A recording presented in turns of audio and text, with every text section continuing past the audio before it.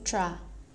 At that time, the division bodies of Earth's Bodhisattva began gathering in the palace of the Trayastrimsha Heaven from billions of inexpressible, inconceivable, immeasurable, ineffable, limitless asankhya's of worlds.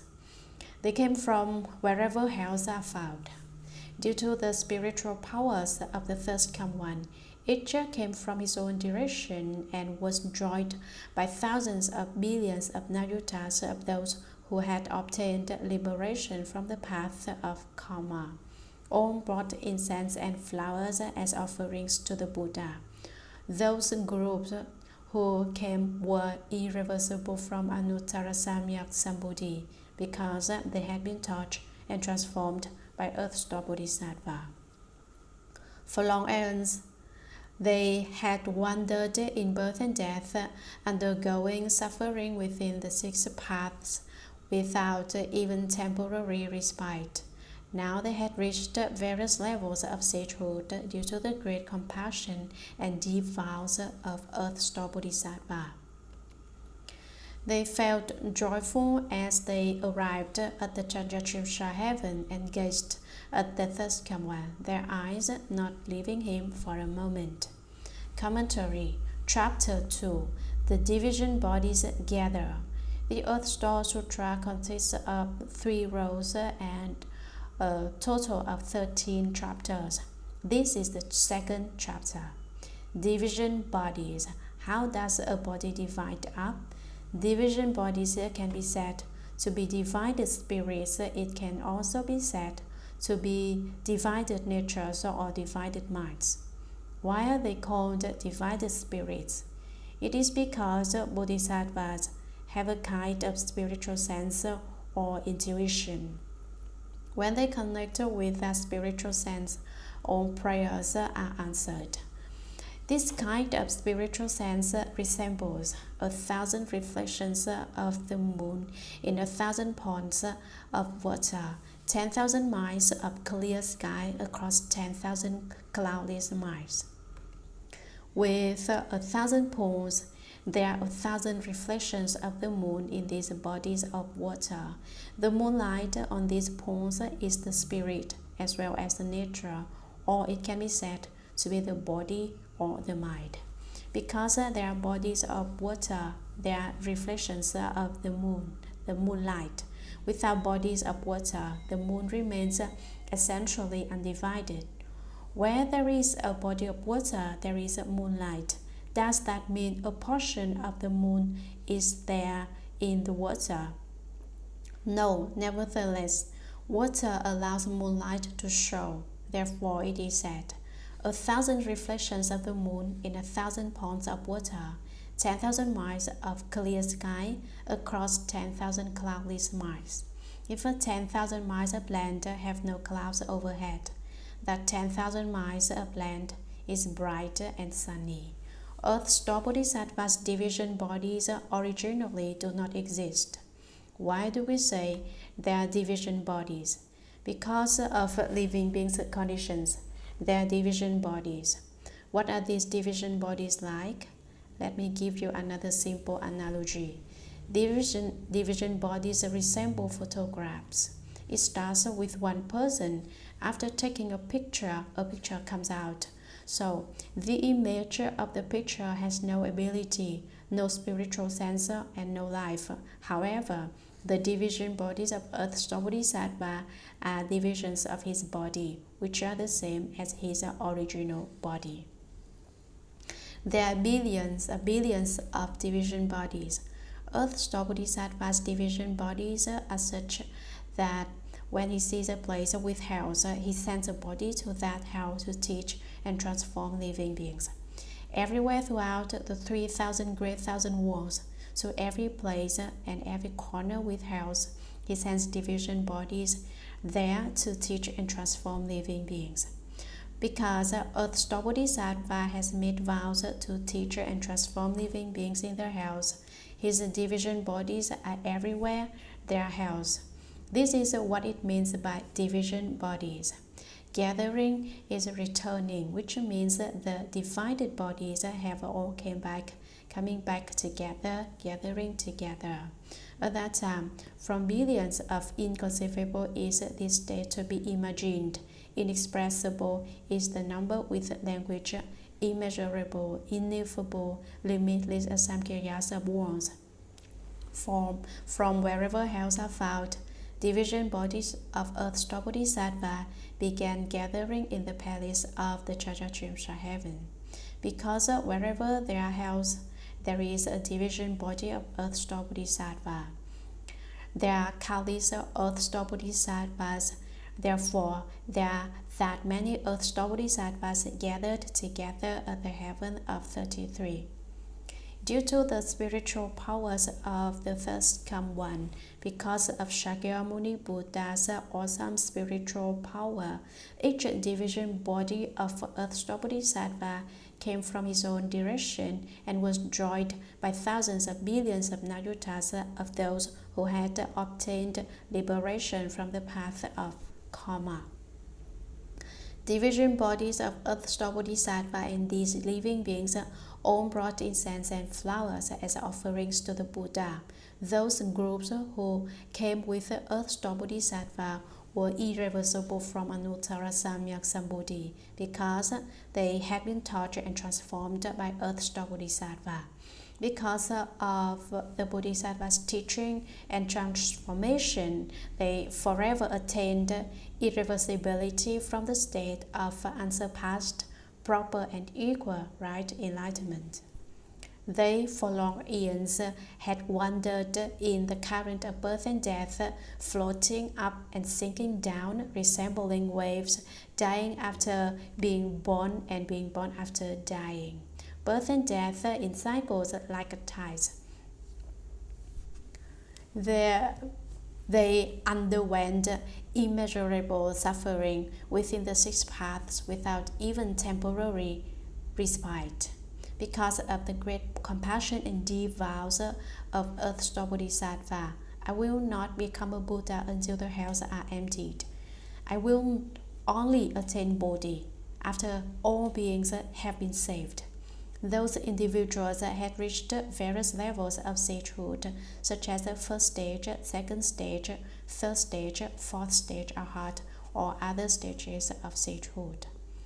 Now they felt great joy as they arrived at the Trayastrimsha Heaven and gazed at the first come one, their eyes not leaving him for a moment. They gazed at Shakyamuni Buddha with one heart and mind, without closing their eyes for a moment. This is an act of supremely earnest respect. Sutra.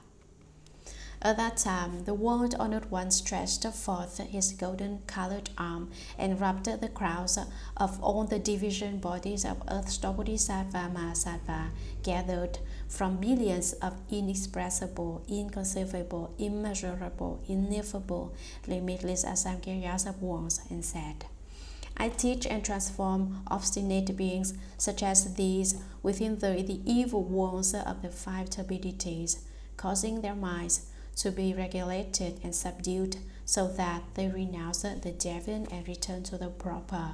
But 1 or 2 out of 10 still cling to their bad habits. For them I again divide into thousands of billions of bodies and use numerous additional expedient means. Those with keen roots will listen and immediately believe. Those with the good rewards will respond to exhortation and strive to succeed. Those who are dim and dull will only return after being tortured for a long time. Those whose karma is heavy and will fail to show any respect. My division bodies take across and liberate all those different kinds of beings. I may appear in a male body, I may appear in a female body, I may appear in the body of a god or dragon, I may appear in the body of a spirit or ghost. I may appear as a mountain, a forest, a stream, a spring, a river, a lake, a fountain, or a well in order to benefit people. I use all these ways to save beings. I may appear in the body of God Shakra. I may appear in the body of Lord Brahma. I may appear in the body of a well-discerning king. I may appear in the body of a lay person. I may appear in the body of a national leader. I may appear in the body of a prime minister. I may appear in the body of an official. I may appear in the body of a bhikshu, a bhikshuni, an upasaka, an upasika, and so forth, up to the body of a hero, an arhat, a prajika Buddha, or a Bodhisattva in order to teach and rescue beings. It is not that I appear to them only in the body of a Buddha. Commentary. At that time, Shakyamuni, the world honored one, stretched forth his golden-colored arm and rubbed the crowds of all the division bodies of earth, store Bodhisattva, Mahasattva, gathered from billions of inexpressible, inconceivable, immeasurable, ineffable, limitless samkhyaras of worlds. Using one arm to rub the crowds of all these division bodies of earth, store Bodhisattva, Mahasattva, is the Buddha using the as you wish body, a spiritual penetration that makes wishes come true. Although there is only one arm, it can transform into hundreds and thousands of arms. The Buddha used it to rub the crowds of hundreds of thousands of millions of billions of earth store Bodhisattvas at the same time and said, I teach and transform obstinate beings such as these within the evil walls of the five turbidities. The five turbidities are the turbidity of karma, the turbidity of views, the turbidity of afflictions, the turbidity of beings, and the turbidity of lifespan. Who are the obstinate beings? Perhaps it is you, perhaps him or her. It is anyone who is obstinate, anyone who does not listen to the teachings, and anyone who is always naughty and does not follow the rules. The obstinate beings are those who do not observe the rules, in fact, who prefer no rules. For example, someone's child once asked me, why are there rules? You can tell that even this child would rather be free of any rules, which is a result of all those rejections of rules. Thus, the ones not willing to follow rules are the obstinate beings. They are so obstinate that they do as they please. It is not easy to get these obstinate beings to voluntarily obey, causing their minds to be regulated and subdued. What does it mean by regulated?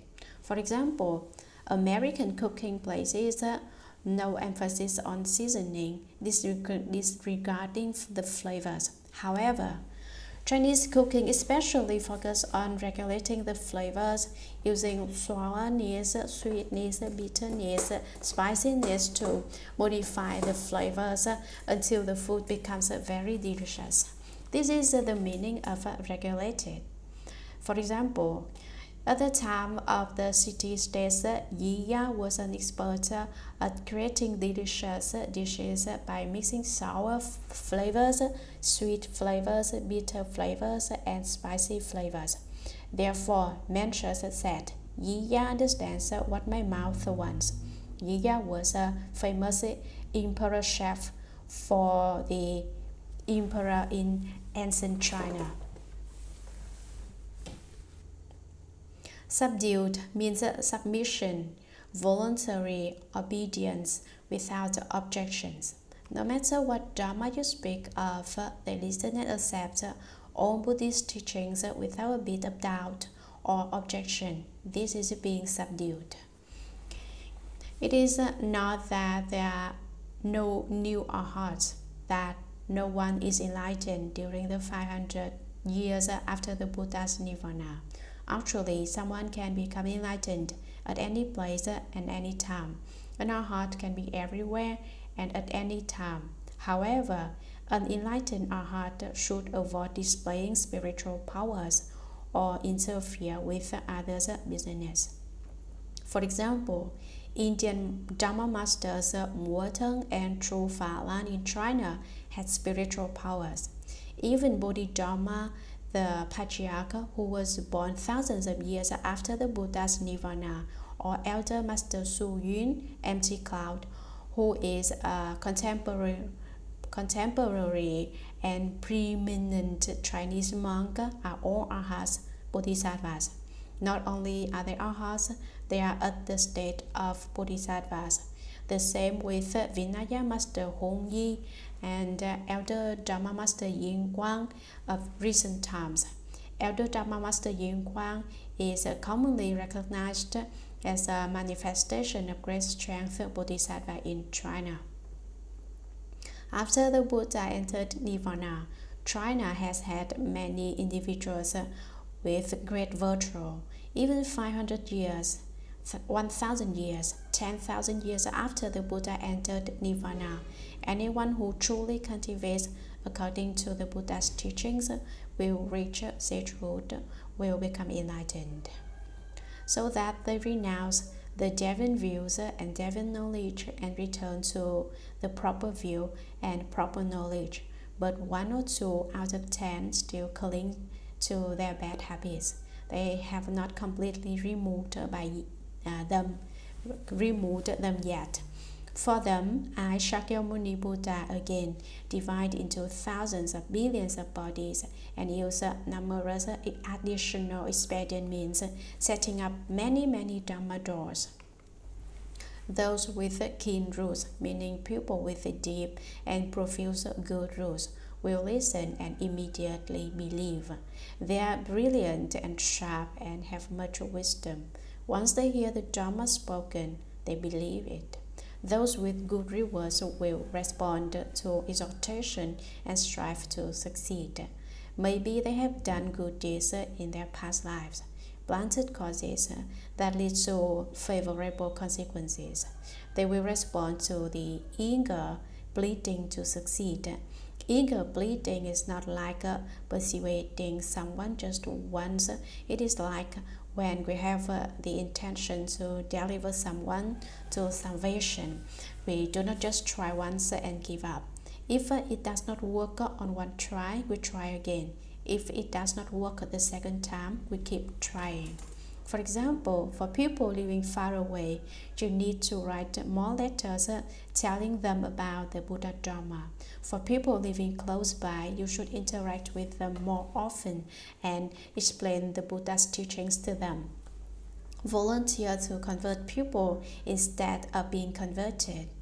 For instance, originally you wanted to convert someone to believe in the Buddha, but then he pulls you into Christianity. Originally, you were going to convert people to Buddhism, but you end up being turned by others and start believing in Catholicism. This is about being converted. If you can convert others, you have some power of concentration. If you are converted by others, you have no power of concentration. So, eager pleading means not being lazy. For example, we can think about friends who are good to us and which relatives are very kind, and then encourage them to study the Buddha Dharma. So, eager pleading is not about persuading once only, but persuading multiple times. If this time I did not encourage enough so that you understand, I will do it again and again. In other words, volunteer to convert others into believing in Buddhism and continue to do so until they become Buddhas. Vows are fulfilled that way. Those who are dim and dull, lacking in wisdom, will only return after being tortured for a long time. A long time means a long period of time, not merely once, twice, 3 times, or 5 times. Eager pleading is about the number of times, whereas a long time can mean 2 days, 3 days, 5 days, 1 month, 2 months, 3 months, 5 months, 1 year, 2 years, 3 years, or 5 years time to convert you. I will remain committed to a long-term goal to teach you, persisting until you believe in the Buddha. This is about teaching someone a long time until he or she returns, such as taking refuge with the triple jewel. Those whose karma is heavy will fail to show any respect. They fundamentally do not respect Buddhism. All those different kinds of beings are unique. Every person has his or her own causes and effects, karmic responses, and various differences. To take across and liberate all these living beings, I, Shakyamuni Buddha, also divide into many division bodies. I may appear in a male body to cross over these living beings. I may appear in a female body. I may appear as a handsome man to save all women, or I may appear as a beautiful woman to save all men. Because Buddhas also understand living beings' desires, i.e., living beings take pleasure in the subject of men and women. The Buddhas manifest and teach living beings according to their potential. I may appear in the body of a god or dragon to save gods and dragons. I may appear in the body of a spirit or ghost. Shakyamuni Buddha may appear in the body of a god with great awesome virtue or a great ghost king. I may appear as a mountain, a forest, a stream, a spring, a river, a lake, a fountain, or a well in order to benefit people. You see, Earth Bodhisattva says a mountain or a forest, a stream or a meadow are all transformations of Tathagata's Dharma body. Perhaps we are sitting on Shakyamuni Buddha's Dharma body right now, but we do not realize it. For example, the Buddhas in San Francisco appeared a long time ago to benefit living beings so that people may live here. Although the sutra only mentions how the Buddhas make mountains, forests, streams, and meadows appear, do not presume that the plains are not the Buddha's Dharma body. The plains are too. Perhaps we are sitting on top of the Buddha's Dharma body now. Why do we not see the Buddha's Dharma body? It is because we are like ants on the ground or ants on the human body that do not see the whole body of the person. Since we are like a tiny box on the Buddha's Dharma body, we do not know where his Dharma body is.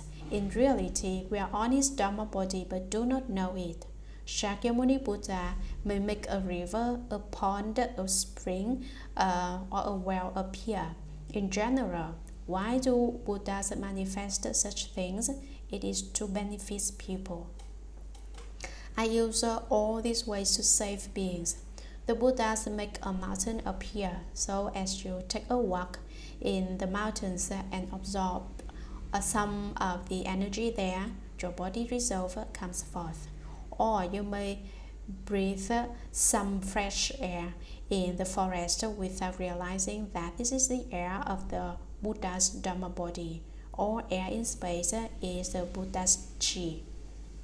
Breathe in the Buddha's Chi and you will definitely become enlightened.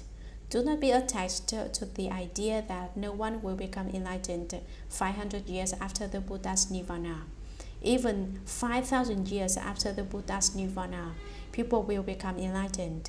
The only worry is that you do not truly cultivate. If you truly cultivate, I can guarantee you will definitely become enlightened. Or you can buy some insurance first. When you get enlightened, I will pay you a certain amount of money.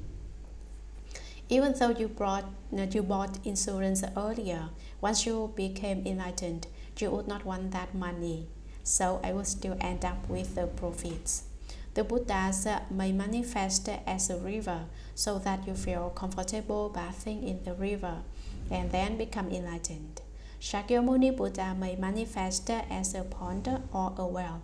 Drink the water from the well and your commitment to this path grows day after day. These are all inconceivable states. In summary, every action and every move of the Buddha is to benefit people so that they are liberated. Shakyamuni Buddha may appear in the body of God Shakra.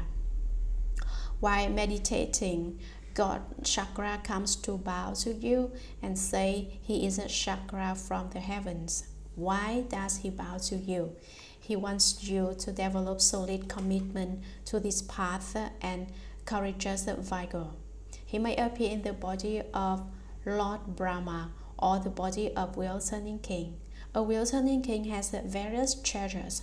He has a flying vehicle Traveling in rockets to the moon takes a long time now, but a well-turning king's flying vehicle can travel through the 3,000 great thousand worlds within an hour. Actually, not only to the moon and different planets, but he can reach any place just as fast. He also has a treasure of jewels. No matter where he is, when the well-turning king says, "I need money," the ground will break open with as much gold as he wants, as many jewels as he wants. Why do these things occur? Because his blessings, his own everything. He owns everything in the world, including all the jewels which are in place for him. He also owns a treasure that is a horse that travels faster than rockets. He owns a treasure that produces women spontaneously. A well-turning sage king likes women. He has such terrific blessings that he gets what he wants. Anything he wishes, he gets. He never experiences the suffering not getting what he wants. The Buddha makes an awesome body of a well-turning sage king appear so that all beings see the way he looks and bring forth their resolve for Bodhi. The Buddha may appear in the body of a lay person. Perhaps one of you lay pupil is a manifestation of Shakyamuni Buddha, but we do not know. Don't think it is impossible. Laity can be part of these too. He may appear in the body of a national leader, such as an emperor, or in the body of a prime minister, the highest official. He may appear in the body of an official. He may appear in the body of a member of the Fourfold Assembly, a bhikshu, a bhikshuni, an upasaka, or an upasika, and so forth, up to the body of a hero, an arhat, a pratika Buddha, or a Buddha, or a Bodhisattva, in order to teach and rescue beings. Although the Buddha appears in various bodies, none is not for the transformation of living beings.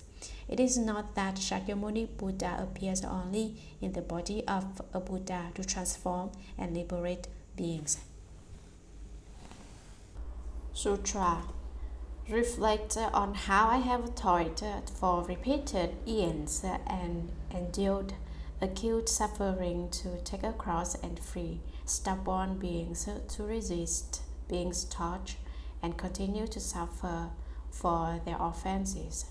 Those not yet subdued undergo retributions according to their karma. If they fall into the evil destinies and are enduring tremendous suffering, then you should remember the gravity of this entrustment I am now making to you here in the palace of the Trayastrimsha Heaven. 5 ways to liberate all beings in the Saha world, from now until the time when Maitreya comes into the world. Help them escape suffering forever, encounter Buddhas, and receive predictions. Commentary.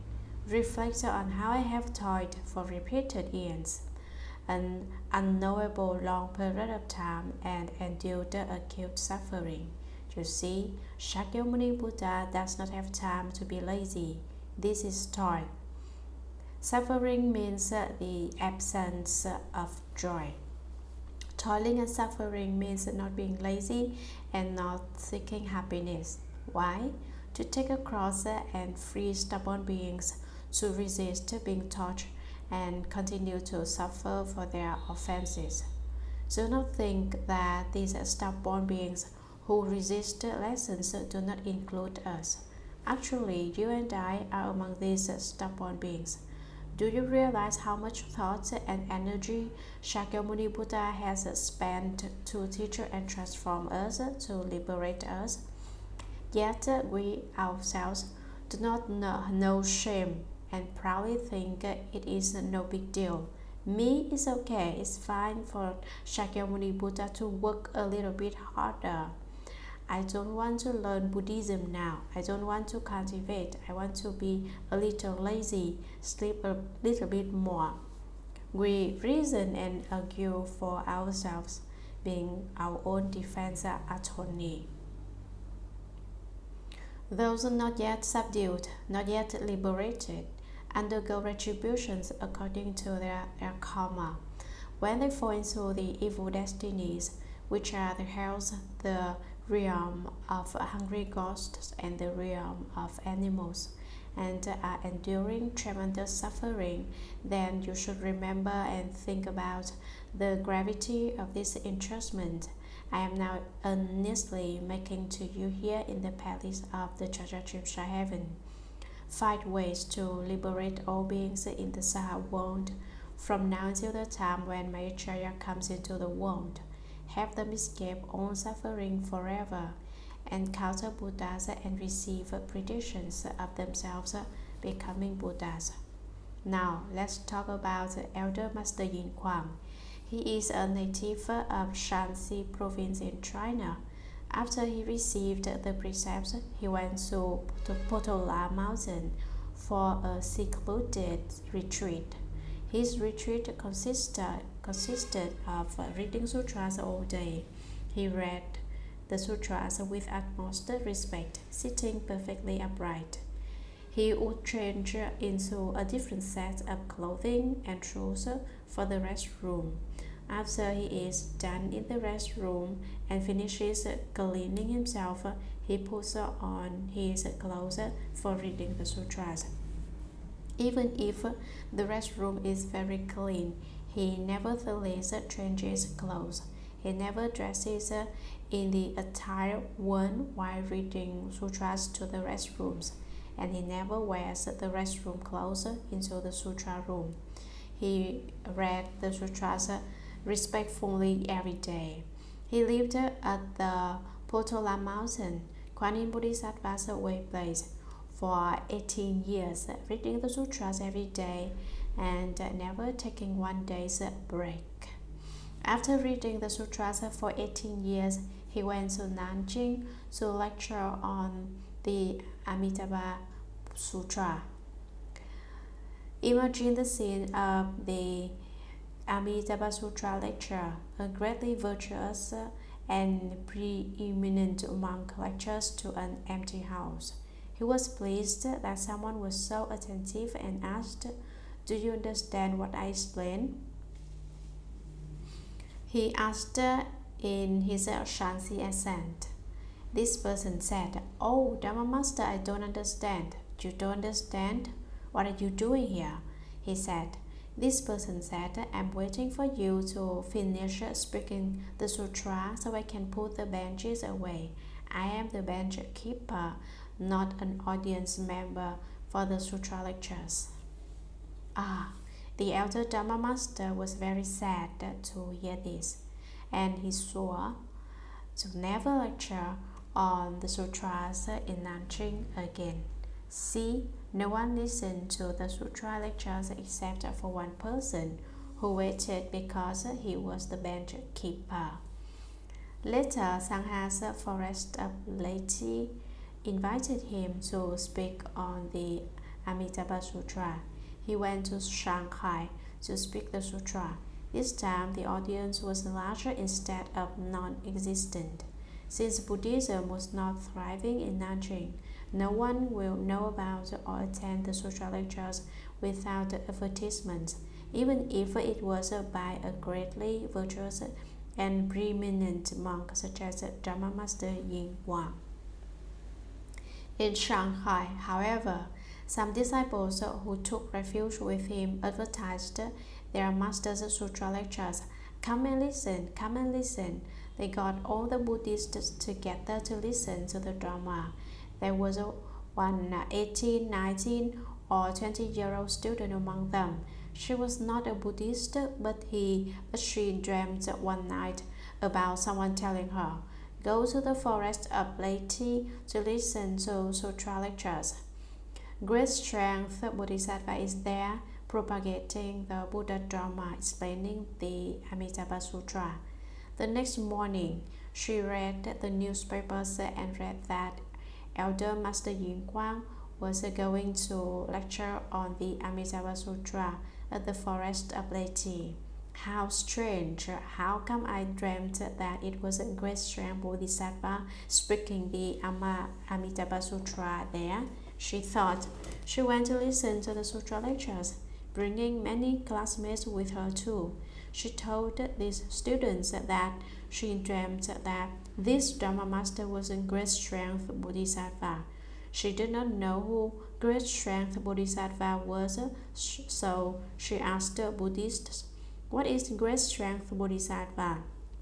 They asked her why she wanted to know. She explained that she heard someone tell her in a dream that great strength Bodhisattva is at Shanghai's forest of Leti speaking on the Amitabha Sutra. These lay people think, "Oh, this elder master is probably great strength Bodhisattva come again." They told Elder Master Yin Kuang a female student had a dream where she was told that you are great strength Bodhisattva and here speaking on the Amitabha Sutra. The elder master said, "Nonsense."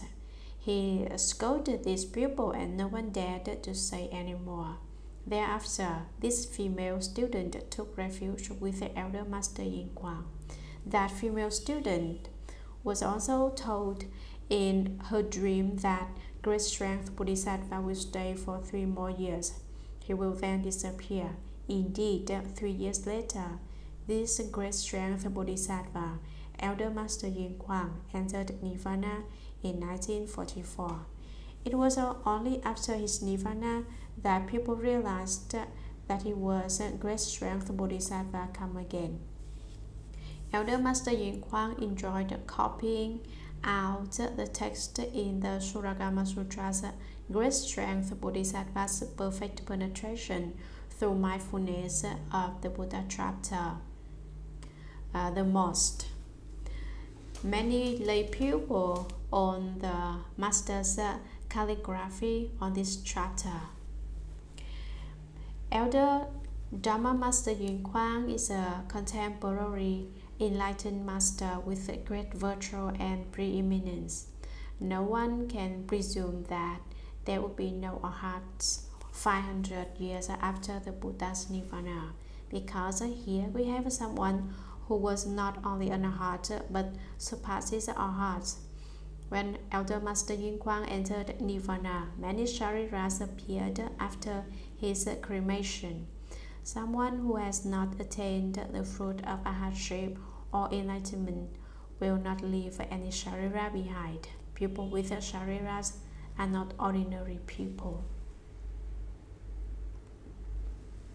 Sutra. At that time, all the division bodies of Earth-star Bodhisattva that came from all those worlds merged into a single form. Then he wept and said to the Buddha, "Throughout long years I have been receiving the Buddha's guidance, and from that have developed inconceivable spiritual power and great wisdom. My division bodies fill worlds as many as grains of sand in millions of billions of Ganges River. In each of those worlds, I transform myself into millions of billions of bodies. Each body rescues millions of billions of people, helping them to return respectfully to the Triple Jewel, escape birth and death forever, and reach the bliss of Nirvana. Even if their good deeds within the Buddha Dharma amount to as little as a strand of hair, a drop of water, a grain of sand, a mote of dust, or a tip of a hair, I will gradually take them across, liberate them, and have them gain great benefit. I only hope that the world-honored one will not be worried about beings of the future who have a bad karma." In that way, he addressed the Buddha 3 times. I only hope that the world-honored one will not be worried about beings of the future who have bad karma. At that time, the Buddha praised the Earth-star Bodhisattva and said, "Excellent, excellent. I will help you in this work you so willingly undertake. When the vast vows that you keep making throughout so many eons are fulfilled and all those beings have been saved, then you will be certified as having attained Bodhi. Commentary. At that time, all the division bodies of earth-store Bodhisattva that came from all those worlds merged into a single form. Earth-store Bodhisattva's numerous division bodies originate from a single body. These multiple bodies merged back into one body, hence the phrase merged into a single form. Multiple bodies are one body, and one body is multiple bodies. One body can become multiple bodies. Therefore, one body is multiple bodies. Multiple bodies can merge into one body. Therefore, multiple bodies are one body. In more depth, there are neither multiple bodies nor one body. Earth-store Bodhisattva fundamentally has no body. How can you say there is not a body? He has no mark of self. If he has a body, then there is a mark of self. Because he has no mark of self, many is not many. Although there are many bodies, many are not many. Although he has a one body, one is not one. Therefore, one is many and many are one. Earth-store Bodhisattva divides into immeasurable bodies, and the immeasurable combine into one. Thus, from one body comes immeasurable bodies, and immeasurable bodies can become one body. As such, would you say he has a body? If he has a body, which of his many bodies would you say is Earth-store Bodhisattva? Which body is not the Earth-store Bodhisattva? Therefore, we could say everybody is that of Earth-store Bodhisattva and is not Earth-store Bodhisattva. How can you say that they all are Earth-store Bodhisattva? The bodies he manifests are that of Earth-store Bodhisattva. His markless body has no outer trace at all, so they can be said to be not Earth-store Bodhisattva.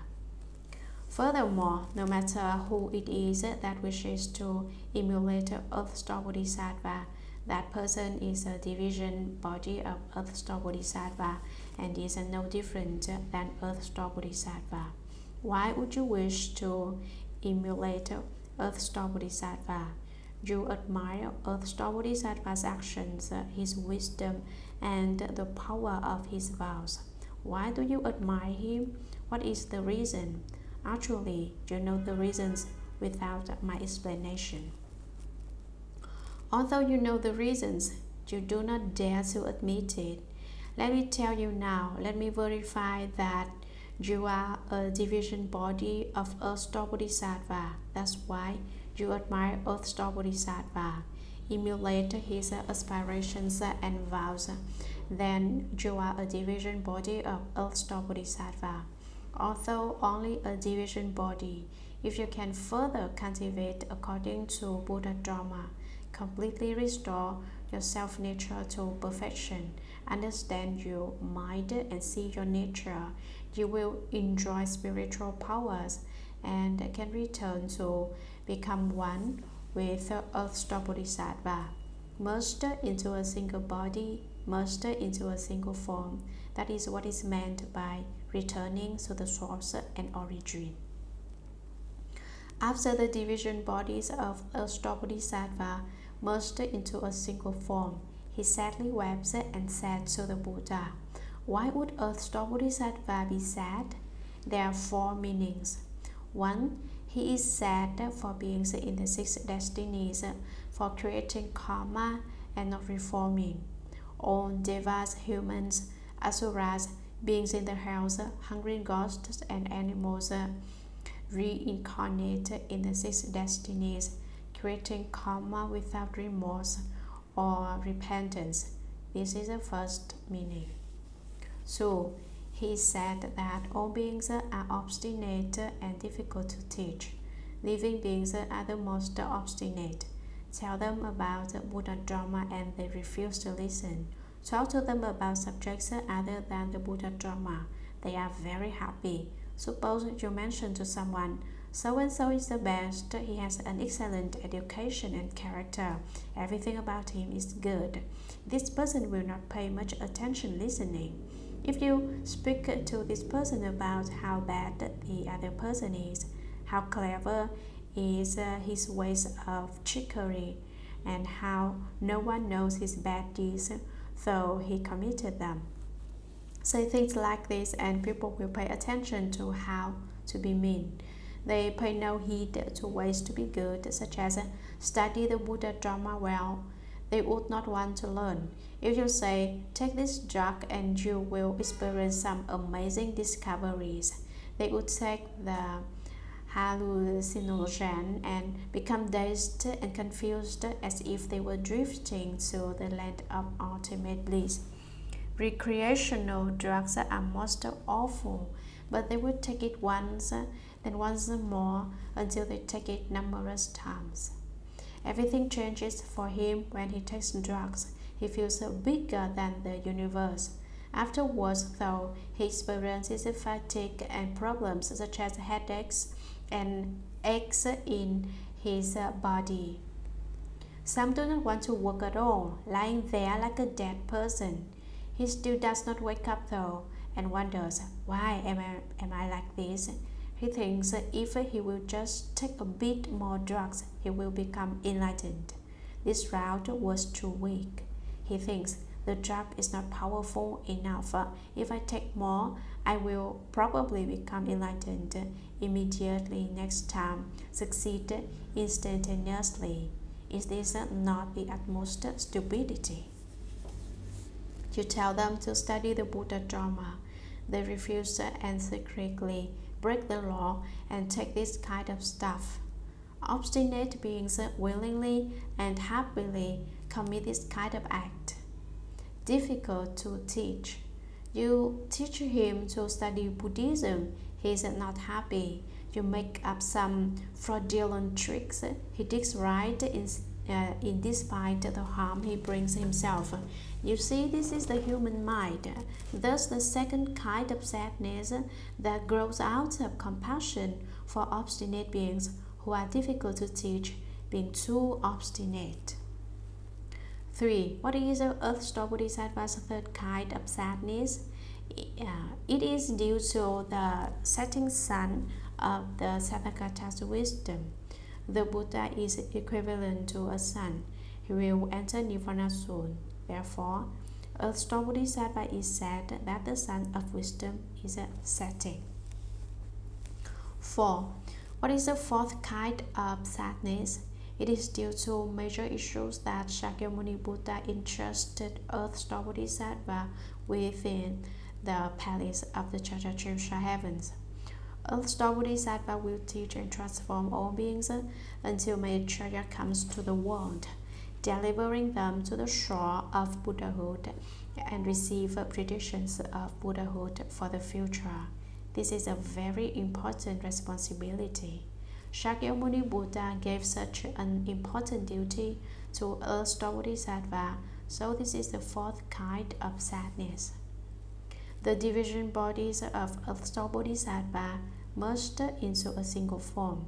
He sadly wept and said to the Buddha, "Throughout the long years till now, I have been receiving the Buddha's guidance and from that have developed inconceivable spiritual power, impossible to fathom and impossible to discuss, and great completed, perfected wisdom." Spiritual means magnificent beyond gauge. You have no way to know this kind of power which is magnificent beyond gauge. To rescue beings requires spiritual power, but if you only have spiritual powers and no wisdom, it does not work either. You must be replete with great wisdom to command such spiritual powers. At the same time, such spiritual powers enhance your wisdom. You may rescue beings only if your wisdom and spiritual powers cooperate. My division bodies feel appearing everywhere in ones as many as the grains of sand in millions of billions of Ganges River. In each of those worlds, I, Earth-star Bodhisattva, transform myself into millions of billions of bodies, incalculable and immeasurable. Each body rescues millions of billions of people, helping them to return respectfully to the Triple Jewel. Why pay respects to the Triple Jewel? Because all beings, before taking refuge with the Triple Jewel, are on the outside. Outside of what? Outside of the Buddha Dharma. After taking refuge with the Triple Jewel, they desert the deviant and return to the proper and abandon darkness and enter into light.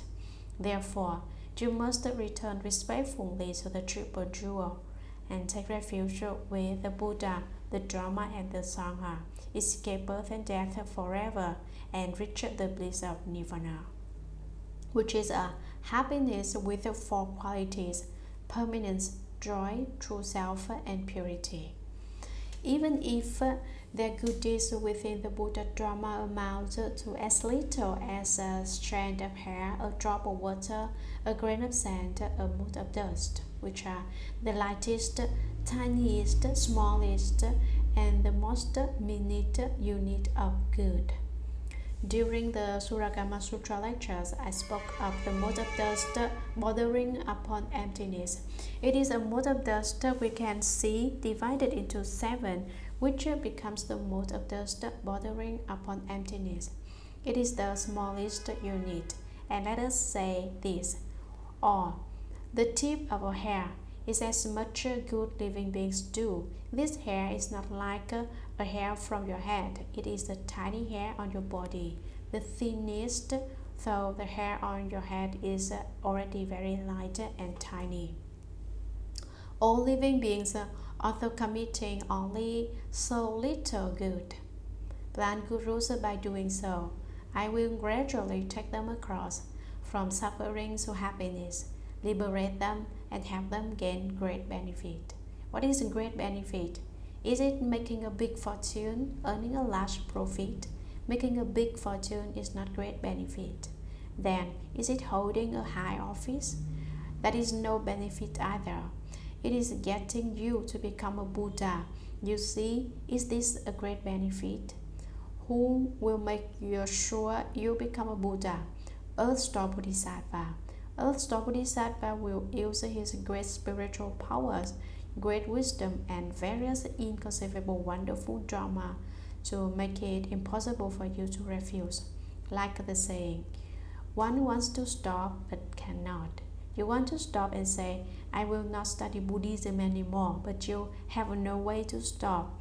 This is the marvelous part. Who can make you this way? It is our great advisor, great Vows, Earth-star Bodhisattva. He has this wonderful utility, so this is called great benefit. I, Earth-star Bodhisattva, only hope that the world another one will not be worried about beings of the future who have bad karma. Why does he say do not worry? He means I will take the responsibility and trust me with this responsibility. Buddha, do not be concerned because I will not become a Buddha until all beings become Buddhas. Unless the hells are emptied, I will not become a Buddha. Only when all beings are saved will I attain Bodhi. Therefore, I asked the world honored one not to worry. Let me, Earth-star, shoulder this responsibility. In that way, he addressed the Buddha 3 times. He said it once, twice, and 3 times. This shows the gravity of the matter. Taking this seriously, this is similar to reading the Constitution 3 times to pass it. Read it once, any objections? Read it twice, do you agree? If no one says anything, then read it thrice and it passes. So, did what Earth-star Bodhisattva say pass? It is not the same. Repeating his hope 3 times is Earth-star Bodhisattva's way of communicating his earnestness. Saying it only once may make him appear irresponsible. Saying it twice may mean he is not sincere enough. Therefore, 3 times he said to the Buddha, I only hope that the world-honored one will not be worried about beings of the future who have bad karma. I, Earthstar, take full responsibility for them. I will definitely deliver beings who have bad karma to the other shore so they become Buddhas. At this point of the lecture, should we not be happy? Although we have created so much karma, we still have an opportunity to become Buddhas. Why? A few days ago I told you I wanted to buy insurance for someone. Now, someone is buying insurance for us. Who bought insurance for us? Earthstar Bodhisattva. He guaranteed in advance that we, living beings who created bad karma, will all become Buddhas. This is equivalent to buying insurance for us. Those of us who hear the Earthstar Bodhisattva, the Earthstar Sutra now, need not be worried or unhappy because we all have the opportunity to become Buddhas. Why? Earthstar Bodhisattva is our underwriter who long ago guaranteed that we, living beings with bad karma, can become Buddhas. He takes a full responsibility for this to happen because until we become Buddhas, Earthstar Bodhisattva will not attain Bodhi. We ought to be elated. I am so happy about this sutra passage that we have lectured on today. I wrote an English song for you to sing. The song is called I am very lucky to meet a good knowing one.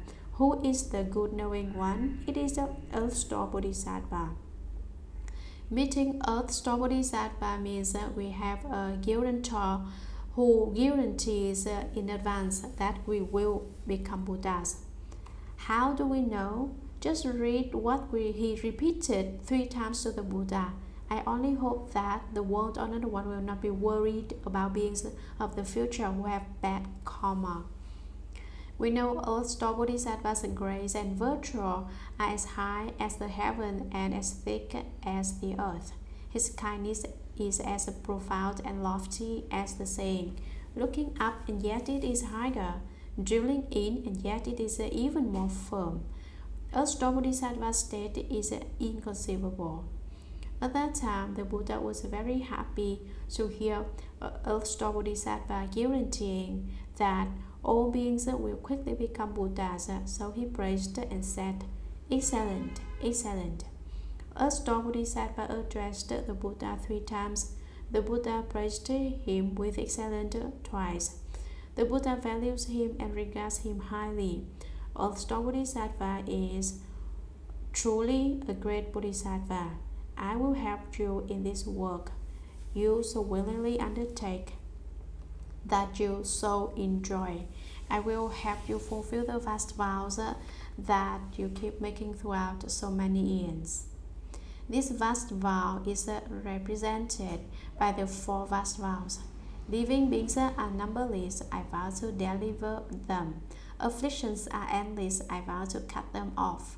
Dharma doors are countless, I vow to study them all. The Buddha's way is unsurpassed, I vow to realize it. Now, every day, every one of us should ask ourselves, living beings are numberless, I vow to deliver them. Did I convert people or did people convert me? Reflect like this. Did I deliver living beings to the shore of perfection? Did I believe in Buddhism that convert to Catholicism?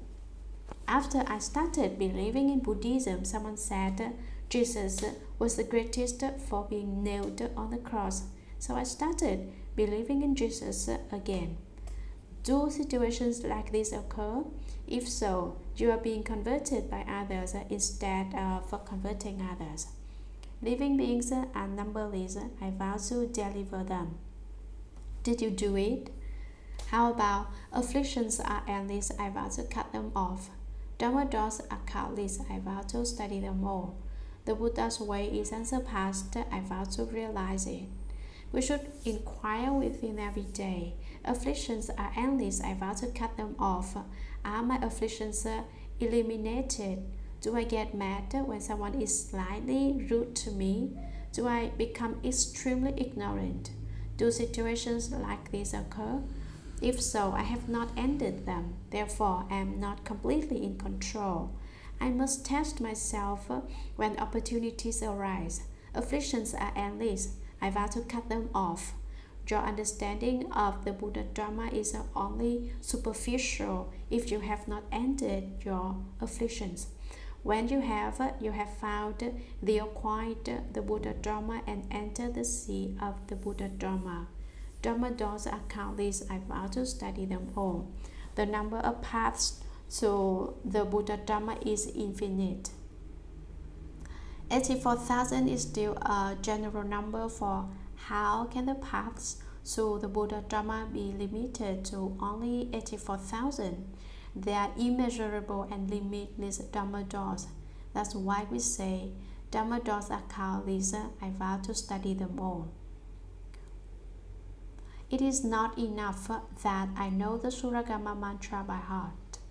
The Buddhist canon is like a great ocean. We do not understand the Buddha Dharma from studying a bead, a drop, a hair, a mote of dust, a grain of sand, and some such a small amount. Really dig into the Buddha Dharma. Drink the water from the ocean of the Buddha Dharma. If you drink this great ocean dry in one gulp, you understand the Buddha Dharma. If you cannot dry the ocean waters in one gulp, you need to study some more. The Buddha's way is unsurpassed. I vow to realize it. You don't need any proof to know that we are not Buddhas yet. If we were Buddhas, we would not experience any of our current problems, or they would be all resolved. We should not pretend to be Buddhas when we are not. Some claim, for example, oh, not only am I a Buddha, you are also a Buddha. Everyone is a Buddha. What Buddha are you? An afflicted Buddha? A greedy Buddha? A hateful Buddha? A deluded Buddha? Which Buddha? People who make such claims are shameless. Do not follow these seeming individuals to proclaim they are Buddhas when they are not. Who proclaim that they are enlightened when they are not. Do not imitate these arrogant people who think they have some superior Dharma. So, as Bodhisattva, you made these 4 vast vows and all those beings have been saved. Then you will be certified as having attained Bodhi. When will this happen? Never, or until the end of the future. A star Bodhisattva would never certify to Bodhi. You do not need to worry. A star Bodhisattva attained Bodhi many aeons ago. If he did not attain Bodhi, he would not have such great spiritual powers and such enormous wisdom. This is an inconceivable state. Therefore, do not worry that a star Bodhisattva did not certify to Bodhi. He did so long ago. Now he is waiting for you to attain Bodhi, for me to attain Bodhi, and for him to attain Bodhi. He is waiting for you, for me, and for him. What is Bodhi? Why do we want to attain it? What good is it to attain it? Bodhi is Sanskrit for awakening. What is awakening? Awakening means not muddled. That's right. Just now, this person said no more ignorance. Correct. Quickly cut off your ignorance. Shatter your ignorance so that you reach Bodhi. Contemplating the karmic conditions of beings. Chapter 3. Commentary. This 3rd chapter is called Contemplating the Karmic Conditions of Living Beings. To contemplate means to observe. What are living beings? A multitude of causal conditions create living beings, who become born from pursuing different states. Why do we say we are formed as a result of many causes? The multitude of causal conditions includes form, feeling, cognition, formation, and consciousness, which create the physical body as grasping occurs. Living beings are born because we pursue different states. Those who are born from such causes and conditions are living beings. Karma. Where does karma come from? Karma may be created through speech, physical acts, or thoughts. Why is the result karma instead of causes? Causal conditions refer to a single incident.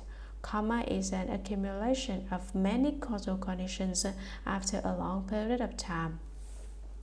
Conditions are a set of circumstances that create karma.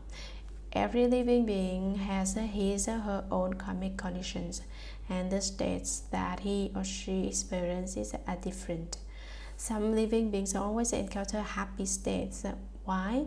In the past, they planted good causes, and therefore, in this lifetime, they reap good results. Some living beings always face very difficult situations. Why? It is because in the past they did not plant good causes. They sowed bad ones instead. Hence, they face such miserable retributions in this lifetime. In general, plant good causes and reap good results. Plant bad causes and reap bad results. We create good and evil personally. No one else makes us to do it. This applies throughout our path to Buddhahood, a destination reached not because other people made us, but because of our hard work at cultivation. Working hard at cultivation is about planting the causes for Buddhahood, which leads to Buddhahood in the future. Do the work of Buddhas and become Buddhas in the future. Do the work of demons and become demons. Did the text not say earlier that the hells are called forth in response to the three evil karmas? Sutra. At that time, the Buddha's mother, Lady Maya, placed her palms together respectfully and asked Earth Star Bodhisattva, "Great sage, could you tell us about the different kinds of karma that beings of Jambudvipa create and the resulting retributions that they undergo?" Earth Star replied, "There are many millions of worlds and lands that may or may not have houses, may or may not have women, may or may not have the Buddha Dharma, and so forth up to having or not having eras and Pratika Buddhas. Since the worlds differ, the retributions in the house also differ." Commentary. At that time, the Buddha's mother, Lady Maya, gave birth to the Buddha from her left armpit. She died from hemorrhage and was reborn in the heavens. After Shakyamuni Buddha became enlightened, he spoke Dharma of 49 years in over 300 Dharma assemblies. The day before yesterday, someone said the Buddha lectured on more than 300 sutras. That is wrong. The Buddha held over 300 Dharma assemblies. The Buddhist sutras are not limited to more than 300. There are more than several thousand. When the Buddha was about to enter Nirvana, he recalled that he had not delivered his mother to the shore of perfection. So he went to the Trayastrimsha Heaven to speak the Dharma for Lady Maya. Now Lady Maya placed her palms together respectfully and asked Earth Star Bodhisattva, "Great sage, could you tell us about the different kinds of karma that beings of Jambudvipa create and the resulting retributions that they undergo? How does this happen?" To Lady Maya, Earth Star Bodhisattva replied, "There are many millions of worlds and lands that may or may not have hells. For instance, the land of ultimate bliss has neither hells nor any of the three evil paths. On the other hand, our Saha world embodies the three evil paths: the hells, the realm of ghosts, the realm of animals. Those places may or may not have women. Some worlds, ours, for example, have both men and women as well as sages and common people. The land of ultimate bliss has only men. If there were no women, how can there be men? Don't you worry. When the men go to the world for ultimate bliss, they are still men. When the women get there, they become men too. Where do the people of the land ultimate bliss come from? It gives birth to them. If there are no women, how can there be people? This you do not know. People in the world of ultimate bliss do not come from women, but are born transformationally from lotuses. When we recite the Buddha's name once a year, our mother, the lotus in the land of ultimate bliss, grows a bit. The more we recite here, the more our flower grows. The more sincere our recitation, the more fresh our lotus becomes. After death and before becoming reborn as a human, a ghost, or a spirit, our eighth consciousness is in a state between skandhas, or the intermediate skandha body. If we recite the Buddha's name sincerely, when we die, our intermediate skandha body will immediately enter the lotus.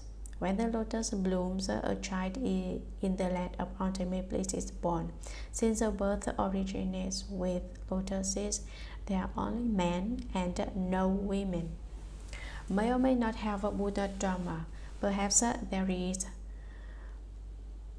the Buddha Dharma from the Buddhas there who are speaking the Dharma or Dharma that abides in this country or this world.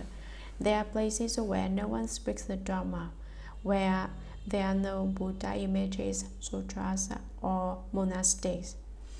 The Buddhist sutras say such a place exists in northern Uttarakuru, one of the 8 places of difficulty because it does not have any Buddha Dharma, and so forth up to having or not having hearers and Pratyeka Buddhas. There may or may not be any sound hearers, Pratyeka Buddhas, or Bodhisattvas in these worlds. From the point of view of ordinary people, sound hearers are very happy. In the eyes of the Bodhisattvas, however, sound hearers also suffer. So these worlds may or may not have sound hearers or Pratyeka Buddhas who suffer. Since the worlds differ, the retributions in the hells also differ. Regardless of who you are, create karma and you will face the matching retribution. Avoid karma if you want to avoid the retribution that follows. This principle is impartial and equal.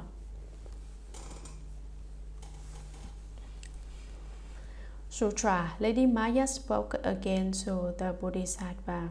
Could you please tell us about the offenses committed by those in Jabudvipa that results in retributions in the evil destinies? Earthstore replied, Worthy Mother, please listen as I speak briefly about that. The Buddha's mother answered, Great sage, please do tell us about it. The Earthstore Bodhisattva said to the Worthy Mother, retributions that result from offenses committed in Jabudvipa are described like this.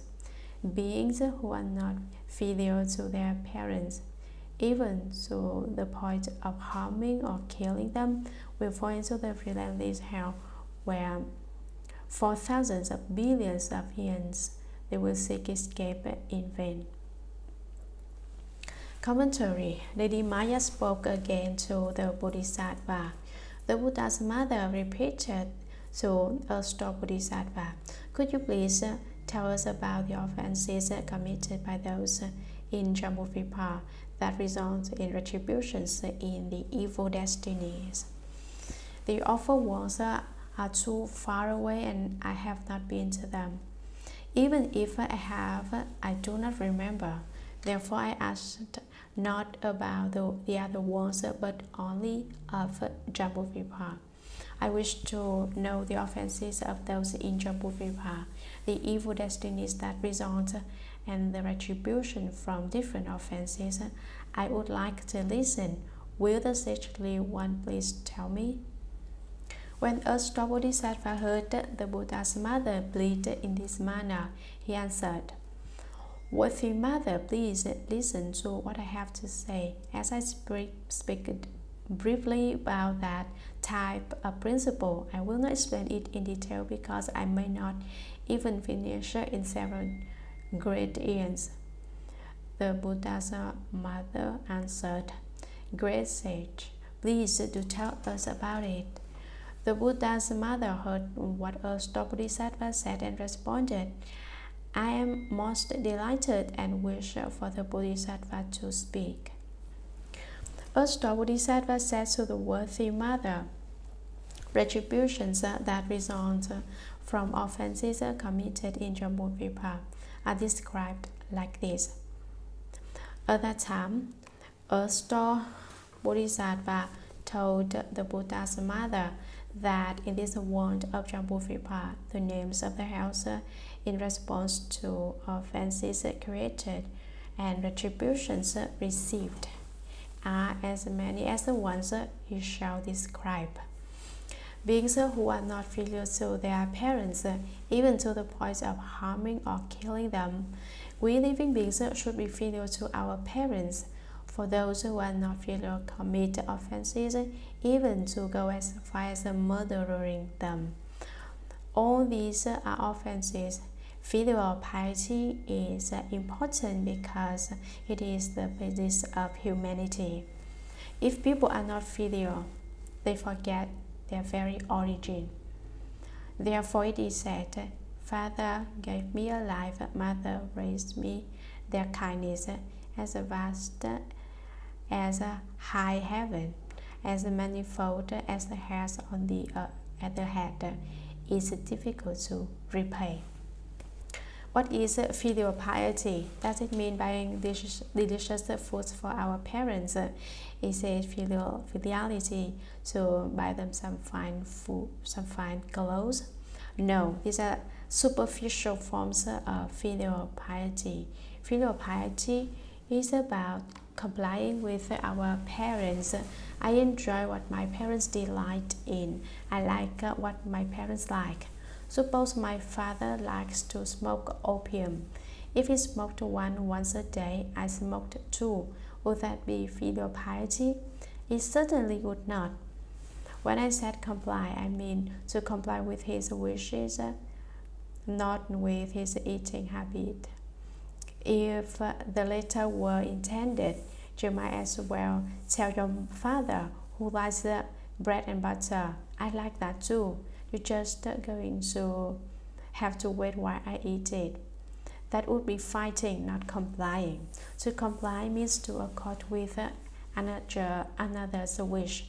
Look into his heart and do not go against his wishes. That is filiality. Earlier I said the kindness of parents is as manifold as the hairs on the head and difficult to repay. Even if you could count how many hairs you have, you would not be able to repay your parents' kindness. Last summer I mentioned the couplet, "The lamb kneels to drink its milk, the young crow returns to the nest." When the baby lamb drinks its mother's milk, it frolics genuflect. Crows are considered filial birds in China because young crows return with food for their aged mother who can no longer fly. Even become baby crows know to be filial. Crows are birds and lambs are animals. If we were not filial to our parents, we are worse than birds and beasts. Human beings are supposed to be replete with the 5 virtues. Human is propriety, righteousness, wisdom, and trustworthiness. Since we can be virtuous in these 5 ways, how can we be worse than crows and sheep? There is nothing more important than being filial to our parents. Someone might ask, I want to be filial, but now I have left the home life and my parents are nowhere nearby. How can I be filial? Living the home life is an act of great filial piety. There is a saying, when one child enters the Buddha's door, 9 generations of ancestors ascend to the heavens. If you leave home to cultivate the way, 9 generations of ancestors receive the benefit and may go to the heavens. In this way, you are being filial, not only to your parents but to your ancestors and parents of lives past. Of course, you must continue to cultivate. If you do not do so, your 9 generations of relatives will fall into the house, where they will wail and mourn.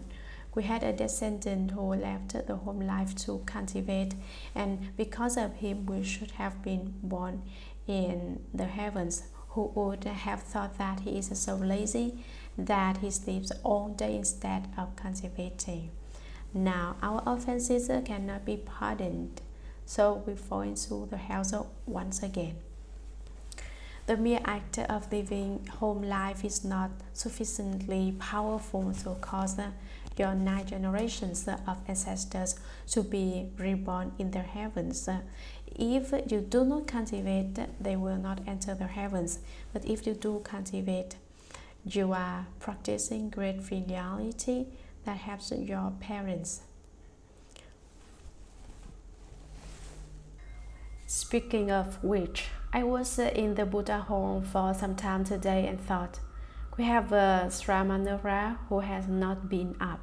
Even I, the teacher, without any fiery temper, was on fire. How can a monk be so lazy? I thought. He was not bad though. He did not rebuild at all. Upon investigating, I figured out why. Let me tell you all. This Sramanara is not lazy. He was too hungry to move. Not lazy, just hungry. Why was he hungry? No one made offerings. After going many days without any offerings, he tried alms rounds, but no one donated anything. His temper flared, and when he came back, he decided not to eat. It's been 6 or 7 days and he has not eaten anything, so today he was too hungry to get up. Since I did not realize that he received no offerings, I scolded him severely. Afterwards, I inquired as to why he was this lazy. He said, no one made offerings to me, and without food, I have no energy. Upon hearing this, I replied, oh, I made a mistake. If you feel too weak, then you can rest and sleep inside. Do what you need to do. I'm giving you an expedient. It's not easy being a teacher. Sometimes you don't know what method of teaching and transforming is suitable. I scolded a hungry disciple severely. However, this disciple has some skill, a bit of cultivation. Without any cultivation, how can one go on without food for 6 to 7 days and still follow the General Assembly in reciting sutras, doing repentances, and listening to the lectures? So my anger is gone now, and I am glad I have a hard-working disciple. I hope all of you will emulate this Ramanura who had enough patience to withstand my scolding. In addition, forget the fact that I did not eat for a day, I did not eat for 2 days, I did not eat for 3 days, 5 days, 6 days. Forget it. Having eaten or not is the same. Don't pay attention to whether you have eaten or not.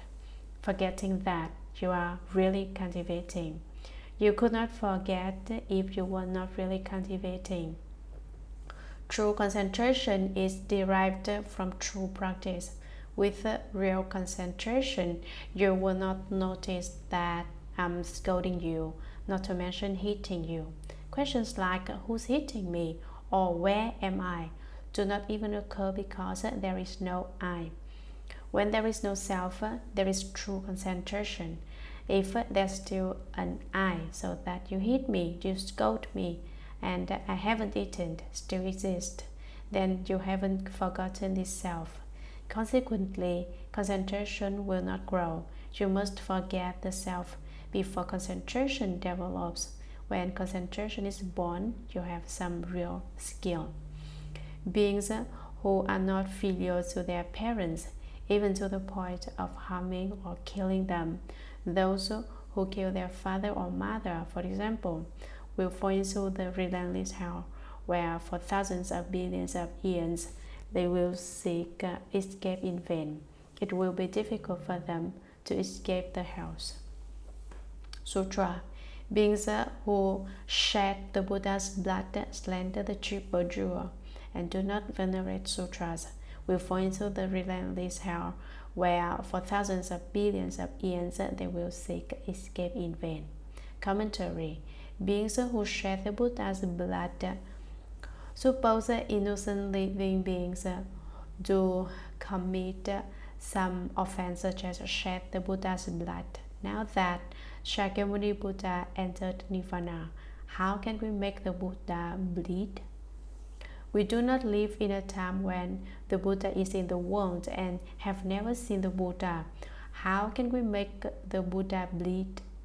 When the Buddha was in the world, shedding his blood means injuring the Buddha's physical body. After his Nirvana, it means destroying images of the Buddha, such as removing an ear or a finger, burning paper images of the Buddha, for instance, is also equivalent to shedding the Buddha's blood. In principle, these offenses cannot be vindicated through repenting and reforming, but there are exceptions, such as when intoxicated or overtaken by madness or mental breakdown. However, you cannot claim to be mentally ill or drunk, but commit these offenses intentionally. It is when unintended that these karmic offenses are lighter. The Buddha had such great spiritual powers who could have shed his blood. The Buddha had certified to the fruit who could have hurt his physical body. Sometimes even the Buddha gets injured unexpectedly. The Buddha's cousin, Devadatta, opposed everything the Buddha did and invariably tried to ruin him. If the Buddha said something was proper, Devadatta would contradict him. He did everything he possibly could to undermine the Buddha. Once, when the Buddha was speaking, Devadatta bribed a poor woman to take part in a plot against the Buddha, as is the case with many impoverished persons. Her resolve was weak and she would do anything for money. Devadatta had her tie a pillow around her waist under her clothes and in this condition to the Buddha's Dharma assembly and accused him of fathering her unborn child. Devadatta promised her a large sum of money for making the Buddha no longer credible to his disciples. When this woman followed suit and told the Buddha's disciples that she is pregnant with the Buddha's child, the Buddha used his spiritual powers to make the pillow fall to the ground, proving on the spot that she was dishonest. That was how Devadatta used various means to damage the Buddha. Another time, the Buddha was walking by Virtual Peak when Devadatta, hoping to crush the Buddha, used his spiritual powers to cause an avalanche. A Varanite and guardian spirit of Virtual Peak named Baila used his Vara pestle to smash one of the larger boulders, which was about to hit the Buddha. One of the fragments, however, struck the Buddha's little toe and cracked a bone. At that very moment, a fiery chariot emerged to carry Devadatta alive off to the hells. The retribution incurred by those who burn and destroy images of the Buddha, dismantled temples, or ruined stupas is similar. Slander the triple jewel. Buddhists must remember not to commit this type of offense, that is, to speak evil of the Buddha, the Dharma, and the Sangha. Among the Bodhisattva precepts is the one that prohibits people from speaking of the offenses of the fourfold assembly, the bhikshus, bhikshunis, upasakas, and upasikas. Not only does it warn people to refrain from speaking of others' faults, it also cautions against participating when others speak of them. Just ignore the conversation. If you participate in such a conversation, you also violate the precept. The best thing to do in a situation like this is to simply keep your mouth shut, remain silent. Among other reasons for not speaking of the faults of the fourfold assembly is that the views of an ordinary person are often wrong. Ordinary people cannot fathom the realms of sages. Bodhisattvas of the first crowd, for example, do not know the states of those of the second crowd, and so on up the line. Bodhisattvas on the 10th crowd do not know the states of the Bodhisattvas on the ground of equal enlightenment.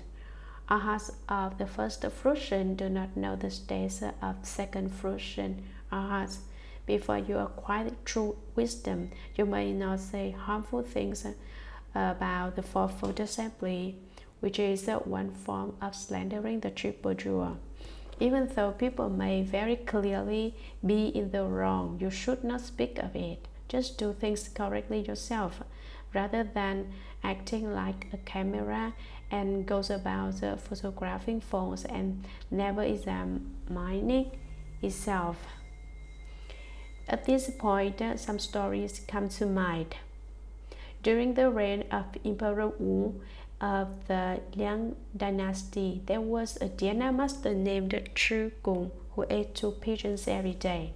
The cook assumed that the birds must be delicious and one day tasted a wing on the sly. When he brought the remainder of the dish to Dhyana master Chu Kung, after he finished eating, Dhyana master Chu Kung called for the cook.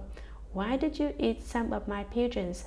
"I didn't take any pigeon," answered the cook. "Oh, then what about this?"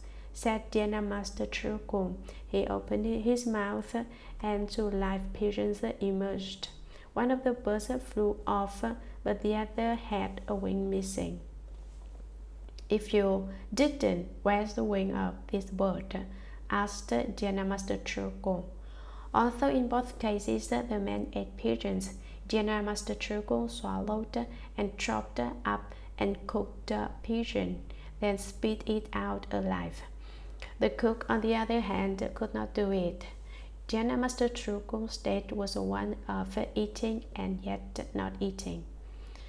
At Lingying Monastery at West Lake Hangzhou, there lived Dhyana master Chi Kung, another famous monk who always ate dog meat and drank wine.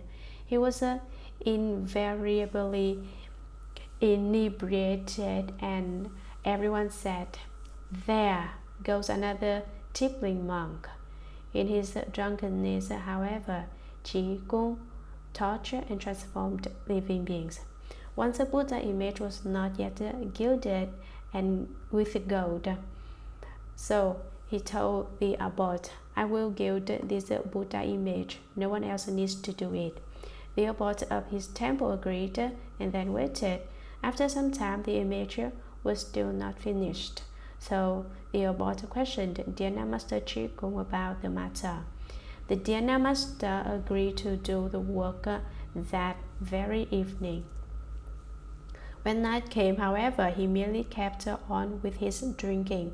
When everyone was asleep, though, he went to the image and began to spew for the pure gold with which he covered the images. There both heard Dhyana Master Chikung spitting and abruptly ordered, "How could you spit at the Buddha image?" Dhyana Master Chikung immediately quit and left.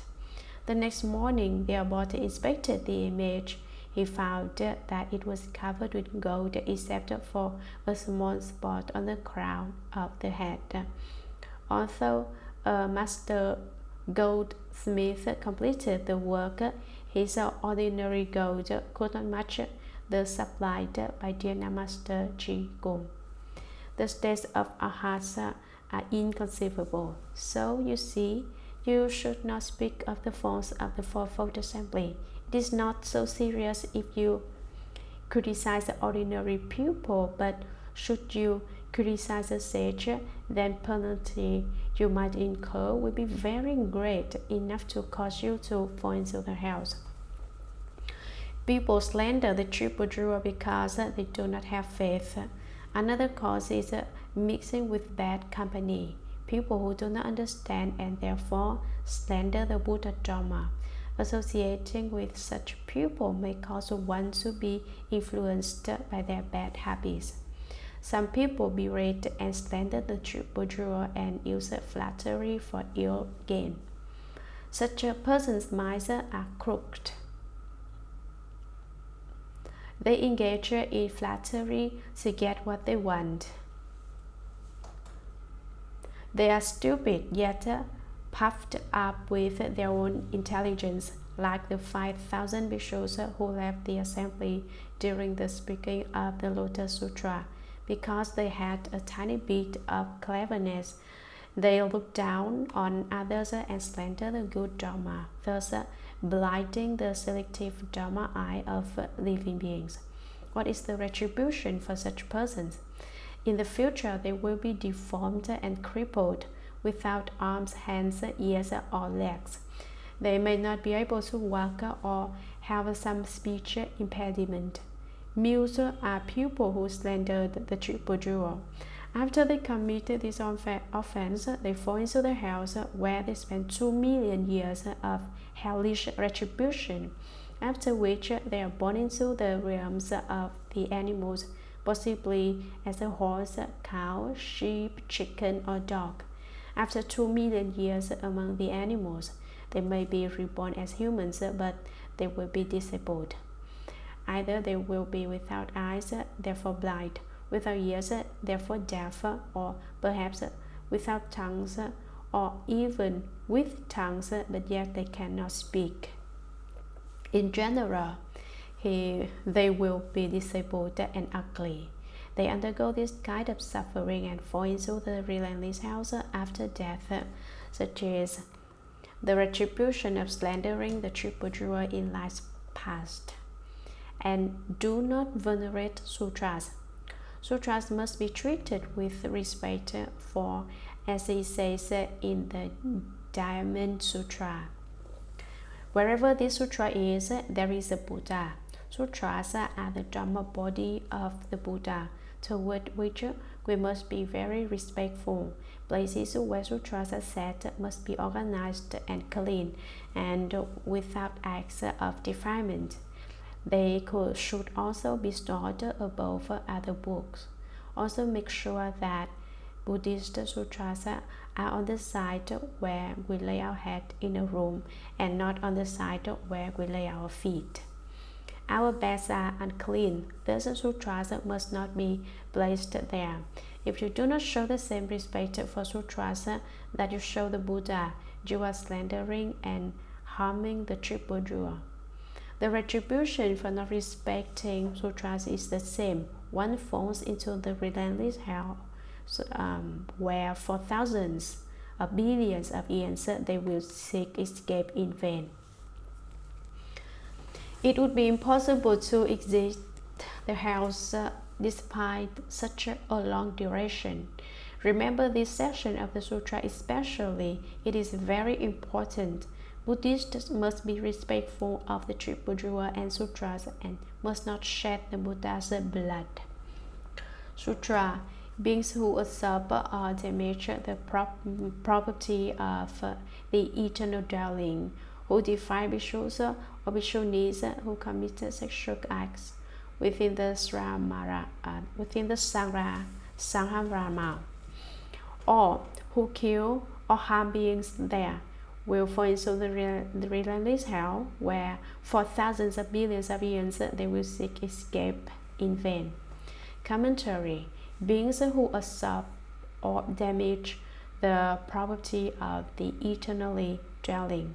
Eternally dwelling is the way place, where there are four kinds of eternally dwelling: the permanent eternally dwelling, the eternally dwelling of the 10 directions, the current eternally dwelling, and the current eternally dwelling of the 10 directions. 1. The permanent eternally dwelling. This way place is fixed and continuous, within which monastics permanently reside. A way place is where the Sangha lives. To usurp and destroy the eternally dwelling is to make use of the food, drink, and goods of those permanently dwelling in the temples, without offering compensation. Lay people who live in a temple must donate to the temple.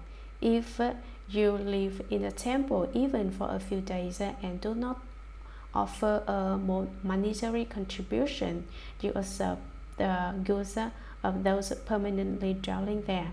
This offense will certainly send you to the hells. You should regard living in a temple as being similar to living anywhere else. You should pay for living expenses that approximate the amount of living elsewhere. Thus, avoid stealing from those permanently dwelling there.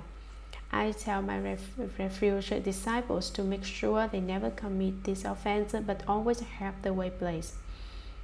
If you cannot augment the resources of a place, you should at least make sure that you do not deplete them.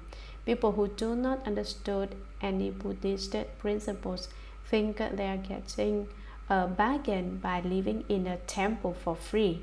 This may be fine if you do not understand how to act properly, but if you understand the Buddha Dharma and still behave that way, it is quite another.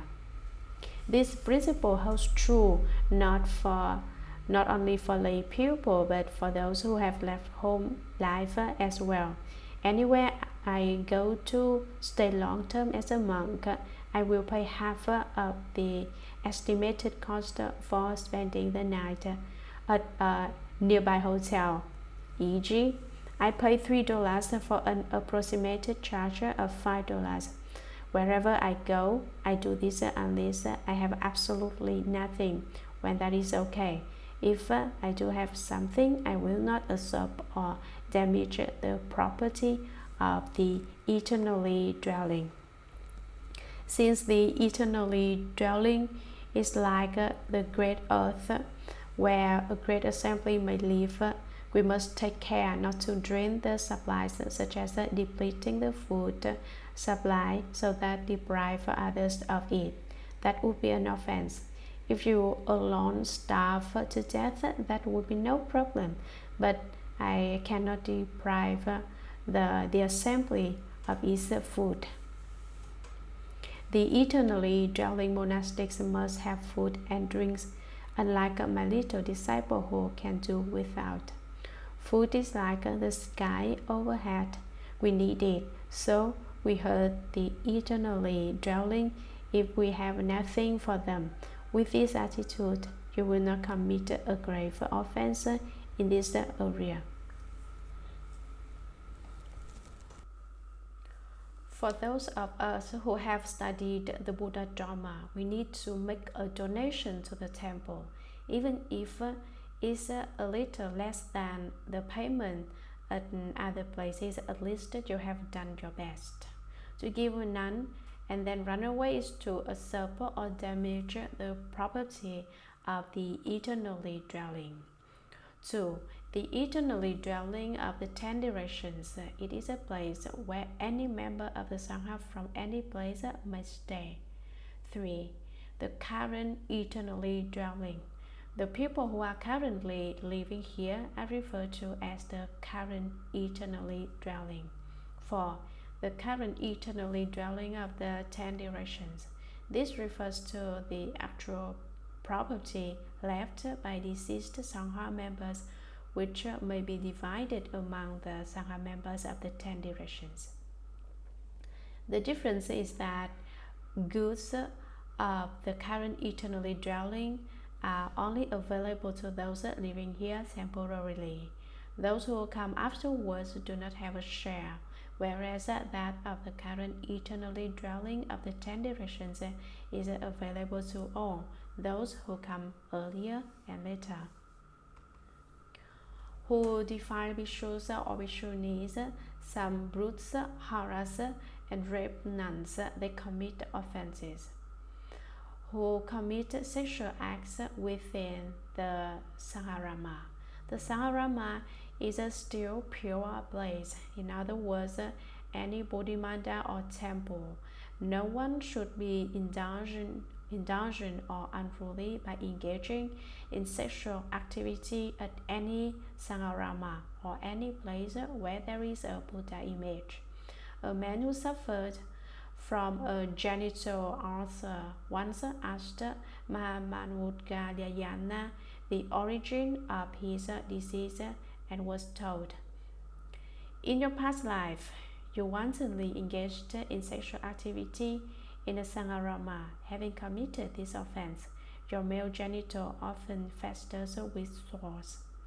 Although he was speaking to a man, the principle is the same for women.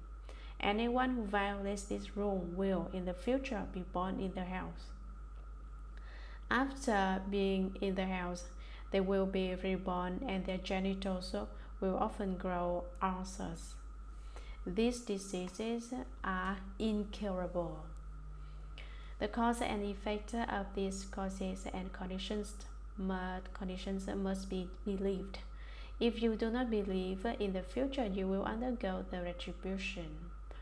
Or who kill or harm beings there. Those who murder or hurt the victim of an unsuccessful rape attempt will fall into the relentless hell, where for thousands of billions of years they will seek escape in vain. Some people discover that the more they study Buddhism, the more inconvenient things become. The more they practice, the less freedom they enjoy. When you do not study the Buddha Dharma, constraints come later. Now, however, constraints occur in the present. We increase our good rules when we study the Buddha Dharma now. We increase our karmic obstructions when we do not study the Buddha Dharma. Constraints associated with those are forever. When you study Buddhism, you may limit it for a while, but this restraint is relatively short-lived. If you don't want perpetual freedom, you do not need to study Buddhism. If you want freedom in the future, you may want to accept a little less freedom in the meantime. The restraints of studying the Buddha Dharma are short-term by comparison. If you refuse to do so, your restraints will be lasting. Weigh the odds for yourself. Sutra. Beings who seem to be Shramanas but in their minds are not Shramanas, who destroy the things of the eternally dwelling, who deceive lay people, who go against the precepts and who commit many other evil deeds, will fall into the relentless hell where for thousands of billions of years they will seek escape in vain. Commentary. There are 4 kinds of Shramana. The Shramana of the way of sages, the Shramana who speaks of the way, the Shramana who lives the way, the Shramana who defines the way. The first of these refers to the Buddhas and great Bodhisattvas. The second applies to those who explain sutras and preach the Dharma, particularly greatly virtuous monks and arhats who, having borne testimony to the fruition, spend their lives expounding it. The third kind, the Shramana who lives the way, takes cultivation of the way as his very life. The fourth kind, who are discussed in the sutra passage cited here, are Shramanas who defy the way. Although the word Shramana has 4 meanings, it can also be explained with 3 meanings, which are not 3 at all, but really 2. And these 2 in turn are really just 1, which is to say Shramana. How amazing is this Buddha Dharma! The one meaning is simply Shramana, and that means diligent and cease. Diligent refers to Shramanas who are not lazy, and cease refers to those who are. So you see, Shramana has 2 meanings. One points to laziness, the other to vigor. The lazy one says to the diligent, don't bother working, relax and take it easy. The diligent one replies, don't be so lazy, follow me and cultivate the way. Since there are 2 sides, there is a battle to see which one will win. The one with greater strength will pull the other over. If the power of the diligent is greater, the lazy side loses. If the power of the lazy is greater, the diligent side loses. So these are the 2 meanings of the word Shramana, being diligent and ceasing. But I also said that this word has 3 meanings. How? There are 3 aspects to both diligence and ceasing. The threefold aspect of the former is the energetic cultivation of morality, samadhi, and wisdom. The threefold aspect of the latter is the putting to rest of greed, hatred, and delusion. Morality is abstinence from evil and carrying out good acts. It means to stop one's own evil conduct and guard against future mistakes. The guides to morality are the precepts. How many moral precepts are there? There are the 5 precepts. Abstention from killing, stealing, sexual misconduct, false speech, and intoxicants. In addition to these, there are the 8 precepts, the 10 precepts of the Shramanara, the 250 precepts of the Bhikshus, and the Bodhisattva precepts, which consist of 10 major and 48 minor ones. There are also the 348 precepts of the Bhikshunis. Some people say that Bhikshunis have 500 precepts. Let's not worry too much about this. These days, most receive the 348. Samadhi is developed by meditation. It must be cultivated. Without cultivation, samadhi cannot be gotten. Why do people meditate? To meditate is to cultivate samadhi little by little. When you first begin to meditate, you have no samadhi, and your thoughts run off to the heavens and the hells, to the Buddhas and to the Bodhisattvas. In fact, your mind wanders all over the realm of horses, cows, sheep, chickens, dogs, and pigs. You see, your mind does not need a boarding pass. It freely roams the heavens and hells. It roams about due to a lack of samadhi. We are cultivating now to prevent our minds from running all over, from going to east and west and up and down. Someone is thinking, why bother cultivating concentration? Compare it to dancing. You prance and leap about, and it's much more interesting and just sitting there like a stick of wood.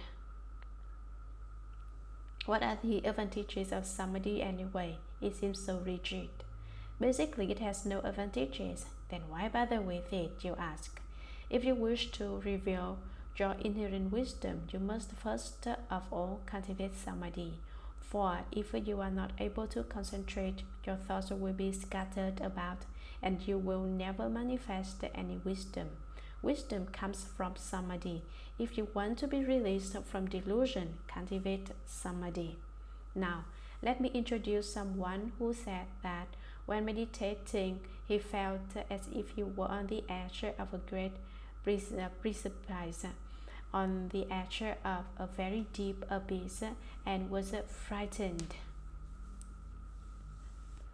This is one of the initial indicators of your wanting to develop samadhi. Here, one must be particularly fearless. I will take this opportunity today to talk about it. Didn't I mention this before?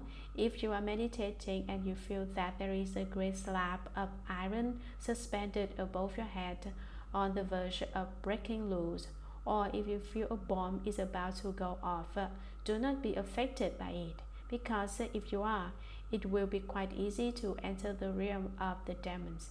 If you become attached to such signs, the atomic bomb you feel over your head may very well go off. If, on the other hand, you pay no attention to them, demons cannot come near you, and in fact, they will have to run away.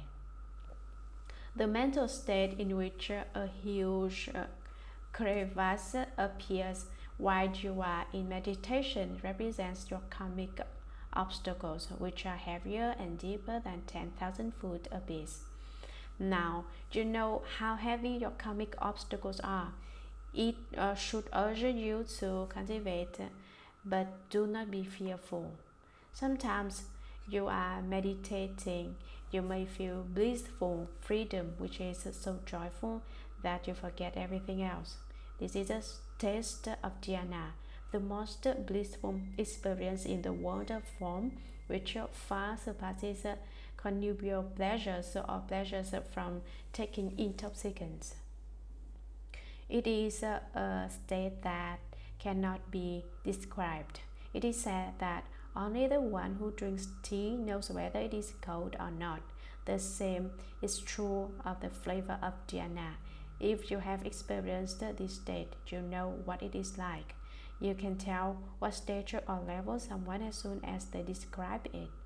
One of my disciples, for example, is about to reach the ground joy from living birth, one of the 4 dhyanas. This is actually quite common and can occur to anyone who cultivates it sincerely. That kind of bliss cannot be compared to, and at this point, one is on the verge of leaving afflictions and obtaining bliss. This stage is one form of samadhi. What is the function of wisdom? Someone with wisdom will not go down the wrong road. You are confused because you turn your back on enlightenment and unite with the dust. You mistake suffering for happiness because you are ignorant. One must diligently cultivate morality, samadhi, and wisdom. We do not need to listen to too many sutra lectures. Just this one word, diligence, is enough for us to draw upon endlessly. Diligently cultivate morality, diligently cultivate samadhi, diligently cultivate wisdom. We must cultivate, otherwise we do not acquire this. Listen to your master. Also, we must put to rest greed, hatred, and delusion. Did I not say resting is laziness? Laziness is about stopping and resting, but this resting is about putting greed, hatred, and delusion to rest. When greed rests, you are not eager for any materialistic pleasures and others. When hatred rests, you do not get angry. Donate your anger to whom? To me, to your master. A master needs huge fiery tempers that scare the disciples. The disciples are not afraid of a master as soft as cotton. Hence, they do not cultivate being lazy. The above are the various meanings on how shamanas should diligently cultivate precepts, samadhi, and wisdom, put to rest greed, hatred, and delusion. There are beings who seem to be shramanas, but in their minds are not shramanas. Although they are shramanas in name, they are not shramanas in their hearts. Not only do They not cultivate morality, samadhi, and wisdom. They do not end in greed, hatred, and delusion. They claim more greed, hatred, and delusion are better, and best of all, forget about morality, samadhi, and wisdom. They pretend to be Shramanas. This type of Shramanas does not practice compassion or patience, the six perfections, or the myriad practices. They purposely avoid doing things that Shramanas do. What do? Destroy the things of the eternal dwelling. Items belonging to the triple jewel, even small ones, cannot be wasted or casually ruined. Even though it is only a piece of paper, add it up and one turns into many. Even if your damage is just a sheet of paper, you destroy the things of the eternally dwelling. There is a saying, do not take even a blade of grass or a splinter of wood without permission. Taking without permission is stealing. We cannot take use other people's things without letting the owner know.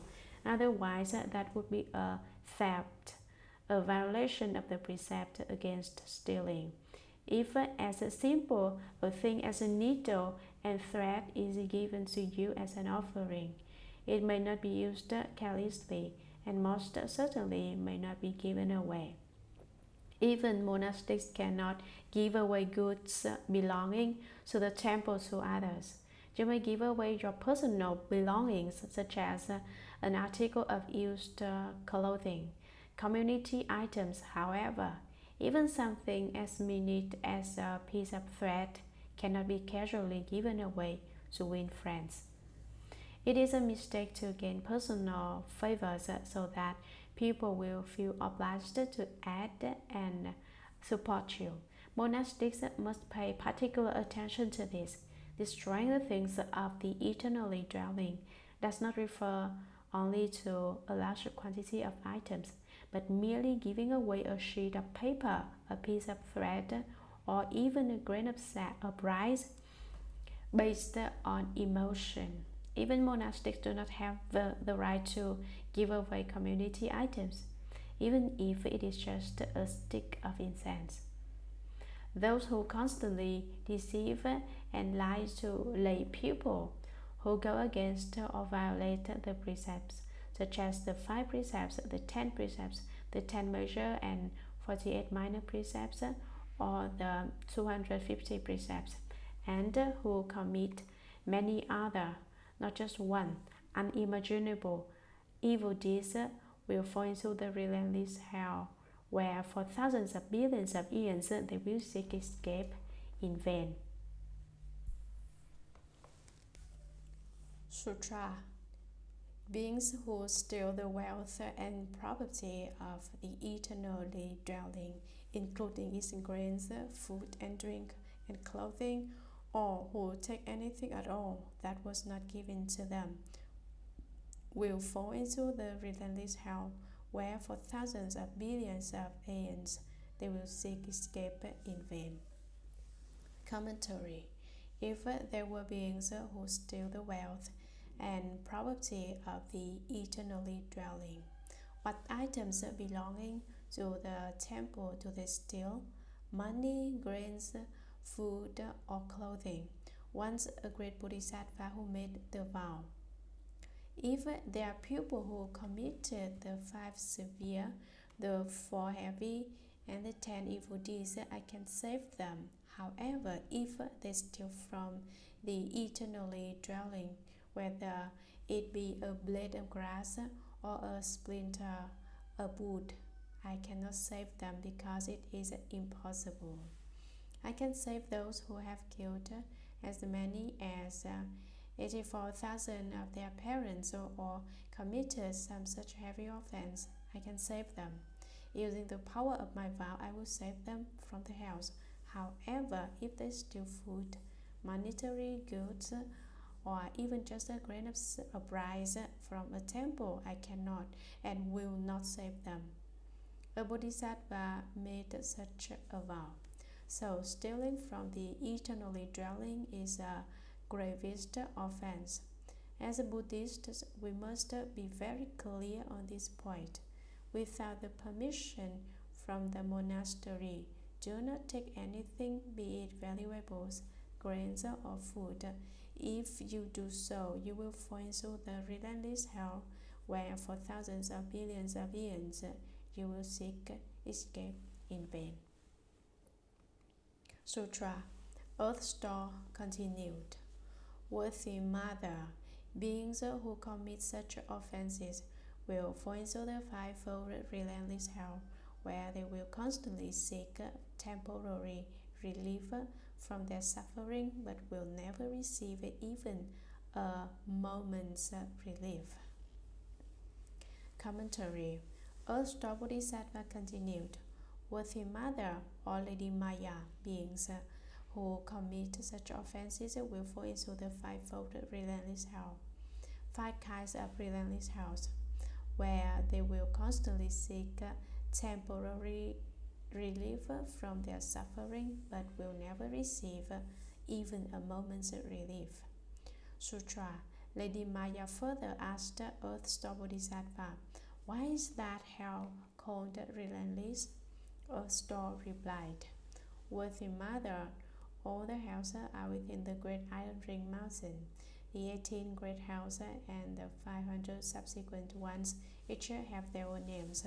There are hundreds of thousands more that also have their own names. The relentless hell is found within a city of hells that encompasses more than 80,000 square miles. That city is made entirely of iron. An unbroken mass of fire extends for 10,000 miles above the city. Within the city are many interconnected hells, each with a different name. Commentary. Shakyamuni Buddha's mother, Lady Maya, further asked Earth Star Bodhisattva, why is that hell called relentless? To Shakyamuni Buddha's mother, Earth Star Bodhisattva replied, Worthy Mother, all the hells are within the Great Iron Ring Mountain. The 18 great hells are the largest, and the 500 subsequent ones each have their own names. Each name is unique. There are hundreds of thousands more that also have their own and different names. What is the relentless hell? The relentless hell is found within a city of hells that encompasses more than 80,000 square miles. That city is made entirely of iron. An unbroken mass of fire extends for 10,000 miles above the city. The fire that extends above the relentless hell shoots from the west side of the city wall to the east side, and from east side to the west side.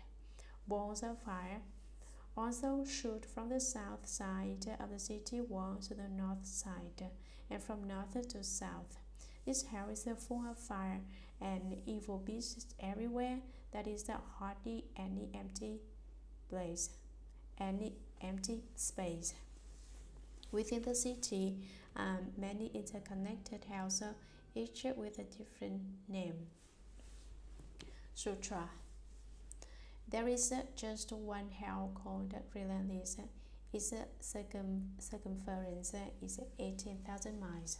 The wall of that hell is 1,000 miles high, totally made of iron and covered with a fire burning downward that is made by a fire burning upward.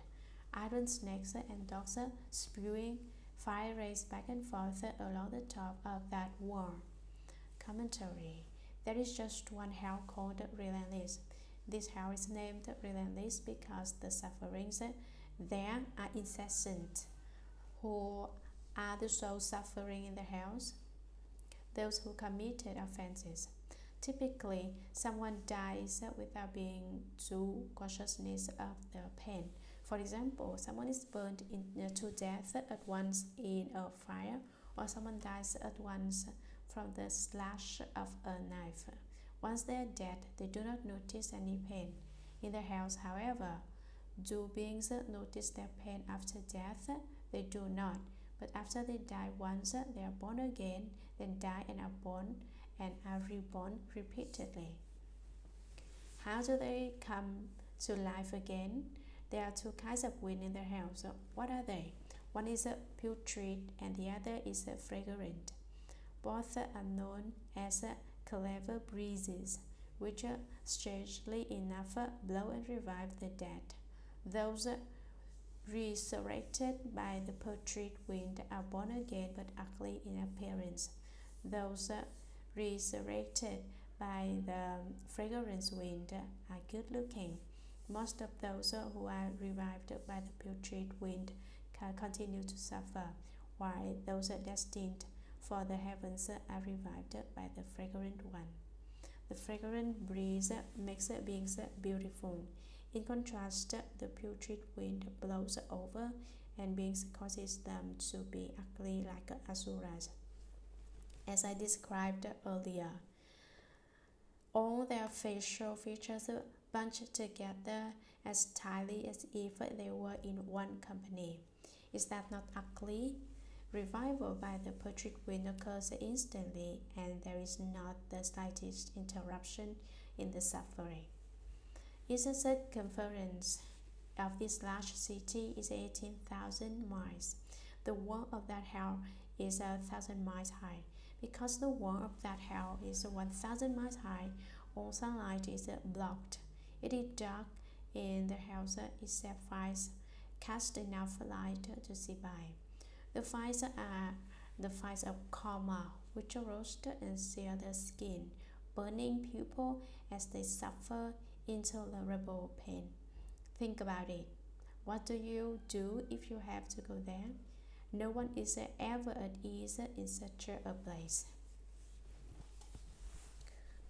The 1,000-mile high wall is totally made of iron. Solid iron is symbolic of the firm and cold karmic obstacles that send us to the hells. Living beings' karmic retribution is so solid that when they get to that place, their hearts turn stone cold. They resolve any wish to compete for fame or profit. In such a place, there is only suffering. They experience no other thought. If you were there, a slap on the face would be much preferred over by burned by fire. Someone kicking you would be preferred over the pain of being beaten by a dog. You would be content then. And the city is covered with a fire burning downward that is met by a fire burning upward. Iron snakes and dogs at every one of the four corners in this 1,000-mile high city is a dog 800 miles tall. Each dog has 8 heads, each of which has 8 bull-like horns, making a total of 64 horns. As the heads turn about, the horns become wheels of fire and knives, so that wherever one goes, one is slicing about and doing damage. Has anyone seen this kind of monster, a horned dog? What do you think of these animals? Go ahead and take a look if you wish, but let me tell you, you will never come back. There's no returning and no leaving that place. Going there is not like going to the movies. When you go to the movies, you can always walk out. But when you go into the house, there's no home to return to and no such freedom of choice. Not only do these dogs and snakes bite, they also spew fire. They have fires that burn their bodies, which make them smell so obsessively that anyone who smells it will vomit their very guts. This is not a pleasant feeling. You don't have to go there and look. Just imagine it and you know it is uncomfortable. These iron snakes and dogs race back and forth along the top of that hell's wall. Sutra. In that hell, there is a bed that extends for 10,000 miles. One person undergoing punishment sees his or her own body covering the entire bed. When hundreds of thousands of people undergo punishment simultaneously, each still sees his or her own body covering the bed. That is how retributions are undergone by those with the same karma. Commentary. In that hell, there is a bed that is not for beings there to sleep but to make offenders suffer. The size of this bed stands for 10,000 miles. One person undergoing punishment sees his or her own body covering the entire bed. When hundreds of thousands of people undergo punishment simultaneously, each still sees his or her own body covering the bed. That is how retributions are undergone by those with the same karma. These punishments are a result of bad karma. Sutra. What is more, their offenders undergo extreme suffering. Hundreds of thousands of yakshas and other evil ghosts display fangs like swords and eyes like lightning as they pull and drag the offenders with their brass-colored hands. Other yakshas wield huge iron halberds that they use to pierce the offenders' mouths and noses or stab their big bellies and backs. They toss the offenders into the air and then catch them by skewering them with the halberds, or they let them drop onto the bed. Iron eagles peck at the offenders' eyes, and iron serpents wrap around their necks. Long nails are driven into all their limbs. Their tongues are pulled out, stretched, and then plowed through. Their internal organs are gouged out, sliced, and minced. Molten copper is poured into their mouths, and their bodies are bound with iron hot. Responses to their karma go on like that throughout hundreds of thousands of deaths and rebirths. They pass through hundreds of millions of ends seeking escape in vain. Whether we are reciting a sutra, the Buddha's name, or a mantra, we use energy. How should we use this energy? This energy must originate from the Dantian and return to the Dantian. Dantian lies inside the navel. The energy originated from the Dantian is adequate, so one ought to not to overtly exert it. One shouldn't underexert either, but rather it should be done in a regular fashion as not to hurt it.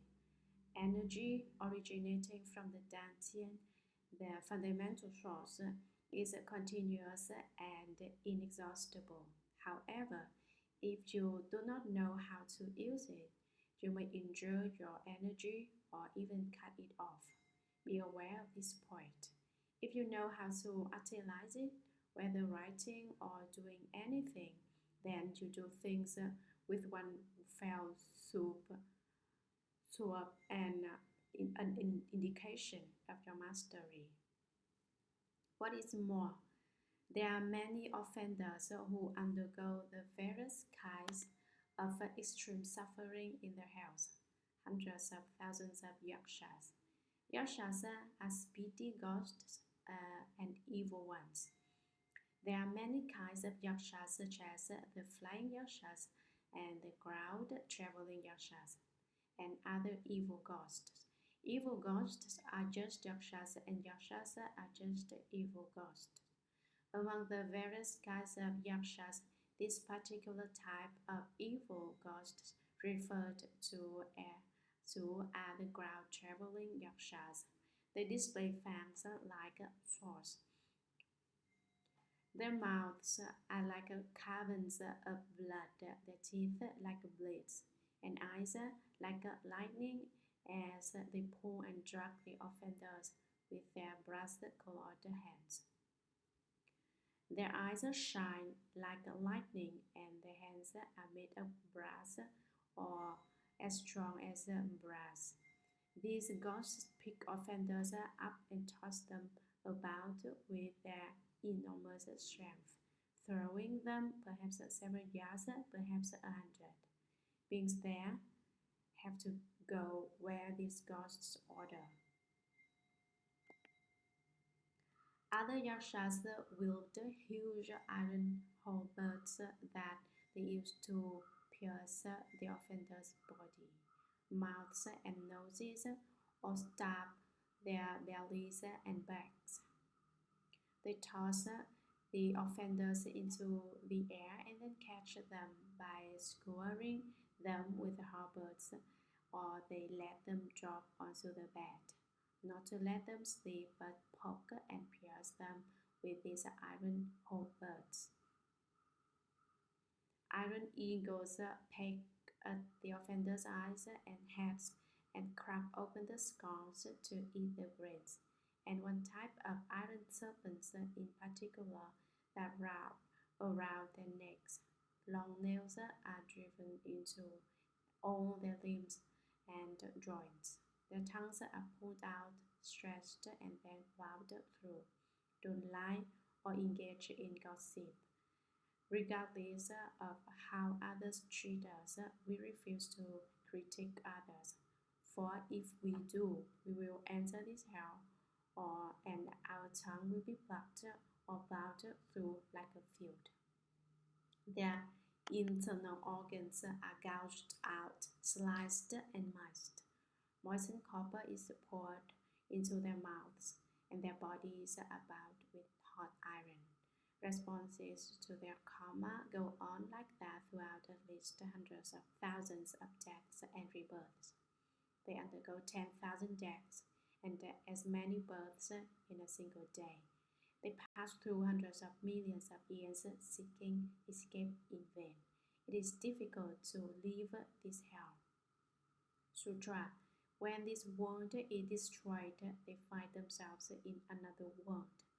When that world is destroyed, they pass on to another one. When that world too is destroyed, they move on to another one. When this world comes into being again, they return here. The situation involving relentless retribution for offenses is like that. Moreover, 5 karmic responses account for the name relentless. What are the 5? First, it is said to be relentless because punishment is undergone day and night throughout many years without ceasing for a moment. Second, it is said to be relentless because one person feels it in the same way that many people feel it. Third, it is said to be relentless because repeated punishments continue without cease throughout years that stretch into nayutas of years.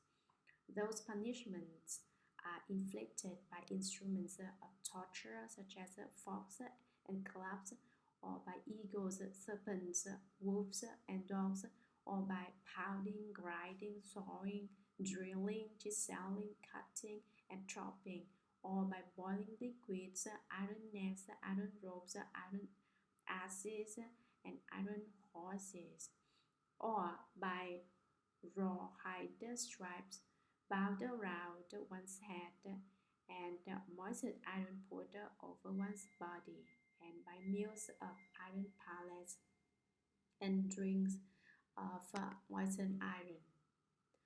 Fourth, it is said to be relentless because all beings undergo karmic responses based on the offenses that they have committed, whether they be men, women, savages, old, young, honorable, or lowly, whether they be dragons, spirits, gods, or ghosts.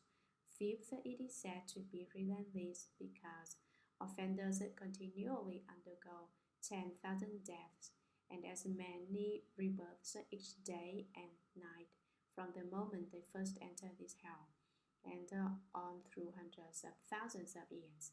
During that time, they seek even a moment's relief, but it never comes. Only when their karma is exhausted, they can leave the hell and be born elsewhere. A star Bodhisattva says to the worthy mother, "That is a brief description of the relentless hell. If I were to speak extensively about the names of all the implements of punishment in the hells and all the sufferings there, I could not finish speaking in an entire year.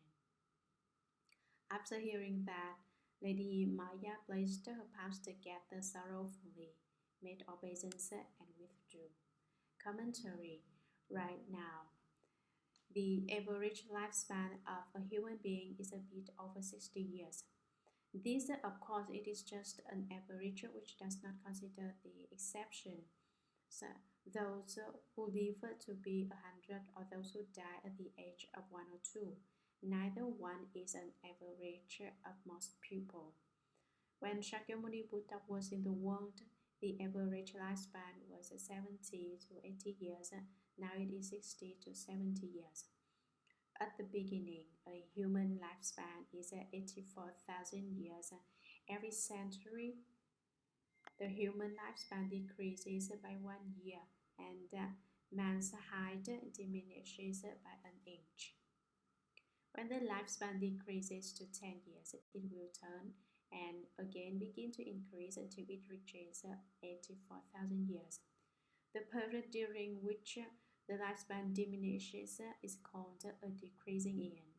The period in which it lengthens is called an increasing eon. One cycle of an increasing eon and a decreasing eon is called a kalpa, and 1,000 of these constitute a small kalpa. 20 small kalpas make a medium kalpa, and 4 medium kalpas constitute one great kalpa. Each of the 4 medium kalpas consists of the stages of forming, abiding, decaying, and emptiness. Each stage lasts 1 medium kalpa, which is equivalent to 20 small kalpas.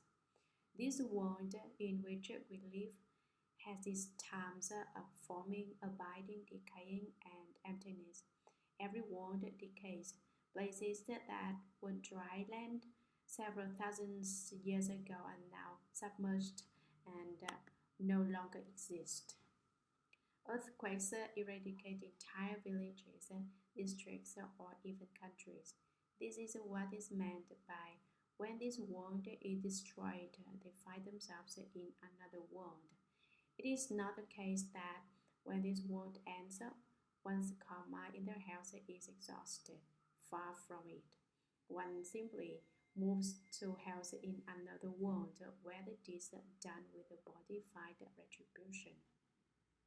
When that world is destroyed according to the stages in sequence, they pass on to another one.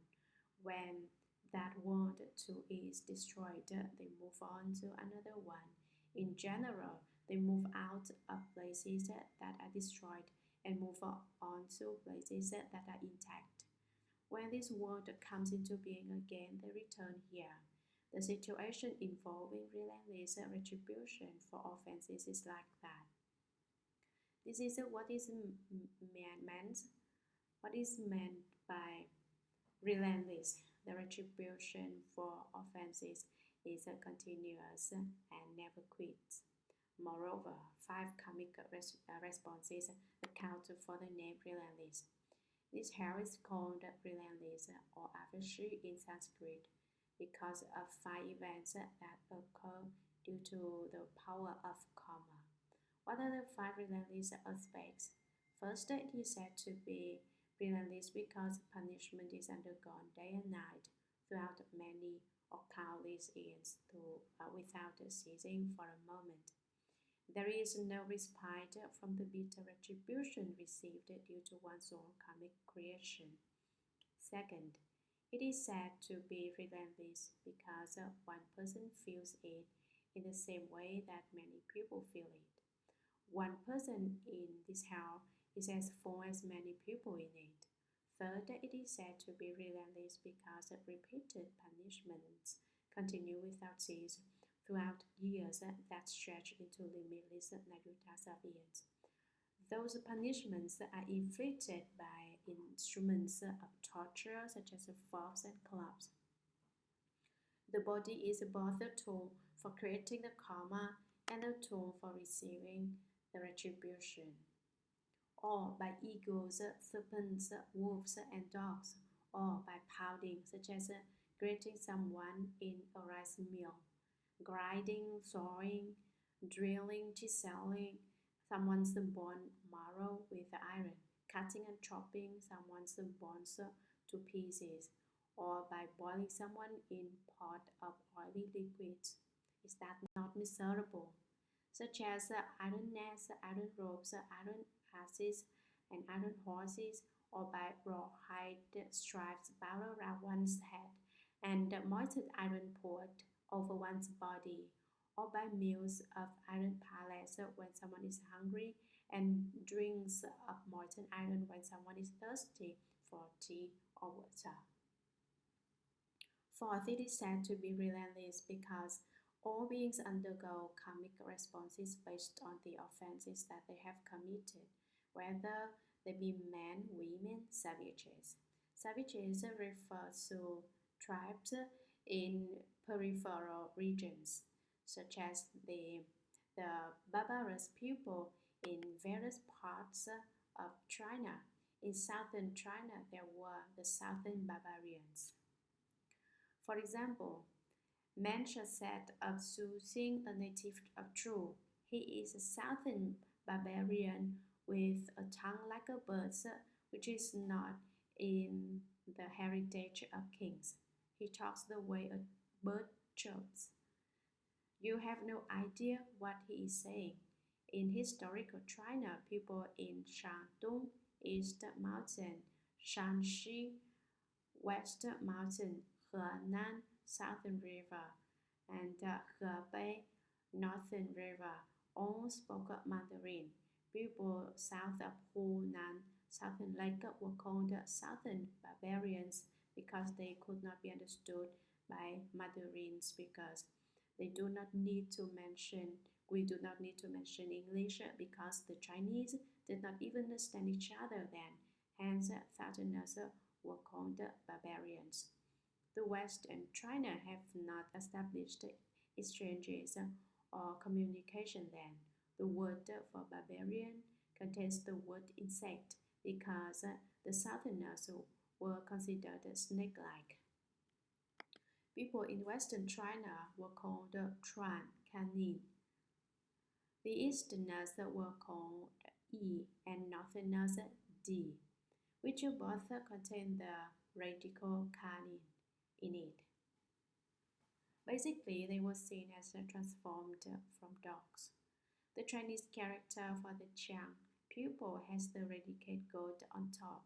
That is to say, they were also transformed from animals. There was also the Hu pupil, whether old, young, honorable, or lowly. At what age is considered old or young? Usually 80 or above is considered old age, and 10 years of age is a child. The honorable may be kings, and the lowly may be ordinary citizens. Whether they be dragons, spirits, gods, or ghosts, all of them equally receive the retribution they deserve, making this the relentless hell. Fifth, it is said to be relentless because offenders continually undergo 10,000 deaths and as many rebirths each day and night from the moment they first enter this hell, and on through hundreds of thousands of years. When one dies, the clever breeze revives the offender, but only for him to suffer and die again. Thus it is said that myriad deaths and myriad births continuously without cease. During that time, they is given a moment's relief, but it never comes. There is no respite for even as long a time as a thought. Only when their karma is exhausted can they leave the hell and be born elsewhere. When will such incessant suffering stop? When one's karmic obstructions end. Hence, this is the relentless hell.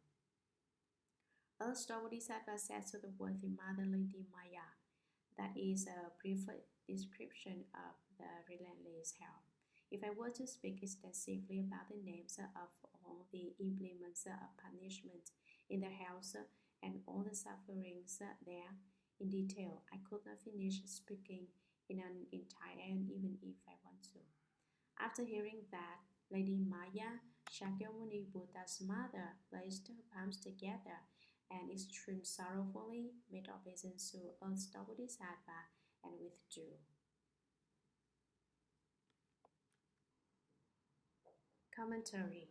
Jambudvipa is our southern continent of Jambudvipa. All living beings undergo retribution for whatever karma they created. Having sowed good causes, they reap good fruits. Having sowed evil causes, they reap evil fruits. These are karmic retributions. Sutra. At that time, Earth's Bodhisattva said to the Buddha, World Honored One, because I received the awesome spiritual strength of the Buddha, thus come one, I am able to divide my body and rescue beings who are undergoing karmic retributions everywhere in billions of worlds. If it were not for the great compassionate strength of the third come one, I would be unable to manifest such changes and transformations. Now, the World Honored One has entrusted me with rescuing and liberating beings in the six paths until Ajita becomes a Buddha. I accept the entrustment. World Honored One, please have no further concern. At that time, the great Bodhisattva says to the Buddha, World Honored One, because I received the awesome spiritual strength of the Buddha, thus come one, I am able to divide my body to teach beings and rescue all beings who give rise to delusion, create karma, and who are undergoing karmic retributions everywhere in billions of worlds. Earth's Bodhisattva did not say, I have great spiritual powers, I have great wisdom, I have unobstructed eloquence. He says that he is able to pervade billions and billions of worlds by relying on the power of the Buddha's awesome virtues and spiritual penetrations. If it were not for the great compassionate strength of the first come one, I would be unable to manifest such terrific changes and transformations, such as teaching beings in billions and billions of division bodies. He changes roles or identities. He transforms something out of nothing all of a sudden.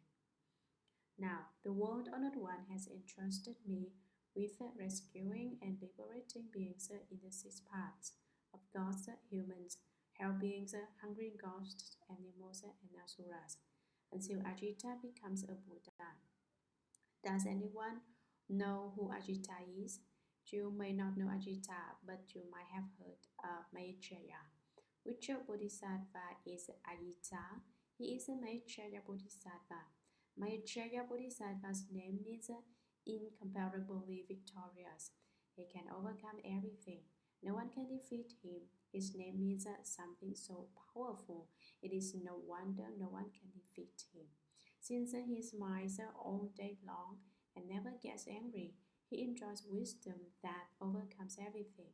Hence his name incomparably victorious. Ajita also means the kind clan.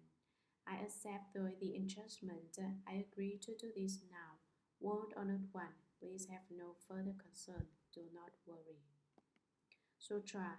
Then the Buddha told the Earth Bodhisattva, beings who have not yet obtained liberation have unfixed natures and consciousnesses. Their bad habits reap bad karma. Their good habits bring rewards. Reacting to situations by committing good or evil deeds causes them to turn into the five paths without a moment's rest. Throughout the eons, as numerous as dust motes, they remain confused, deluded, unobstructed, and afflicted by difficulties. They are like a fish swimming through waters laced with nets. They may slip through and keep their freedom temporarily, but sooner or later they will be caught. I am concerned about such beings. But since you keep making extensive vows repeatedly, throughout the successive eons to take such offenders across. What further worries need I have? Commentary. Then the Buddha Shakyamuni told Earth's Bodhisattva, all beings who are still on the wheel of rebirth have not yet obtained liberation. They have unfixed natures and consciousnesses.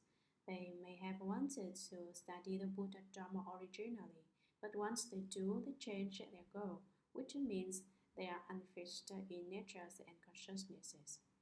Their bad habits reap bad karma. Their good habits bring rewards. Reacting to situations by committing good or evil deeds causes them to turn into in the five paths of hell beings, hungry ghosts, animals, asuras, and humans without a moment's rest. They become born according to their states and as they pursue states. For instance, encountering good friends who speak the Buddha Dharma for us, we go and do good deeds. Or we encounter corrupt friends who tell us to indulge in dissipation or to be mean. Hearing them often enough, that we will act on it and possibly become like them. For instance, we gradually develop the habits of being diligent and frugal when we are with such people. Diligent and frugal people, after being with lazy people for some time, will be affected and become lazy. One takes on the color of one's company without realizing it. We turn red when we are around rouge, the same with the color black. For example, without realizing it, we make our hands black when we write with dark ink. Washed with brown dye, we turn brown. We are yellow when we are dyed yellow. In the words of this sutra, this is called reacting to situations by committing good or evil deeds.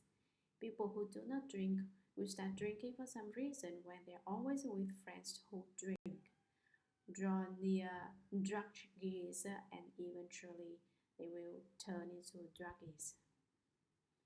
This is why we must be especially careful about making friends. Furthermore, people must listen to friends' advice. There are good friends and bad friends actually. We must believe everything that good friends tell us. We must dismiss everything that bad friends tell us. Reacting to situations by committing good or evil deeds is the same idea. Throughout eons, as numerous as dust motes, they remain confused, deluded, unobstructed, and afflicted by difficulties. Due to one action, they undergo as many eons as motes of dust in an environment fraught with confusion and karmic obstructions. What is this like? The sutra explains it aptly. They are like fish swimming through waters laced with nets. They may slip through and keep their freedom temporarily, but sooner or later they will be caught again by fishermen. I am concerned about such beings, this type of people. I am worried because, you see, Shakyamuni Buddha is said that we cannot get out of this dangerous and not at all fun fish net. So this is cause for concern for Shakyamuni Buddha. We should not worry. As long as we concentrate on studying the Buddha Dharma, things will work out. But since you keep making extensive vows, Shakyamuni Buddha addresses Earth's Bodhisattva, saying, since you will fulfill the vows that you made in the past, repeatedly throughout successive eons to take such offenders across, what further worries need I have? What is there for me to be sad about? I do not have anything to be concerned about. I can rest assured. Okay, go and do it. Shakyamuni Buddha heard Earth's Bodhisattva tell him this. He responds by declaring that I will not worry anymore. Sutra. After that was said, the Bodhisattva Mahasattva in the assembly named Samadhi Self-Mastery King said to the Buddha, World Honored One, what vows has Earth's Bodhisattva made during so many successive eons that now cause him to receive the World Honored One's special praise. We hope the World Honored One will tell us about this. Then the World Honored One replied to somebody's self-mastery king, listen attentively and reflect well on the examples I am about to give you. Commentary. After that was said, a Bodhisattva Mahasattva, a great Bodhisattva too, in the assembly named Samadhi Self-Mastery King, who got his name because he reached self-mastery by cultivating Samadhi. Not only did he reach a sense of ease, but the king among different types of ease. He said to the Buddha, World Honored One, what vows has Earth Bodhisattva made during so many successive aeons that now cause him to receive the World Honored One's compassionate, earnest, and special praise? We hope the World Honored One will tell us about this briefly. Then the World Honored One, at that time, Shakyamuni Buddha replied to somebody's self-mastery king, listen attentively and reflect well on and remember the examples and detailed explanations I am about to give you. Sutra. One time, limitless asamkhya's of narutas of inexpressible eons ago, a Buddha named all knowledge accomplished thus come one worthy of offerings, one of proper and pervasive knowledge, one perfect in clarity and conduct, well gone one, unsurpassed knight who understands the world, taming and subduing hero, teacher of gods and pupil, Buddha, World Honored One, appeared in the world. The Buddha's lifespan was 60,000 years. Commentary. One time. How far back in time? Limitless asamkhya's of narutas. These are terms for eons and large figures. Of inexpressible eons ago, a Buddha named all knowledge accomplished thus come one appeared in the world. There are three types of knowledge: all wisdom, wisdom of various dharmas, and all modes of wisdom. All wisdom includes the other two types of wisdom and what is realized by the first come one. First come one is one of the 10 titles of the Buddha. One layperson asked me, are first come one Buddha and Amitabha Buddha different? Actually, Amitabha first come one, Shakyamuni Buddha, Shakyamuni first come one, Medicine Master first come one, all have first come one as part of their name. Just because one Buddha is named first come one, it does not mean another Buddha cannot have the name first come one. The Buddha has 10 titles. We may have a formal name that our elders call us by, then an informal name that our peers call us by. Lion's Roar is a title that is heard far and wide as your reputation spreads. It symbolizes a loud sound. First come one is one of the Buddha's 10 titles that are derived from formal names of virtuous individuals. First refers to not having any specific location. Come refers to manifestations when responses and the way intertwine. These make up the name first come one. Also, first come also means one comes from nowhere and goes nowhere. Thus represents the nominant in fundamental enlightenment. Come is a starting of wisdom of enlightenment. The first come one relates the nominant of fundamental enlightenment to the wisdom of beginning enlightenment. This is roughly what first come one means. The one worthy of offerings means that he deserves offerings from heavenly beings and pupil. There is another name for this, and that is the title of worthy of being a field of blessings. There are two types of fields of blessings, one that benefits oneself and another that benefits others. The one that benefits oneself is for one to study that which is true and eliminate delusion. What does that mean? It is beneficial for us when we study the truth and eliminate delusions. Once we understand, we can then go on to teach and change others so that they also reach the truth and end delusions, hence benefiting others. 3. One of proper and pervasive knowledge. He is omniscient. Proper makes it different from the non-Buddhist improper. Pervasive is different from the two vehicles non-pervasive. Adherents of the two vehicles have certified to the nominant of extreme emptiness rather than pervasiveness, which is distinct from the two vehicles. Knowledge makes it different from ordinary individuals who have no knowledge. Proper and pervasive knowledge is omniscience. There is a title to the one of proper and pervasive knowledge, which is the title of pervasively knowing the Dharma realm. What does this title mean? As the Shuragama Sutra says, why the pine is straight, why the brambles are twisted, why the goose is white, why the crow is black, understand the reasons. The Buddha understands that fundamentally why the way these things are the way they are.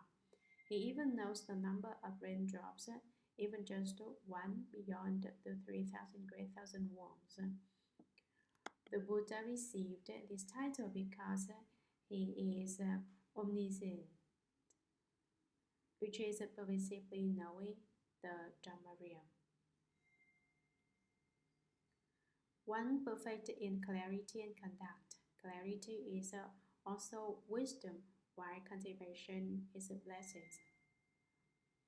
Beings replete in both blessings and wisdom make the Buddha one perfect in clarity and conduct. There are three types of clarity embedded in this name. And what are they? Clarity.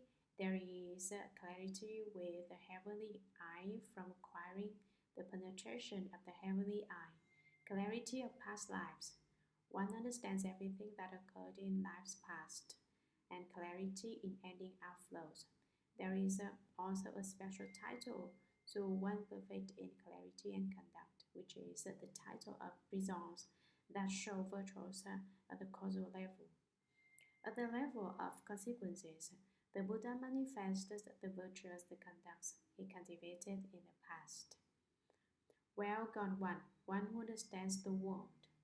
Another title for this is a wonderful proceeding toward Bodhi. This title includes wonderful proceeding because he is good at going to all the Buddha lands throughout the 10 directions. He uses provisional and clever expedients to teach and transform living beings. Unsurpassed Knight is one of the Buddha's 10 titles too, because the Buddha has ended all delusions so that he has no more delusions of view, delusions of thought, delusions of dust, motes, and others. If there are delusions left to sever still, then that would be a knight who still has something to surpass. Unsurpassed knight has an alternate title too, which is a title of connecting with the false and reaching the true. The Buddha knows that everything inside and outside his body are illusory and false.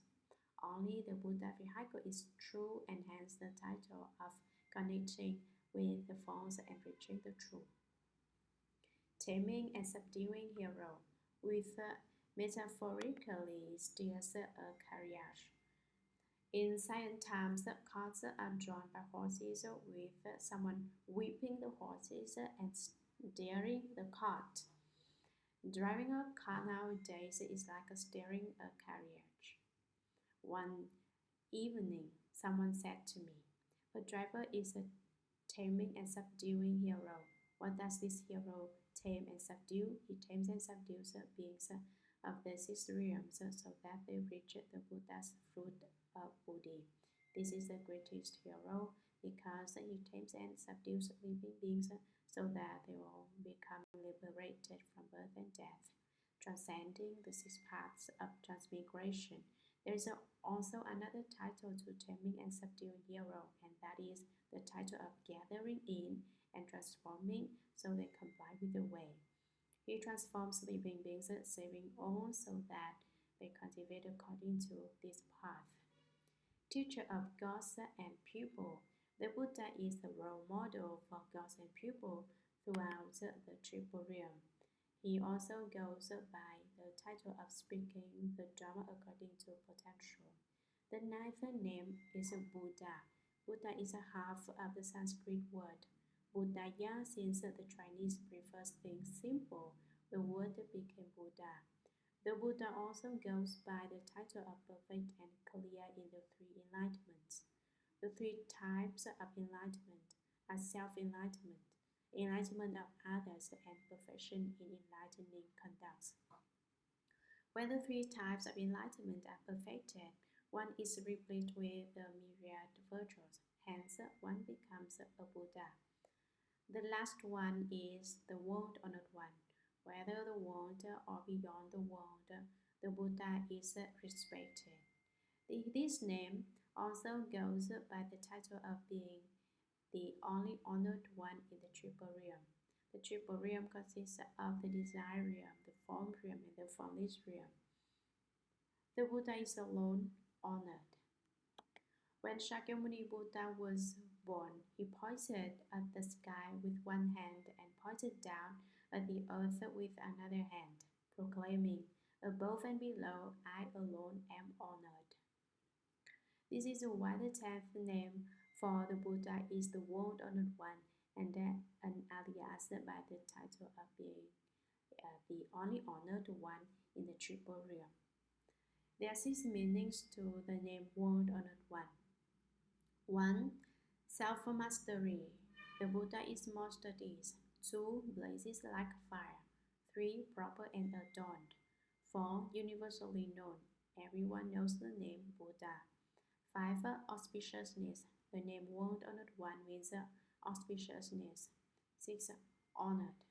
The above explanations are simple explanations of the 10 titles to the Buddha. This Buddha appeared in the world that Buddha's lifespan was 60,000 years. Sutra. Before he became a monk, he was the king of a small country and was friendly with the king of a neighboring country. Both kings practiced the 10 wholesome deeds and benefited beings. Because the citizens of those two neighboring countries did many bad things, the two kings made a plan using far-reaching expedients. One king vowed to quickly become a Buddha and then rescue absolutely all the other beings. The other king vowed, "I do not want to become a Buddha until I first rescue all those who are suffering for their offenses, enabling them to find peace and finally to reach Bodhi."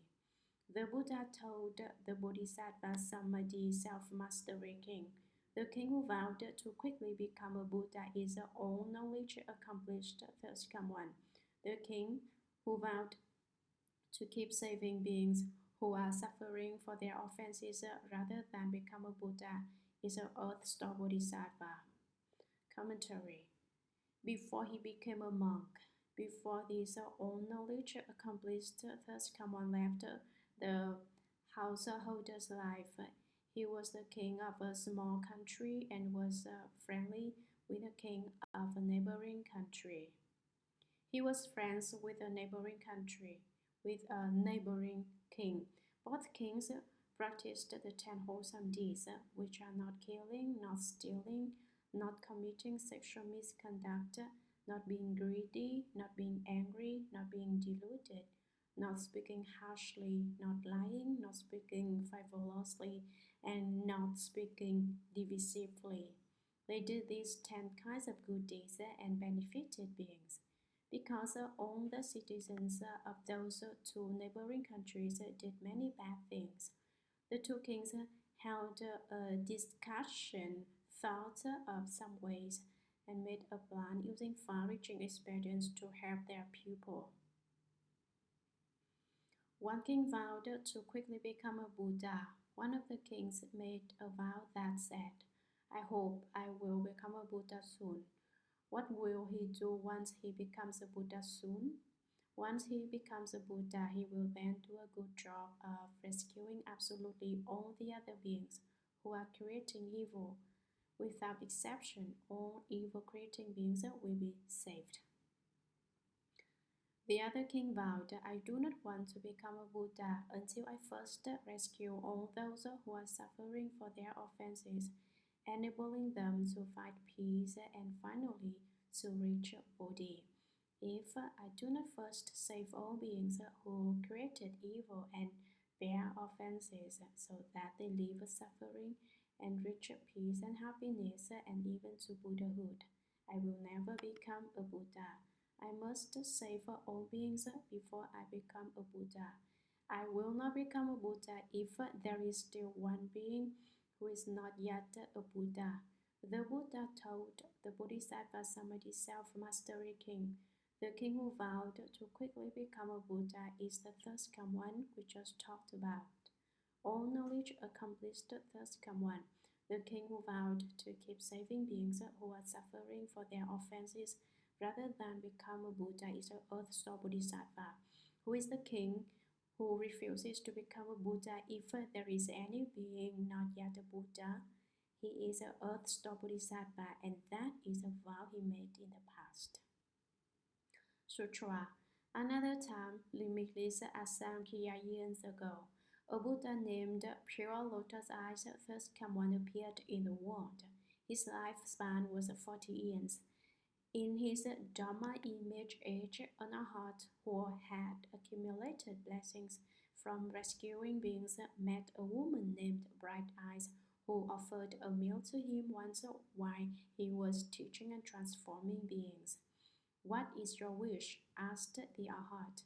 Bright Eyes replied, "On the day of my mother's death, I performed meritorious deeds to rescue her, but I do not know where my mother is now." Sympathizing with her, the Arhat entered Samadhi to contemplate and saw that Bright Eyes' mother had fallen into a bad destiny where she was undergoing extreme suffering. The Arhat asked, "Bright Eyes, what unwholesome karma did your mother create while alive that makes her now have to undergo such terrible suffering in a bad destiny?"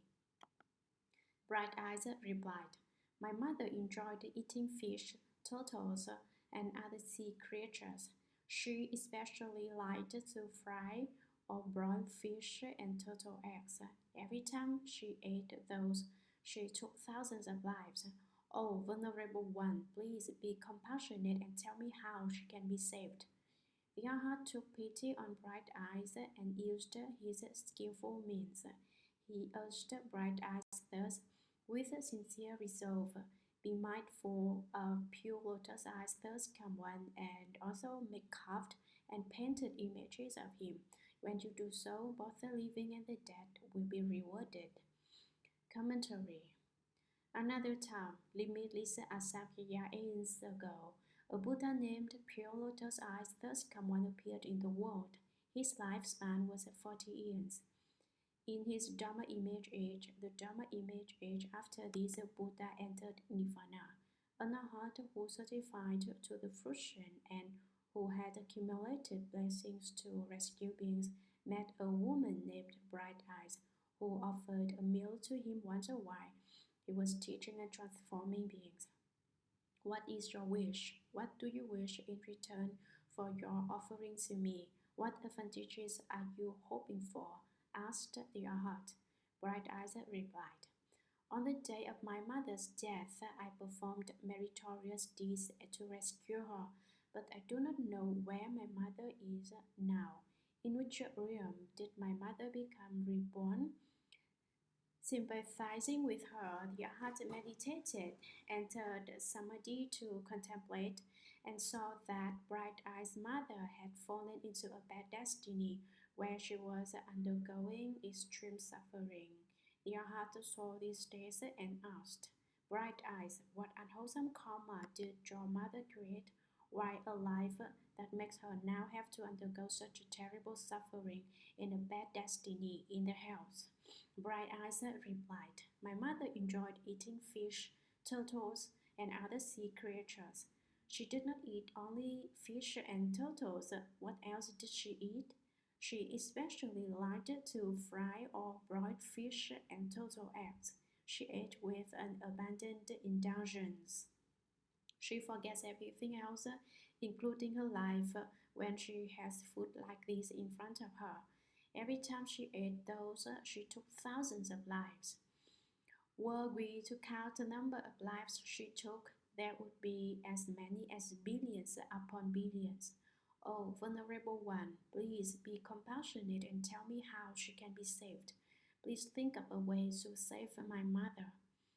The Arhat took pity on Bright Eyes and used his skillful means.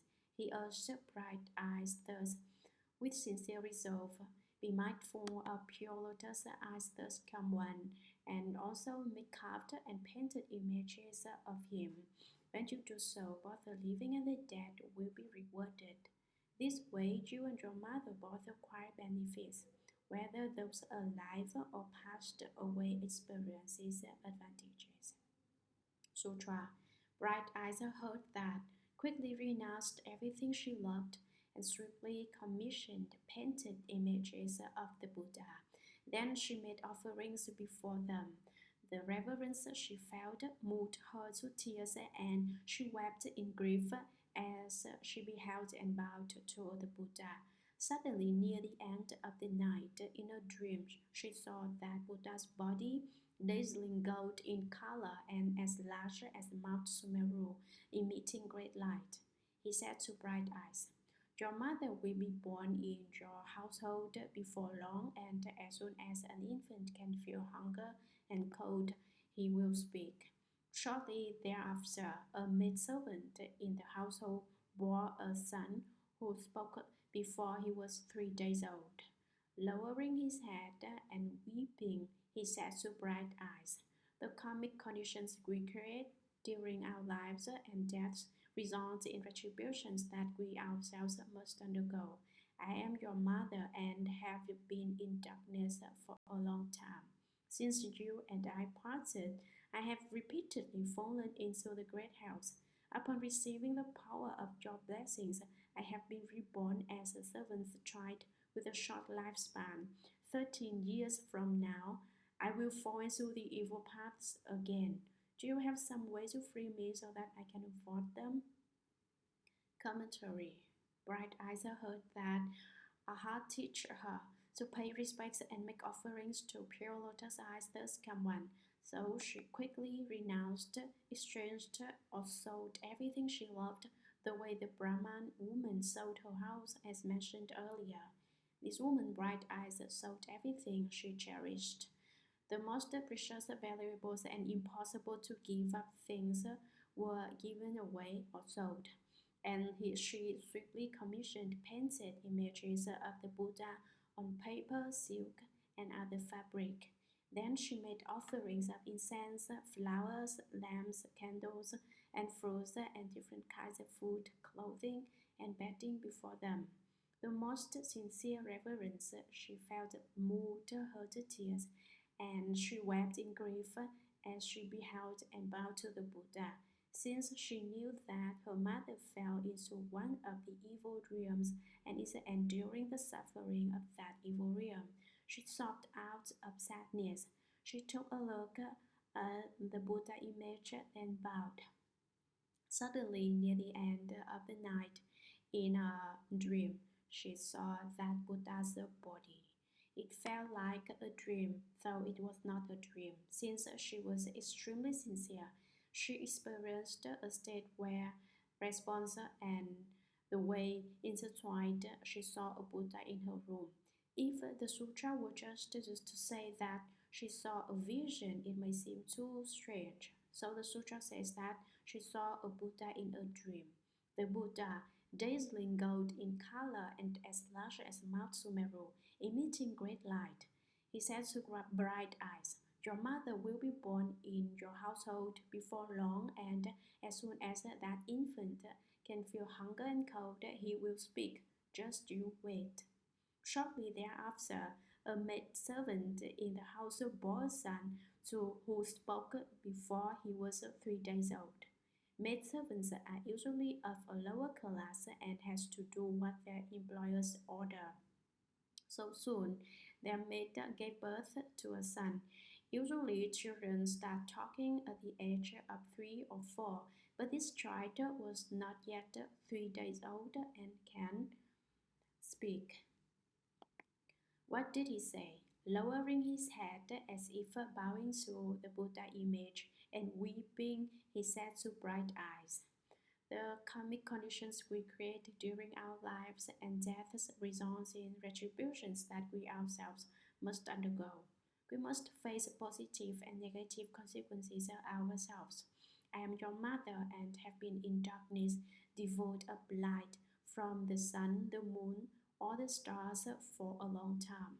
Since you and I parted, I have repeatedly fallen into the great hells.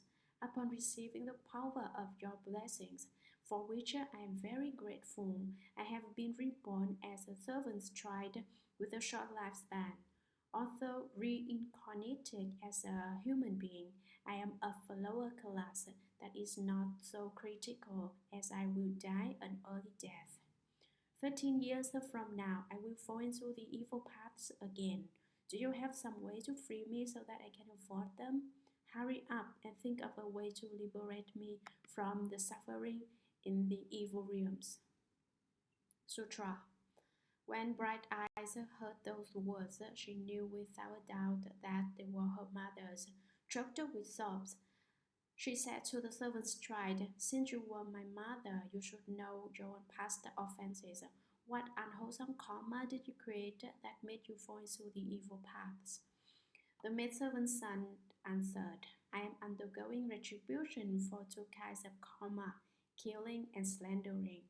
Had I not received the blessings you earned to rescue me from difficulty, I would not yet be released from that karma." Bright Eyes asked, "What happens in the hells when beings undergo retribution for their offenses?" The maiden's son answered, "I can't bear to speak of the ways in which beings suffer for their offenses. Even if I were to live for 100,000 years, I would find it hard to talk about."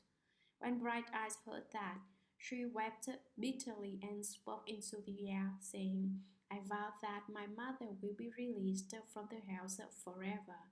At the end of these 13 years, she will be done with her heavy offenses and will not go back to the evil paths. O Buddhas of the 10 directions, with your compassion and sympathy, please listen to the vast and mighty vow that I am making for the sake of my mother. If my mother never again enters the 3 evil paths, is never again born into low stations, and will never again be female, then here before the image of pure lotus eyes thus come one, I vow that from this day on, throughout millions of billions of eons, I will respond to all beings who are undergoing suffering for their offenses in the hells or the 3 evil paths of any world. I vow to rescue them from the bad destinies of the hells, hungry ghosts, animals, and the like. Only after beings with such retributions have all become Buddhas will I myself achieve proper enlightenment." After making that vow, she clearly heard Pure Lotus Eyes thus come and say to her, "Bright Eyes, your own great compassion and sympathy will reach your mother through this mighty vow that you are making.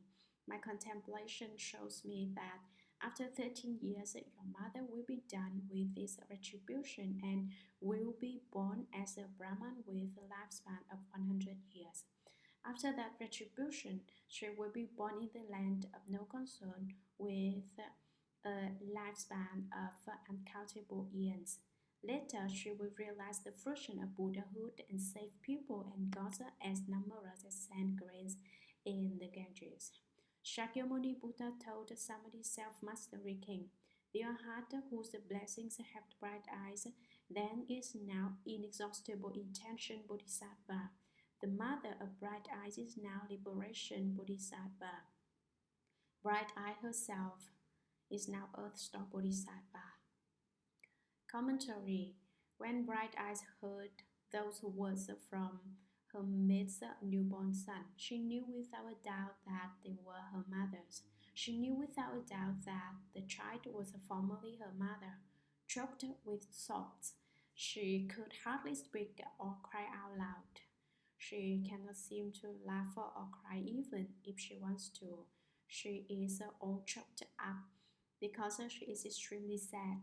Then she said to the servant's child, "Since you were my mother, you should know your own past offenses.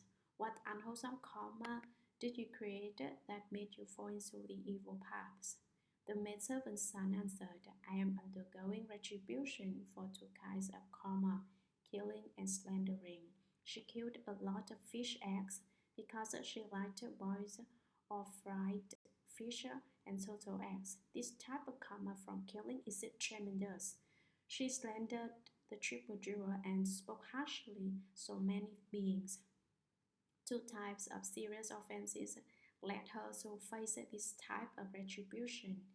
Had I not received the blessings you earned to rescue me from difficulty, I would not yet be released from that karma.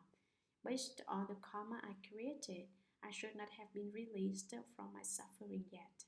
Bright Eyes asked, "What happens in the house when beings undergo retribution for their offenses? Can you tell me?" The maidservant's son answered Bright Eyes, "I can't be there and find it impossible to speak of the ways in which beings suffer for their offenses. You see, some people are sitting here listening to the sutras and consider it painful. What do you think they would do were they to fall into the house? In the face of misery, you say, 'I do not want to be there to bear punishment.' That is impossible to escape. Without atoning our offenses, it would be impossible to wish out of suffering in the house. So while undergoing some pain in the human realm, think, 'Oh, this is much better than the misery in the house. Suffering in the house is much more severe.' If you can think that way, then you will be happy wherever you are. There will be no insufferable places. You will not find pains in the legs painful. For example, you see in the house a ghost stick with you with a fork and drop you in a pot of oil. Is that miserable? If you say, 'Gee, I cannot stand it. Please do not put me in that pot of oil,' they will not listen to you. There is no favor to speak of. Is that miserable? In fact, they fry you over and over again so that you suffer more. Even if I were to live for 100,000 years, I would find it hard to talk about or to finish talk about such pain at once." When Bright Eyes heard that, she wept bitterly. See how in the past Earth Star Bodhisattva could do nothing but cry. Others do not even have such capabilities. She sobbed and wailed loudly, "Oh, what do I do?" and spoke into the air. Since there was nothing she could do, she could only speak to the air, saying, "I vow that my mother will be released from the house forever." Fortunately, Bright Eyes' mother had such a filial daughter, without whom the mother could not have come out of the house so easily because she had taken many lives and yelled at many people. These are the reasons why she suffered in the house. Fortunately, the mother had this filial daughter who made a vow that her mother may forever be released from the suffering in the house. At the end of these 13 years, when her life ended, she will be done with her heavy offenses and will not go back to the evil paths. O Buddhas and Bodhisattvas of the 10 directions, with your compassion and sympathy, please listen to the vast and mighty vow that I am making for the sake of my mother. Be my witness. If my mother never again enters the 3 evil paths of the hell beings, hungry ghosts, and animals, where they experience the pain of knives, blood, and fire, If she is never again born into low stations, such as that of a servant's family, and will never again be female, then here before the image of pure lotus eyes thus come one, I vow that from this day on, throughout millions of billions of eons, I will respond to all beings who are undergoing suffering for their offenses in the house or the three evil paths, the house, the realm of hungry ghosts, and the realm of animals of any world. I vow to rescue them from the bad destinies and the sufferings of the house, hungry ghosts, animals, and the like. You should know, if a star Bodhisattva had not made such great vows, we would probably be suffering in the house, in the realm of hungry ghosts, or in the realm of animals too. The reason that we can be humans now all comes from this vow that Earth Star Bodhisattva made infinite eons ago. We are consequently rescued from the house, from the realm of hungry ghosts, or from the realm of animals. Since we do not have the penetration of past lives or the penetration of the heavenly eye, we do not realize how much benefit and compassion we received from Earth Star Bodhisattva before. None of us knows the benefit and kindness that he gave us. If Earth Star Bodhisattva had not made such a great vow a long time ago, we would be in tremendous danger. This is why we must be grateful to Earth Star Bodhisattva and maintain the resolve to repay his kindness. Only after beings with such retributions Only after beings with such retributions have all become Buddhas will I myself achieve proper enlightenment. I will become a Buddha only once these people become Buddhas. After making that vow, she clearly heard pure lotus eyes thus come and say to her. She did not just hear in a way that was casual, vague, or confusing as if in a dream. She clearly heard pure lotus eyes thus come and tell Bright eyes, drawn great compassion and sympathy for making this kind of vow delights me. She praises her bright eyes. You are able to make a vow that will reach your mother through this mighty vow that you are making. Who taught you? Who told you? So that you can make this great filial vow to your mother. I have never heard any being who can make such a great vow at saving all beings in order to rescue her mother. This is truly rare. This is the best. You are the finest God. My contemplation using my Buddha eye shows me that after 13 years, your mother will be done with this retribution and will be born as a Brahman. Since you made such a huge vow, your mother in her next life will become a Brahman woman after 13 years of this life. The Brahmans are the pure clan of generations of individuals who cultivate purity. With a lifespan of 100 years as a Brahman, she will be different then. After that retribution, she will be born in the land of no concern, the land of ultimate bliss, with a lifespan of uncountable eons. Later, she will realize the fruition of Buddhahood and save people and gods as numerous as sand grains in the Ganges. Shakyamuni Buddha told Samadhi self-mastery king, Vyahat, whose blessings helped Bright Eyes then to see where her mother fell, is now inexhaustible intention Bodhisattva. He was an heart at the time pure lotus eyes was the thirst one, and now he is an inexhaustible intention Bodhisattva. Do you know who Bright Eyes' mother is? The mother of Bright Eyes is now Liberation Bodhisattva. Bright Eyes herself is now Earth Star Bodhisattva. Sutra. He has been extending his compassion and sympathy like that from distant eons onward by making vows as many as Ganges sands to rescue vast numbers of beings. Men and women in the future may fail to do good deeds and only do evil. may not believe in cause and effect, may indulge in sexual misconduct and false speech, may use divisive and harsh speech, and may slander the great vehicle.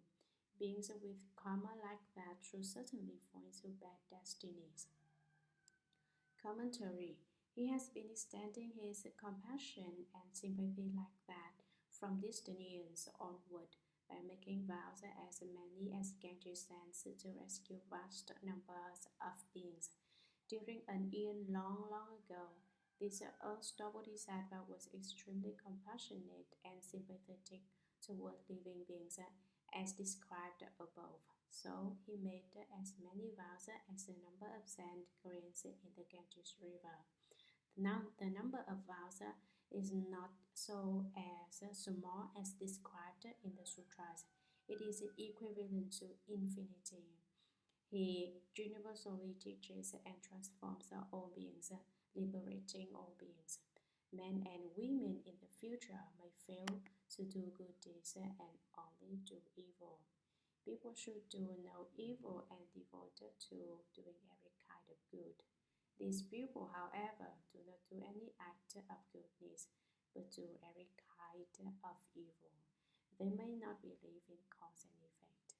Yesterday, we went to lecture at University of California.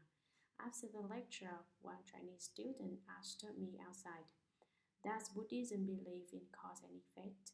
I said, "Yes, not only should we believe in cause and effect, but know that it is absolutely accurate. There is cause and effect whether you believe in this law or not. Let me show you an on-the-spot experiment if you do not believe in the law of cause and effect." How do we conduct this experiment? Go find someone and slap him. This person will certainly slap you back. Your slapping him is the cause. His slapping you in return is the result. You hit someone else and someone else hits you. Do you believe in this principle? He was left speechless. Initially, he had a lot of theories with which he began to argue that there is no cause and effect, but after what I said, he was either afraid that someone will hit him or that he did not want to hit anyone, so he became a believer in cause and effect. I said, hitting people is a cause. You are not supposed to hit people, but you did, thus creating a cause. Consequently, people turn around to hit you, creating a result. Cause and effect refers to other people being mean to you because you are mean to others. Were you good to others, they would be good to you too. This is the law of cause and effect. Sow causes of goodness, and you will reap fruits of goodness. Sow causes of evil, and you will reap fruits of evil. For instance, befriend bad people and they will turn you into a bad person. Befriend good people and you will become good even if you started out being bad. Everything is about cause and effect. Do not go searching for the answer outside. Quit saying that other people are mean to me. First, ask ourselves whether you are good to others. Reflect on everything and search for the answers within. Stop acting like a camera that photographs others all the time but has no idea what itself looks like. They may indulge in sexual misconduct and false speech all the time. They may use divisive and harsh speech. We must remember not to speak divisively or harshly. What is a divisive speech? We reserve one kind of expression for some people and another kind of expression for some other people. For example, we criticize B in front of A and criticize A in front of B. We make mistakes in speaking divisively and harshly, or we create schisms among an originally harmonious group. A group disperses because of our distractions. Among the different transgressions in speaking divisively and harshly, the most critical is not to break up the harmony of the Sangha. What does that mean? As a lay person, you should not speak of the forms of novices and bhikshus because they have received at the least the novice precepts or the Bodhisattva precepts. You learn the Buddha Dharma from bhikshus and novices. You cannot study the Buddha Dharma then wreck the Buddha Dharma. Do not create disharmony in the Sangha. If you do, then you speak divisively and harshly to break up a harmonious Sangha. Ruining the Sangha's harmony is one of the 5 rebellious offenses, the most serious offenses. The 5 are 1. Killing one's mother, 2. Killing one's father, 3. Killing an arhat who has certified to the fruition, 4. Destroying the Sangha's harmony, such as telling one monastic about another monastic's mistakes, faults, and wrongdoings, then tell the second one about how the first one is mean wrong to you and is jealous and obstructive. As a result, monastics do not get along. They do not live together, they live apart. This would be wrecking a Sangha's harmony. 5. Shedding the Buddha's blood by burning Buddha images or damaging Buddha images. Although the Buddha is not in the world now, ruining Buddha images is also considered shedding the Buddha's blood. The above are all included in the areas of divisive speech and harsh speech. We must be particularly attentive in avoiding these problems. Making such transgressions will fall into their house and will never come out. And they may slander the great vehicle, claiming that there is no great vehicle text, only Pali text. Some such crazy man came yesterday and asked, is the sutra translated from Pali? He did not even know what Pali looks like, and he asked whether the text came from a Pali text. He pretends to be an expert who knows. This kind of person is most pathetic. Beings with karma like that should certainly fall into bad destinies. They will definitely fall into the 3 evil destinies where things are dangerous. Sutra. But if they encounter good and wise advisors who exhort them and lead them to quickly take refuge with the earth-star Bodhisattva, then those beings will just as quickly be released from their retributions in the 3 evil paths. If those beings are determined and respectful, if they behold, bow to, and praise the Bodhisattva, and if they make offerings of flowers, incense, clothing, jewels, food, and drink to him, they will enjoy supremely wonderful bliss in the heavens for millions of billions of years. When their blessings in the heavens end and they are born as pupils throughout hundreds of thousands of years, they will have the potential to be the national leaders, able to remember all aspects of causes and effects from previous lives. Oh, Samadhi self-mastery king, Earth-star Bodhisattva has such an inconceivably great, awesome spiritual power that he uses expansively for the benefit of beings. All of you Bodhisattvas should remember this sutra and proclaim and spread it far and wide.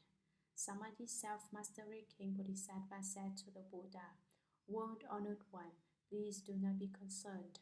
We thousands of billions of Bodhisattvas, Mahasattvas, based on the Buddha's awesome spiritual strength, will certainly proclaim this sutra widely throughout Jambudvipa for the benefit of beings. Having spoken thus to the world-honored one, Samadhi self-mastery king Bodhisattva put his palms together respectfully, bowed, and withdrew. Commentary. But if, perhaps, and perhaps not, now let us hypothetically assume that they encounter good and wise advisors. What is a good and wise advisor? Someone who knows things by their name and by their looks. Good can also mean capable. He knows and recognizes things. What things? He knows about the miserable afflictions of this triple realm, that the triple realm is not peaceful, just like a house on fire. There are three kinds of good and wise advisors. The first kind is good and wise advisors who protect the Dharma externally. This kind of good and wise advisor helps to take care of everything. What do monastics need? They will protect and support the triple jewel and the monastic's residents. They provide everything that monastics need. These are good and wise advisors who protect externally. The second kind is a companion good and wise advisors. They are companions in that they cultivate with us and encourage us. How do they encourage one another? They beat up their fellow cultivators. You help me look for my problems, and I help you look for your problems. Since people do not know their own faults, whereas other people will detect all of our faults easily. As it is said, those who are in the game do not see clearly. We cannot tell what is right or wrong in our own role. Those who are bystanders see clearly. Those on the sidelines can tell my faults, and I can see your faults. This is called beating up on your fellow cultivators. So this is not about seeing others' faults and getting angry, or you getting angry because I tell you your faults. Instead of getting angry, study our errors, which turn the situation into encouragements and exhortations so that we may strive forward diligently, polishing and chiseling each other. The great learning says, it is like cutting and chiseling. It is like polishing and grinding. Stonemasons cut and chisel, polish and grind jade so that it becomes beautiful. So fellow cultivators beat up in this way, looking for each other's faults. People who really want to cultivate must be companion, good and wise advisors in this way. There is also the third kind, the teaching good and wise advisor. Good and wise advisors who lecture on the sutras and speak the Dharma, propagate the Dharma, and teach living beings. These are all good and wise advisors who teach, who exhort them and lead them to quickly take refuge with the earth-store Bodhisattva. As quickly as a finger snap, a very short duration for a wink of an eye, which lasts about 20 thoughts. 20 winks are one kshana. The Prana Sutra of the Humane King who protects the country says that there are 900 births and deaths in one kshana. In other words, in one kshana, 900 thoughts come and go. 64 kshanas exist in a matter of a finger snap. Here, a finger snap merely means a very short time. There are two interpretations for exhorting and leading them quickly. One, that they will believe in and take refuge with earth-store Bodhisattva in as a short duration as a finger snap, then go up to the heavens and attain eternal bliss. So, after receiving advice from good and wise advisors, they believe in as a short time as a finger snap and develop the faith to take refuge with earth-store Bodhisattva. Taking refuge is a form of respect in that we hand over our body, mind, and life to earth-store Bodhisattva. Earth-store Bodhisattva is our compassionate father, and we are like his children. Then those beings will just as quickly, in as short a time as a snap of a finger, be released from their retributions for infinity in the three evil paths. If those beings are determined and respectful, they are furthermore concentrated and sincere. If they behold, bow to, and praise the Bodhisattva, and if they make offerings of flowers, incense, clothing, treasures, jewels, food, and drink to him, Consequently, this is the reason why monastics should make offerings of food to the Buddha first before we eat. They will enjoy supremely wonderful bliss in the heavens for millions of billions of years. Those who make offerings of incense, flowers, food, clothing, and various gems to a star Bodhisattva, as described above, will always go up to the heavens for as long a time as millions of billions of years throughout the future. When their blessings in the heavens end, and they are born as pupils throughout hundreds of thousands of years, they will have the potential to be national leaders, able to remember all aspects of causes and effects from previous lives. They recall what they did in their lives past and what occurred in their past lives. Oh, Samadhi self-mastery king, a star Bodhisattva has such inconceivably and ineffably great awesome spiritual power that he uses it expansively for the benefit of beings. All of you Bodhisattvas should remember this sutra, the Earth Star Sutra, and proclaim and spread it far and wide. All of you should voluntarily circulate this Earth Star Sutra. The fact that we can hear the name Earth Star Sutra and hear an explanation on the Earth Star Sutra is based on the power of all the Bodhisattvas who vastly proclaim and circulate this sutra. If it were not for the Bodhisattvas who proclaim and circulate this sutra from behind the scenes, we may not be able to encounter such a profound Dharma treasure. Samadhi self-mastery King Bodhisattva said to the Buddha, "World Honored One, please do not be concerned. No need to worry about any of these problems. With thousands of billions of Bodhisattvas, Mahasattvas, based on the Buddha's awesome spiritual strength, will certainly proclaim this sutra widely throughout the southern Jambudvipa for the benefit of beings."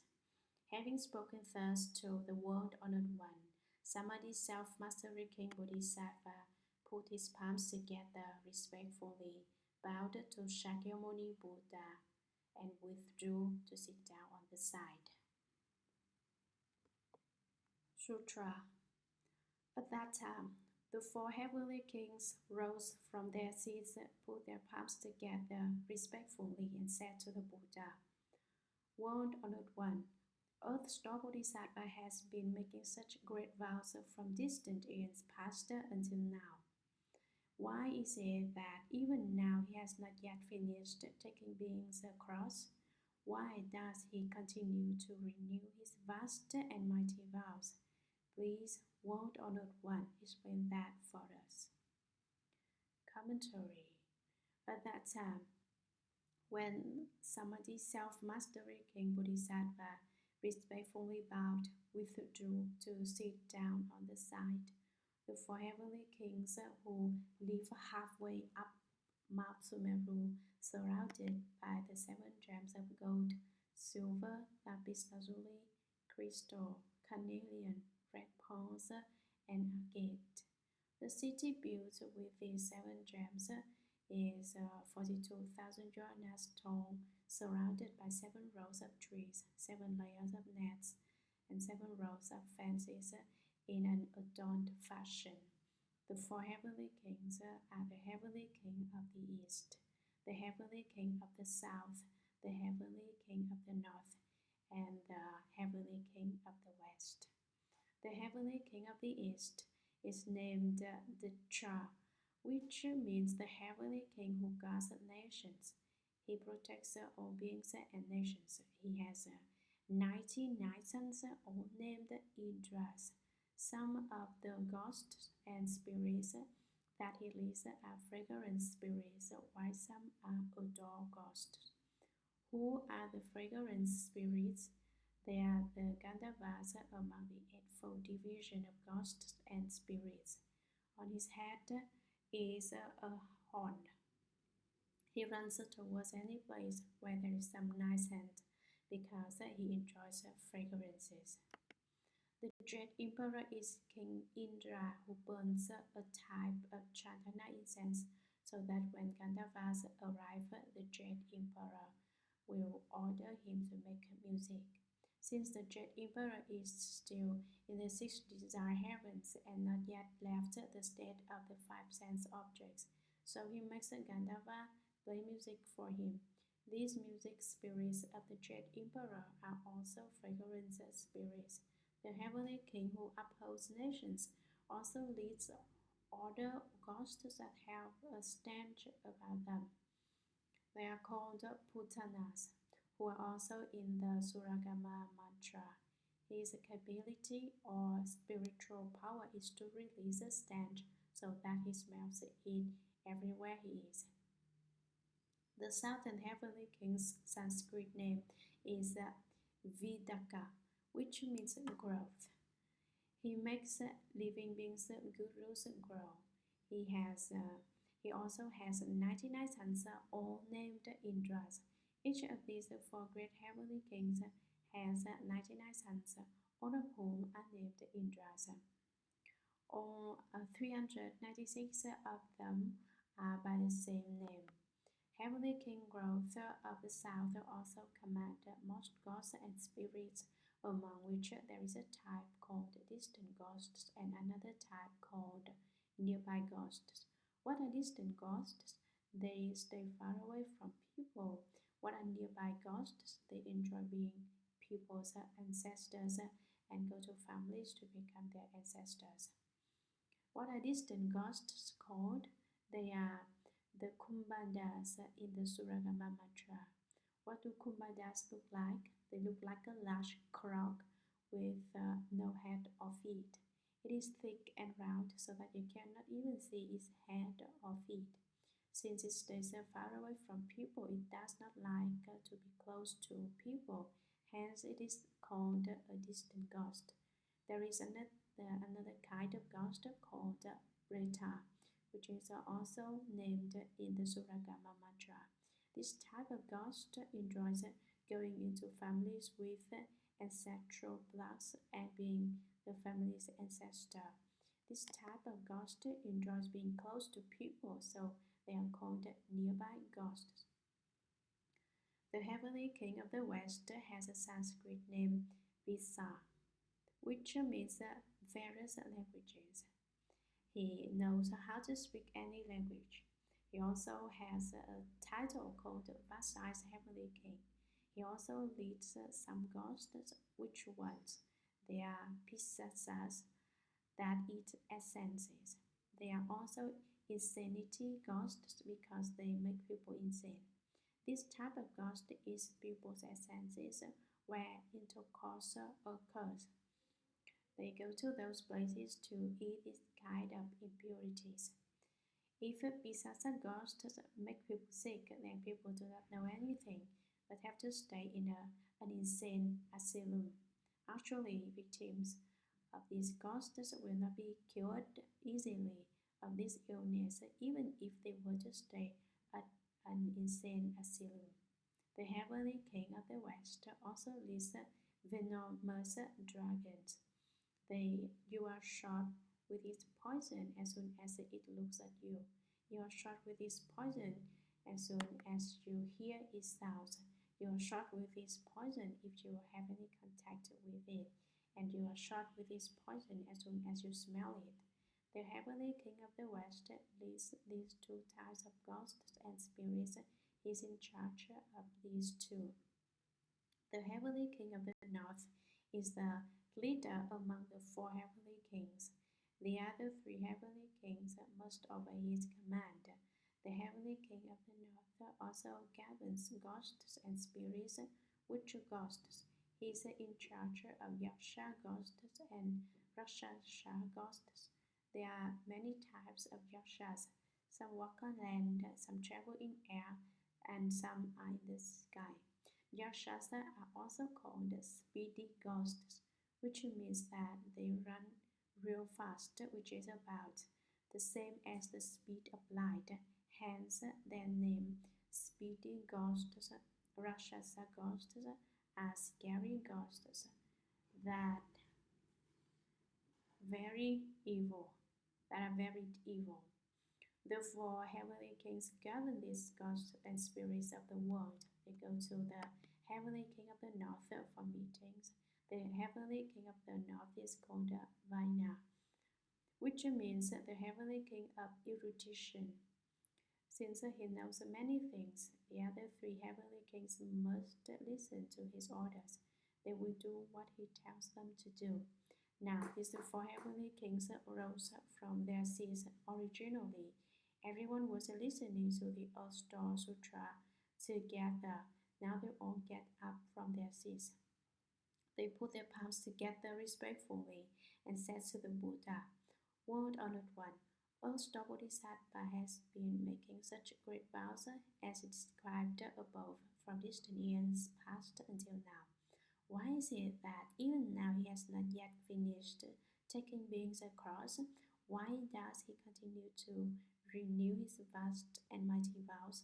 Please, World Honored One, explain that for those of us in this assembly. Sutra. The Buddha told the four heavenly kings, Excellent, excellent. Now, to benefit you and to extend that benefit to people and gods of the present and future, I will speak about how Earth's Bodhisattva, out of compassion and pity, uses expedient devices within the paths of birth and death in Jambudvipa, in the South world to rescue, take across, and liberate beings who are undergoing suffering to their offenses. The four heavenly kings replied, Please, World Honored One, we would like to hear about his work. Commentary. The Buddha told the four heavenly kings, Excellent, excellent. Requests. Now, to benefit you, to extend that benefit to people and gods, all beings include those in the house, hungry ghosts and animals of the present and future. I, Shakyamuni Buddha, will speak about how Ashta Bodhisattva, out of compassion and pity, uses expedient devices within the paths of birth and death in the six paths of transmigration in Jambudvipa in the South world to rescue, take across, and liberate all beings who are undergoing suffering for their offenses. He rescues all suffering beings with offenses. The four heavenly kings replied, upon hearing Shakyamuni Buddha, Please, World Honored One, we would like to hear about his work. Yes, World Honored One, we would very much enjoy hearing the Buddha's instructions. Sutra. The Buddha told the four heavenly kings, from distant years past up to the present, Ashta Bodhisattva has been rescuing and liberating beings. Since his vows are still not fulfilled, he continues with compassion and sympathy to help beings suffering for their offenses in this world. Moreover, he sees the ceaseless tangle of their causes and extending on through infinite future eons. Because of that, he renews his vows. Thus, in this world on the continent of Jambudvipa, this Bodhisattva teaches and transforms beings by means of millions of expedient devices. Commentary. The Buddha told the four heavenly kings from distant years past up to the present, Ashta Bodhisattva has been rescuing and liberating beings in the six paths. Since his vows are still not fulfilled, he continues with compassion and sympathy to help beings suffering for their offenses in this world. Moreover, he sees the ceaseless tangle of their causes extending on through infinite future eons. The spreading weeds that grow more and more each year represents our karma that increases in each life the way weeds grow endlessly. Because of that, he renews his vows. Thus, in this world, on the continent of Jambudvipa, this Bodhisattva, Ashta, teaches and transforms beings by means of millions of billions of expedient devices. The seamless tangle is like a bit of karma we create in this lifetime, then a bit more karma in the next life. Our karma increases and becomes more serious day by day. Our offense karma is similar to this seamless tangle. Since your offense karma becomes heavier each day, your virtuous conduct becomes less each day. We cannot become Buddhas with little or no virtue. We will become ghosts if we have karmic obstructions. How do Buddhas become Buddhas? They are perfected with the myriad virtues. How do ghosts become ghosts? Then, when filled with myriad sources of evil karma, they become ghosts. Some ignorant individuals claim there are no ghosts, words which are worse than those uttered by children. Children will believe this idea if you explain it. However, people who fight ghosts and spirits incredulous claim there are no ghosts. Without ghosts, there are no Buddhas. Ghosts and Buddhas are two sides of the same coin. Turn it over and it is the Buddha, let alone and it is a ghost. Let it alone and it is a ghost. People are between being turned and not turned. Were we average, we would just be people. Were our evil karma more serious, we would become ghosts. Nothing here is to be doubted. Sutra. Oh, for heavenly kings to kill us. A star Bodhisattva says that short lifespans will be the retribution. So robbers. He says that poverty and acute suffering will be the retribution to those who indulge in improper sex. He says that rebirth, rebirth as pigeons or as the mandarin drakes or drugs or dogs will be the retribution. To those who use a harsh speech, he says that quarreling families will be the retribution. Commentary. The Buddha called out, "Oh, for heavenly kings, were he to encounter would-be killers."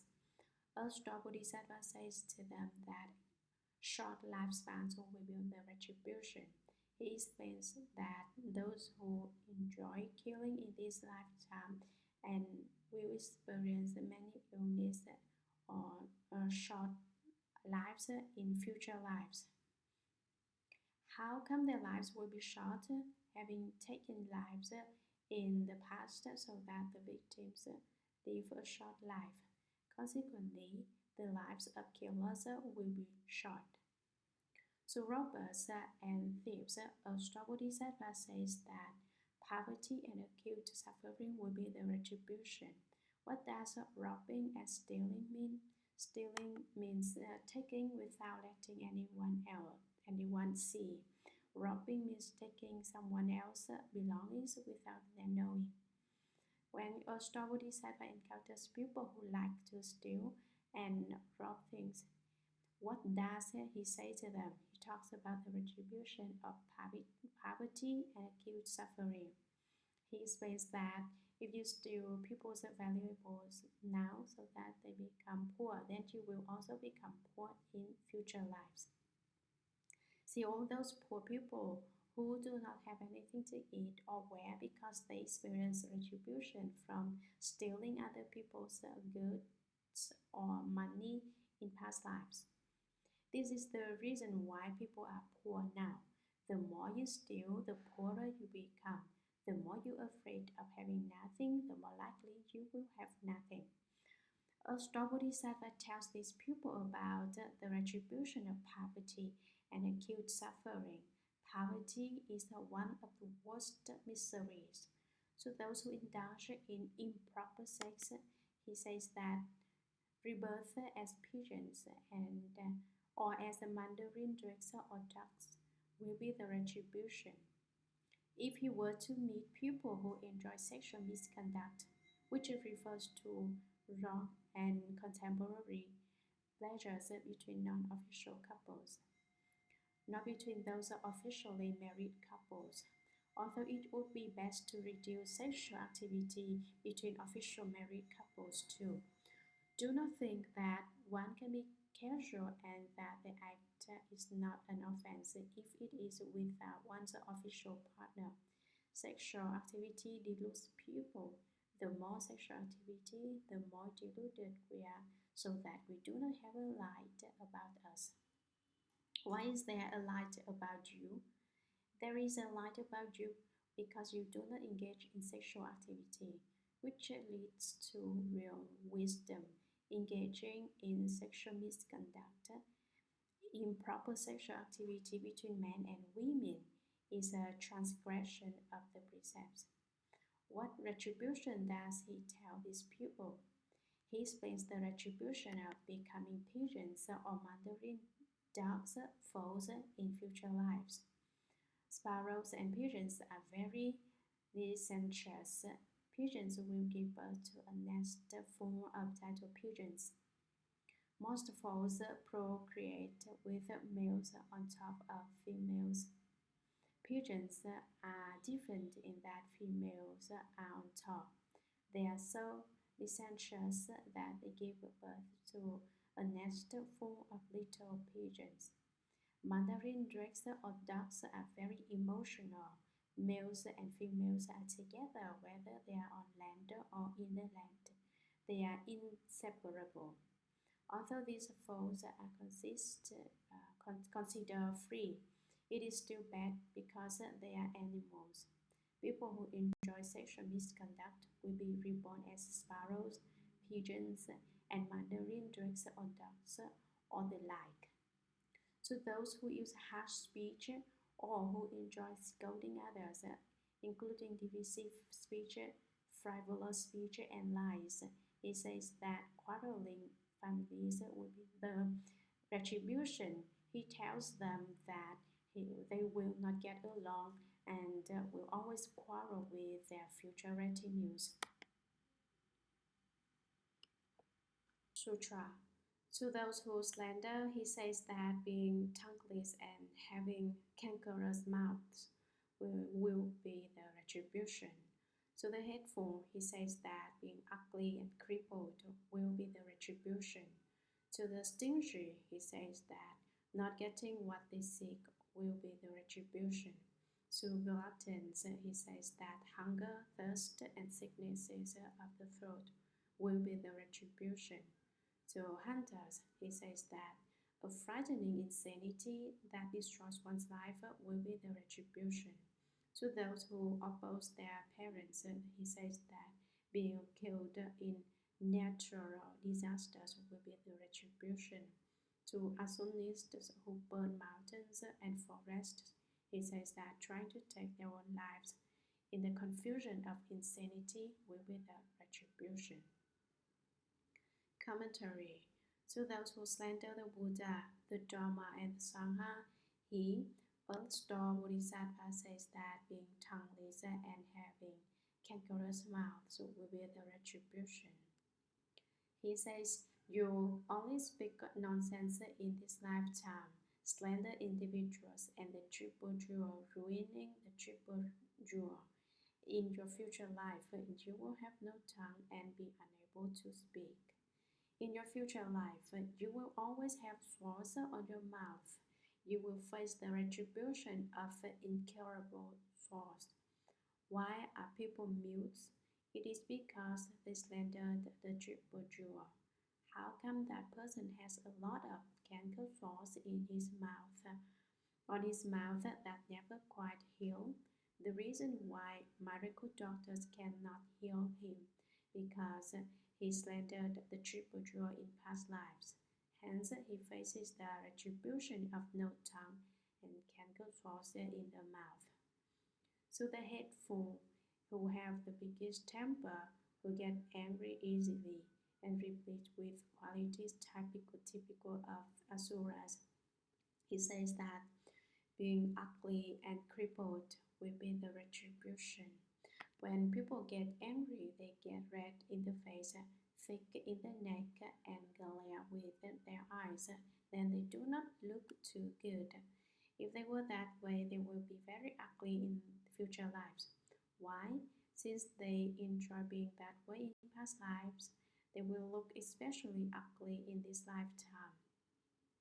They may be disabled, such as experiencing inconveniences in urination or crippled. This is a type of illness.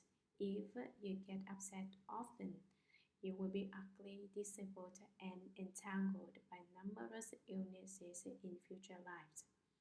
So the stingy who are not willing to give even a coin, turning and twisting that coin so that it becomes liquid, they are still unwilling to let it out of their hand.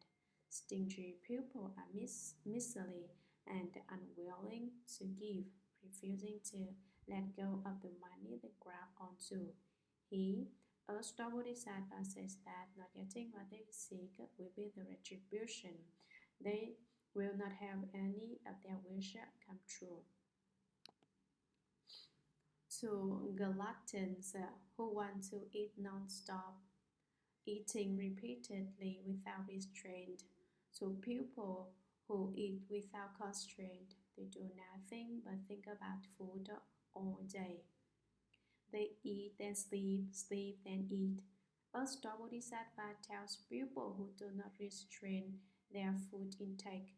He says that hunger, thirst, and sicknesses of the throat will be the retribution. Eat repeatedly now, and in future lives you will never be full. You may not even get a drink of water when you want it. Why?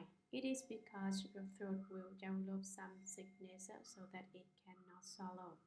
You may want to eat, but you cannot swallow it, including water. This is the retribution of hunger, thirst, and sickness of the throat. To hunters, he says that a frightening insanity that destroys one's life will be the retribution. Why do hunters hunt? They think it is fun. Here comes a deer, so bang, they shoot it and the deer lies there dead. They only think, oh, see how my shot is so precise. I shot it dead with one bullet.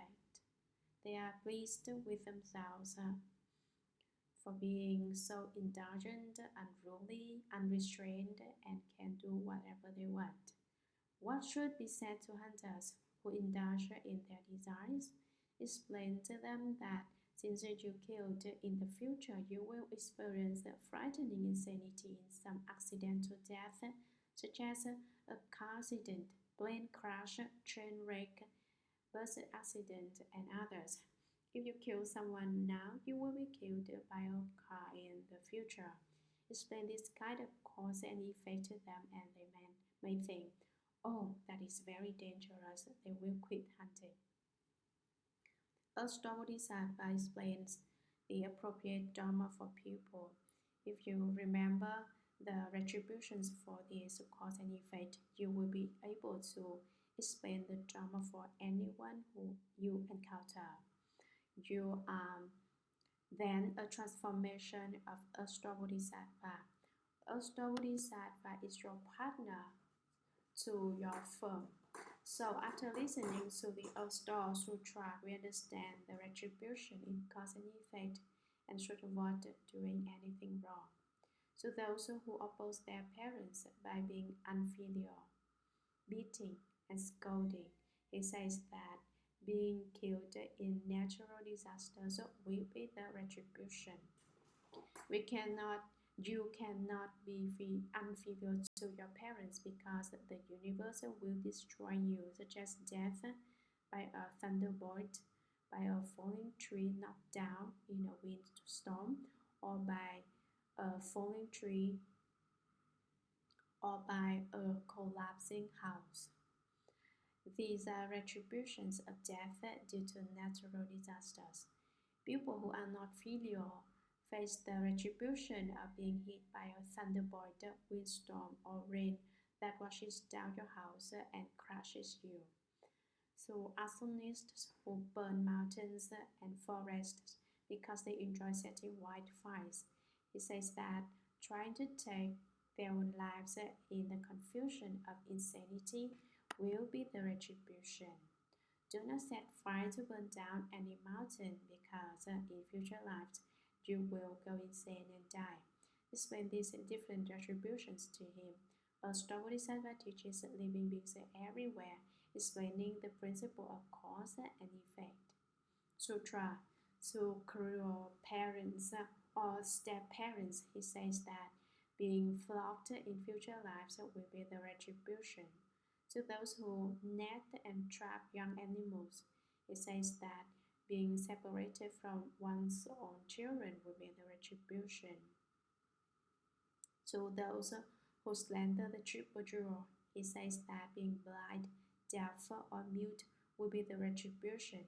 To those who slight the Dharma and regard the teachings with ignorance, with arrogance, he says that remaining in the bad paths forever will be the retribution.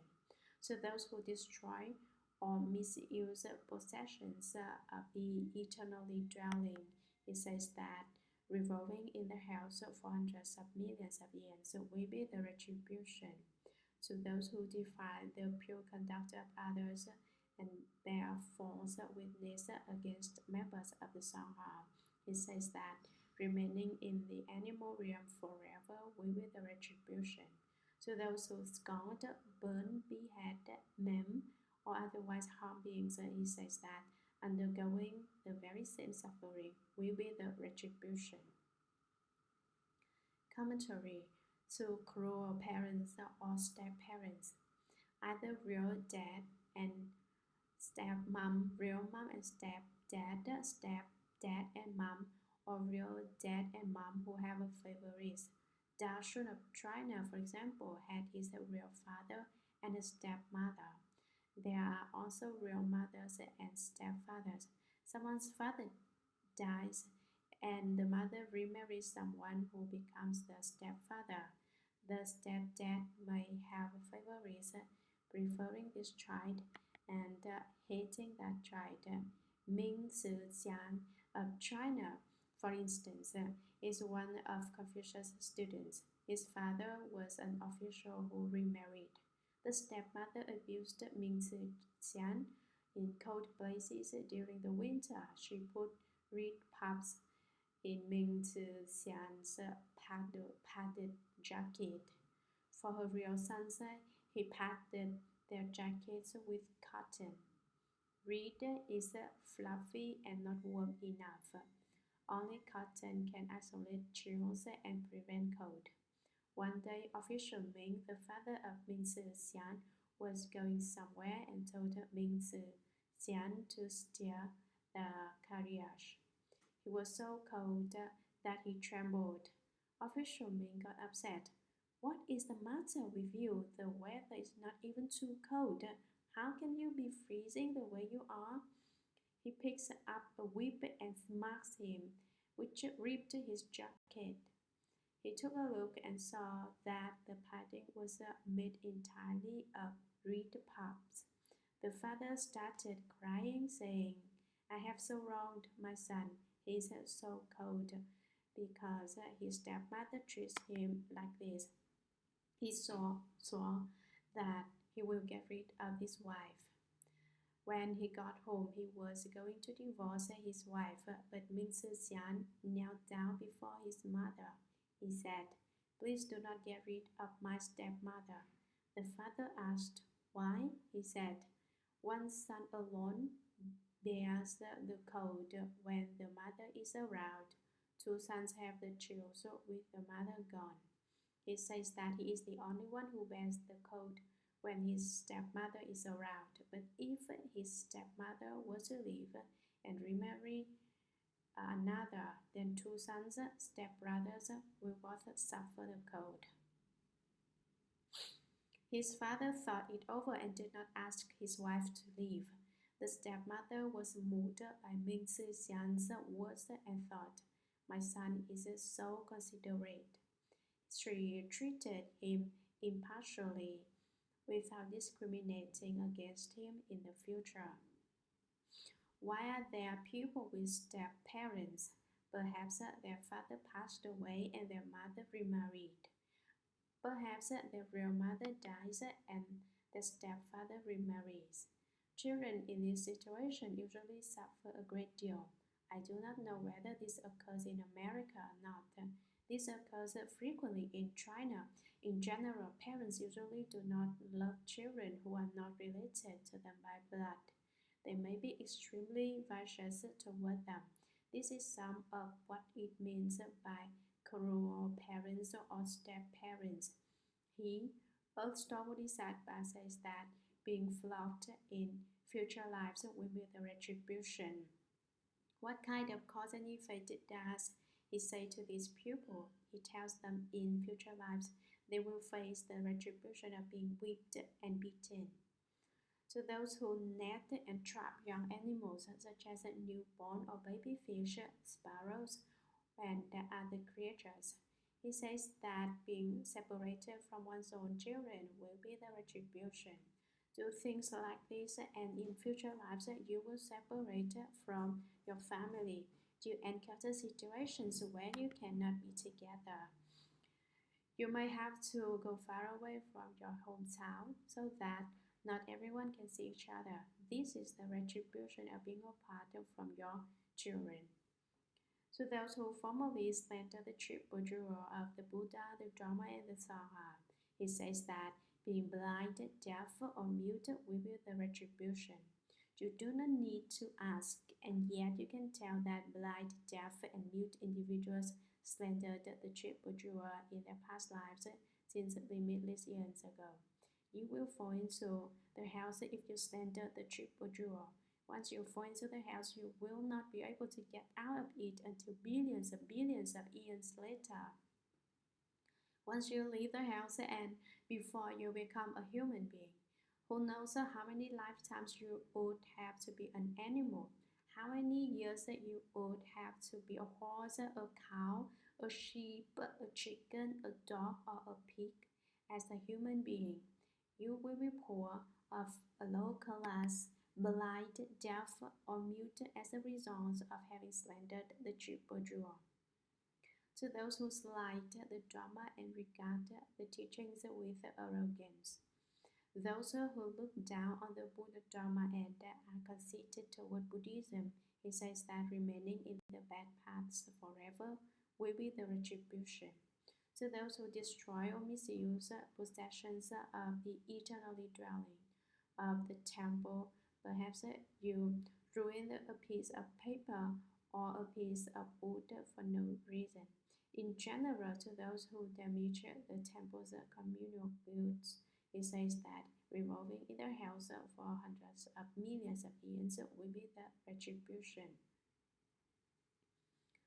To those who defy the pure conduct of others and bear false witness against members of the Sangha, refers to those who ruin others' Brahma conduct, the purity in cultivation, and those who commit libel.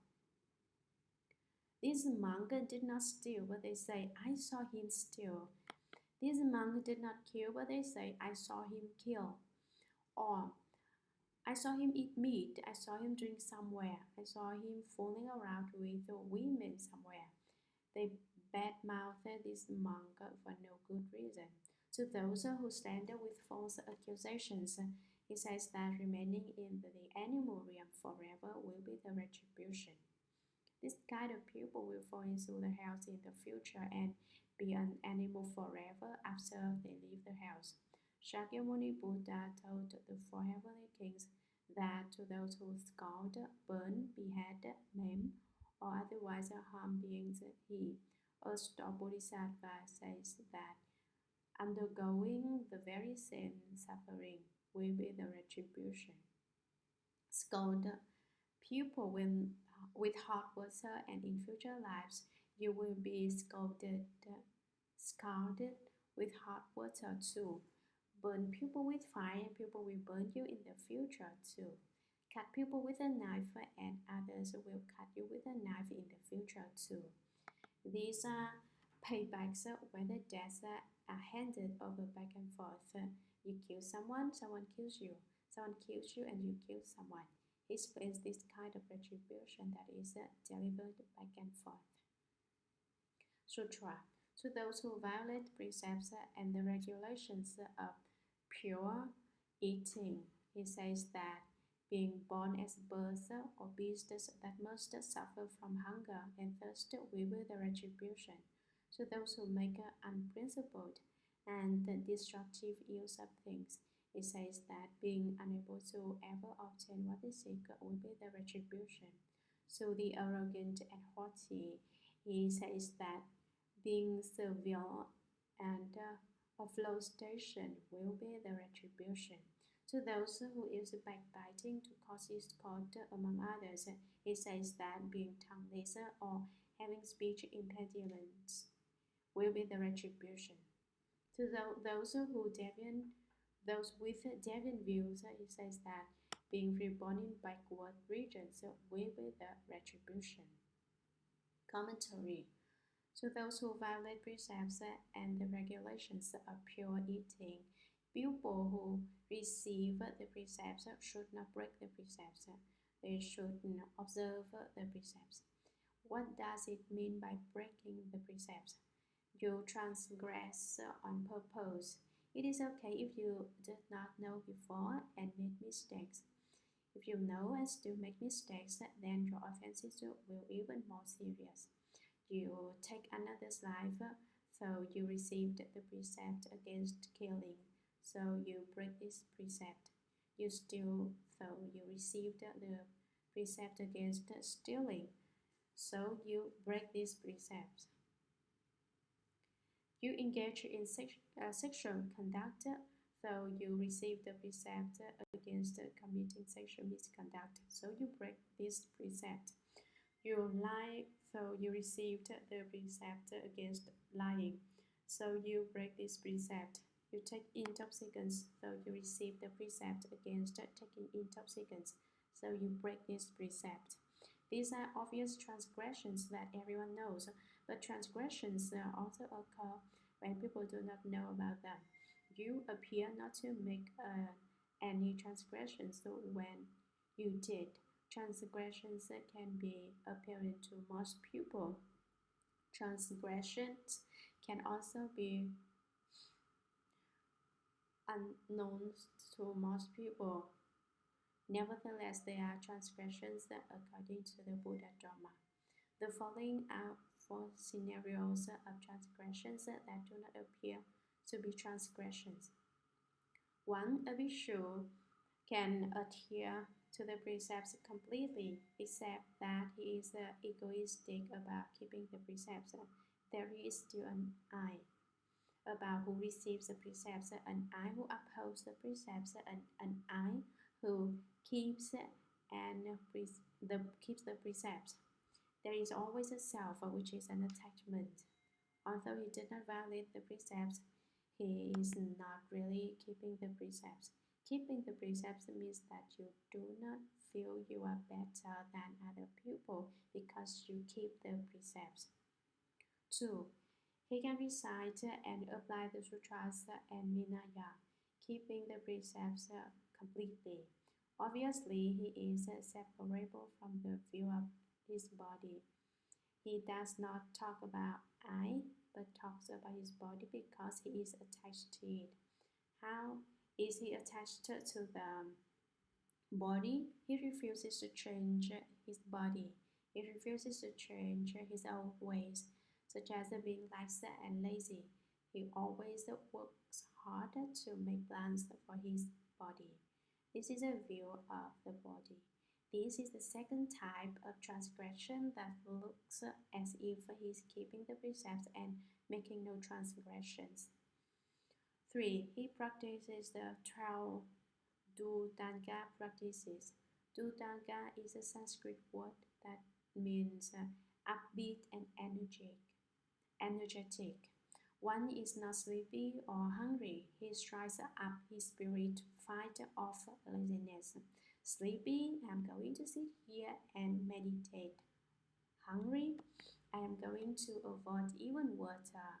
This is how we practice the 12 Dhutanga practices, but he does not know about the emptiness of pupil and the emptiness of Dharma. He feels that all Dharmas are existent. He has not reached the state of all Dharmas empty of characteristics, but thinks that all Dharmas are existent. This appears to be keeping the precepts, but his skills at keeping the precepts are imperfect. 4. He is compassionate towards all beings. However, if he were to hear that all Dhammas, all marks of Dharma are fundamentally uncreated, that nothing comes into being in nothing cases, then he is frightened at the prospect of seeing this type of Dharma. Here, both four scenarios describe what appears to be no violation of precepts, but they are not adherences to the precepts either. Violate the regulations of pure eating, such as being a vegetarian, means eating meat. Not only is eating meat a violation of regulations of pure eating, but eating at the inappropriate times also violates the regulations of pure eating. What does it mean by eating at the inappropriate times? Eating after noon when you made a vow not to eat past noon is to eat at an inappropriate time. Eating at the inappropriate time is also a theft because you said that you ought not eat after noon and you do. Having violated the precept of not stealing beyond noon and the precept against stealing. When people ask you if you ate anything, you answer, "Oh, I did not." This violates the precept against lying. Altogether, you violated 3 precepts. If someone gave you any food, this person also violates the same precept and commits of the same offenses. This is why the Buddha said that they are not the Buddha's principles. They are not my disciples. What are people who break these precepts like? They are like a fish hawks that make strange sounds or hungry ghosts that eat excrement because they have nothing to eat. People who break the precepts and the regulations of pure eating show themselves to be placed of the lowest class.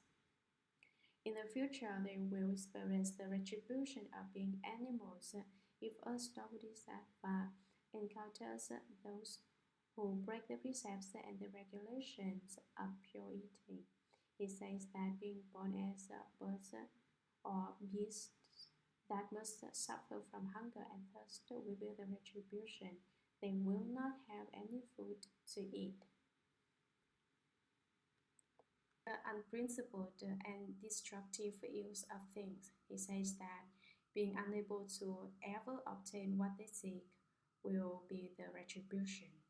So those who do unreasonable damage to implements such as a bowl or a cup by picking it up and smashing it for no reason at all.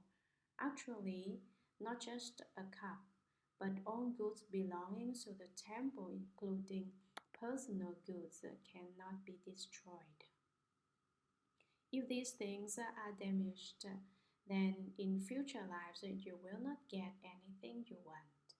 You often experience the suffering of not getting what you wish. As a retribution, you will always like or want what you seek in future lives. So the arrogant and haughty who have a strong view of a self, who are so egoistical that they consider themselves bigger than Mount Sumeru. Arrogant individuals think highly of themselves and are quite pompous. For them, he says that being servile and of low station will be the retribution. Not aware of how arrogant and pompous as you are in this lifetime, you will be servants to others or those of the lowest class or ignoble background in future lives. To those who use backbiting to cause divisions, gossip, contention, and discord among others, he says that being tongueless or having speech impediments or being sparrows will be the retribution. To those with deviant views for which they do not observe the rules because they have the wrong kind of understanding, he says that being reborn in the most impoverished and backward regions will be the retribution. Sutra. The bad habits involving body, mouth, and mind karma that beings of Jambudvipa perpetuate results in hundreds of thousands of retributions like those. I have only listed a few examples here, since the varying karma created by beings of Jambudvipa brings about different responses. A Bodhisattva uses hundreds of thousands of expedient means to teach and transform beings. Those beings must first undergo retributions such as those and then fall into the hells, where they pass through eons without being able to escape. You should therefore protect people and nations. Do not allow the accumulation of karma to confuse beings. Upon hearing that, the four heavenly kings wept in sorrow, placed their palms together, and withdrew. Commentary. There are both problems of the causes and conditions of retribution. The bad habits involving body, killing, stealing, committing sexual misconduct, and others.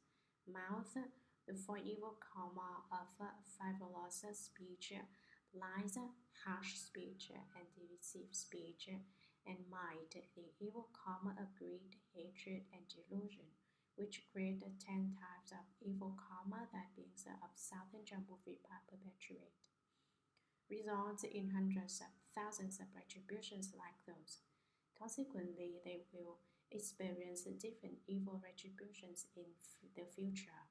I have only explained in brief rather than in detail, and listed a few examples here. Since, as described earlier, the varying evil karma created by all beings of southern Jambudvipa brings about different responses. Bodhisattva uses hundreds of thousands of expedient means to teach and transform all beings. Those beings of southern Jambudvipa must first undergo many retributions such as those described, and then fall into the hells where they pass through eons without being able to escape. For this reason, you four heavenly kings should therefore protect people and nations. Do not allow the accumulation of karma to confuse and entangle beings. Upon hearing the causes and conditions of retributions that Shakyamuni Buddha explained earlier, the four heavenly kings wept in sorrow.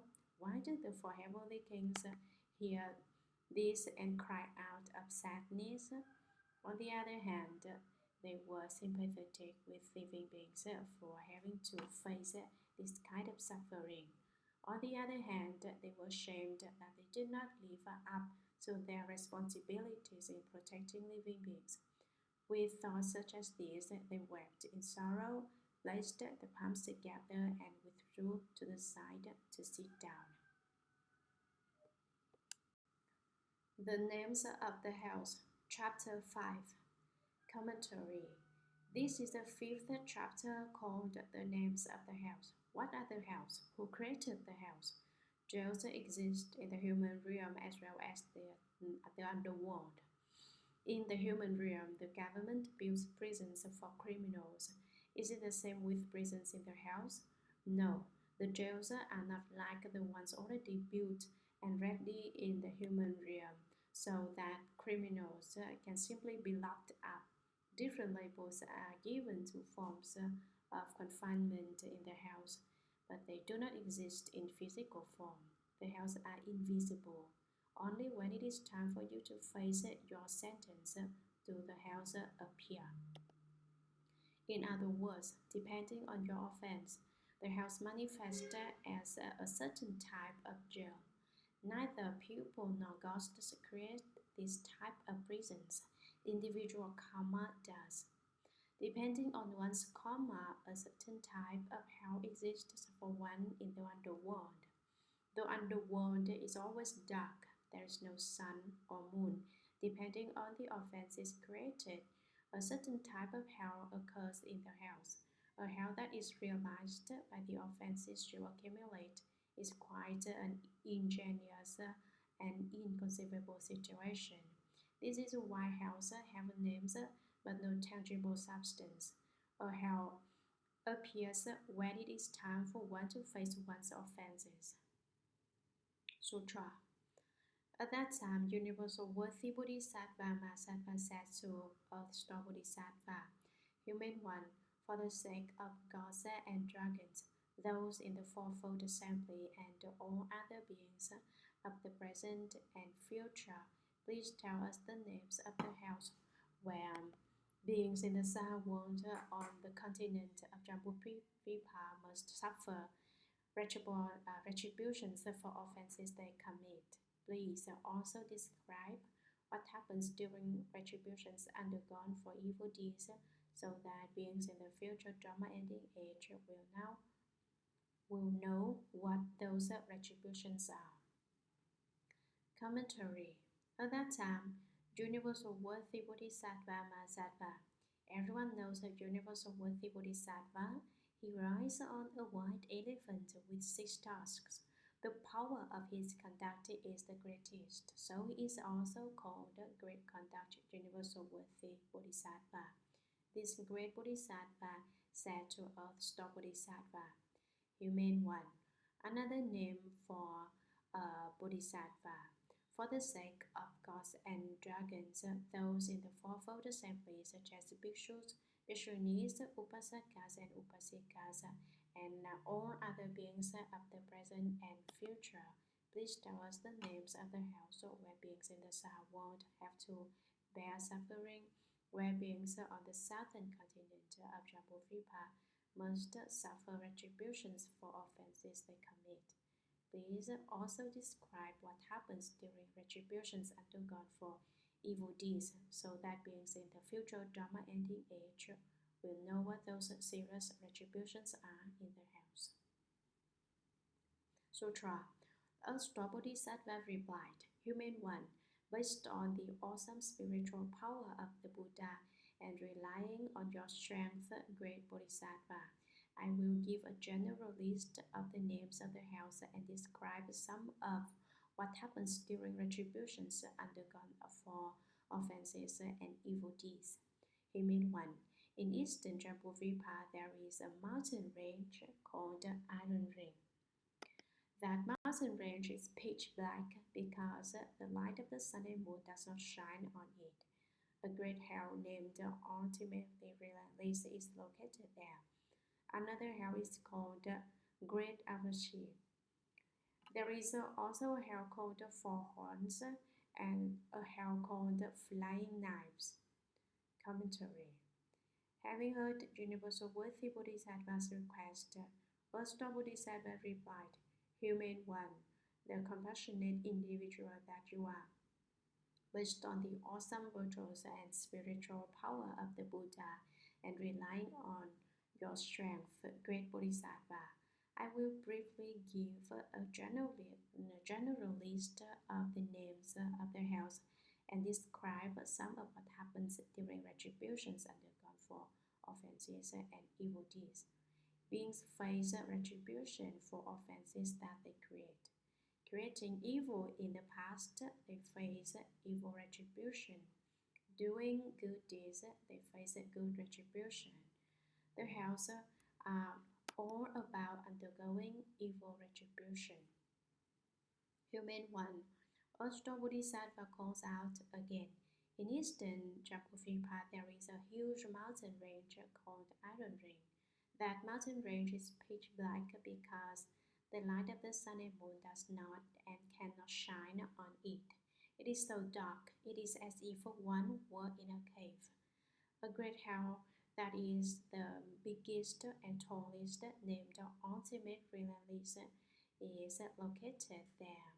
The relentless hell is one of the 5 types of relentless hell described earlier. Another hell is called Great Avachi. Avachi is Sanskrit for relentless. The one before is ultimate relentless. This one is relentless. There is also a hell called Four Horns, Four Corners, or Four Directions, which are east and west, north and south. This hell is called Four Horns because it is like there are 4 bull horns in there.